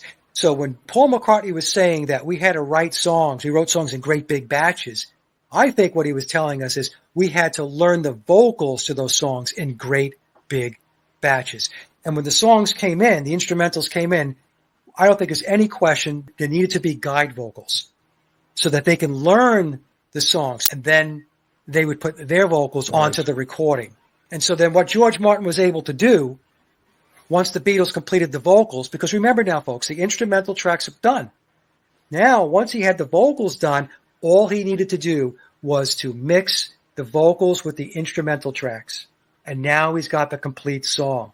The other thing that we need to understand is that the center labels on a 33 RPM record are pressed at the exact same time that the record is pressed. Because some people wanted to argue with me and say, oh, well, maybe the labels were added later. No, that's not the process. And I have these videos, by the way, in my presentations. I show you the pressing process. The labels go on at the same time the vinyl is pressed. And then once the vinyl is pressed, it goes off and it's inserted into the sleeves. Then they start to package the albums and stage them for distribution. And then they get them out to the retail outlets. And remember, back in the day, there was no internet. There were no online stores. There were no box stores. Everything was small mom and pop retail outlets that they had to get those songs out to. So there was a lot of trucking going out of the EMI plant. Tons of distribution, yeah. Yeah, to get those records out. So what Rubber Soul, the way it worked is, and I believe, I'm going to say I know, that was the process for all of the Beatle records between 1962, I'll say 62, going into 63, because that's when Please Please Me was released, right through Revolver. Here's another thing that a lot of people probably don't know. After Revolver, that's the album after Rubber Soul, the Beatles went on tour. When they went on tour, they did not play one song from their newly released Revolver album. Not one song, not one track that was on the Revolver album was played live at the concert. Now, why do you think that is? The answer is because they didn't know the songs. They were not taught. They did not learn how to play the songs. So what happened was when the Beatles were taught to play songs to take out on the road.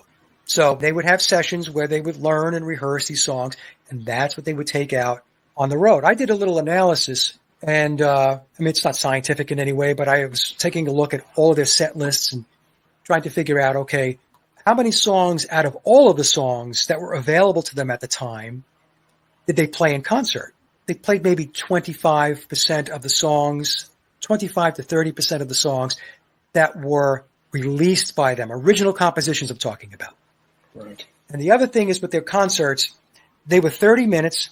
In most cases, the set list consisted of 11 songs, typically 9, quote, original compositions and 2 covers. Not very long songs either. You know, these are not like 5 2.5, minutes. 3 minute songs. Yeah. 2.5. That's what I got into. And, of course, you know, when I released my presentation in April of 2020, it caused a big ruckus. Dispelling an illusion that these guys are some of the greatest artists of all time. Well, I will say this to make Beatle fans feel a little better. John Lennon and George Harrison wrote more of their own material going forward from 67 into 1970, the Billy period, and they played on more of the recorded tracks.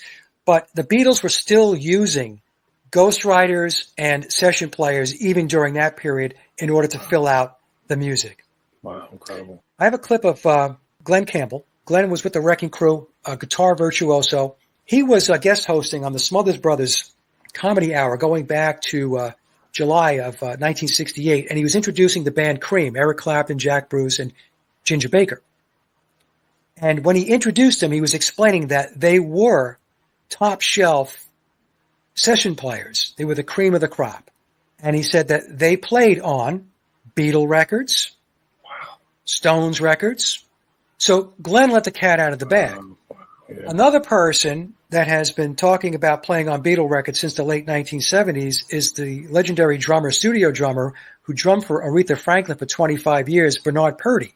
So Bernard came out and said that he drummed on 21 Beatle tracks from the early albums. And Bernard has never pulled back from that statement.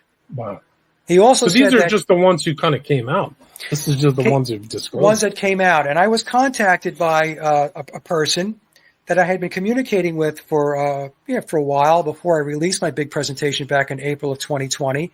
They wrote me an email and they said, well, Mike, now that the cat is out of the bag, let me just tell you that Ronnie Verrill, the great session player, drummer out of the UK, also drummed on Beatle records. Another Paul is Dead researcher did some work for a professional drummer, studio drummer out of the UK, and they had a discussion. He told my friend, my acquaintance, that another Beatle drummer was Alan White, who played for Yes. And also for the Plastic Ono band. He did some drumming for Lennon. And of course, the official narrative tells us that George Martin hired Andy White, no relation, Andy White, to drum on P.S. I Love You and Love Me Do. But I've always said that I don't think George Martin hired Andy White, who was also a great session drummer, to just play on 2 songs. I wish we could probably talk for 10 hours. Here's the good news for the listeners. They can go to your website or your YouTube channel and go through all the other stuff you've seen, the presentation on Rubber Soul. You've done a lot of interviews with other hosts I recognize, so you can check that out. So I'll put links to your YouTube channel and your website. But thanks so much for your time. Just an incredible amount of knowledge.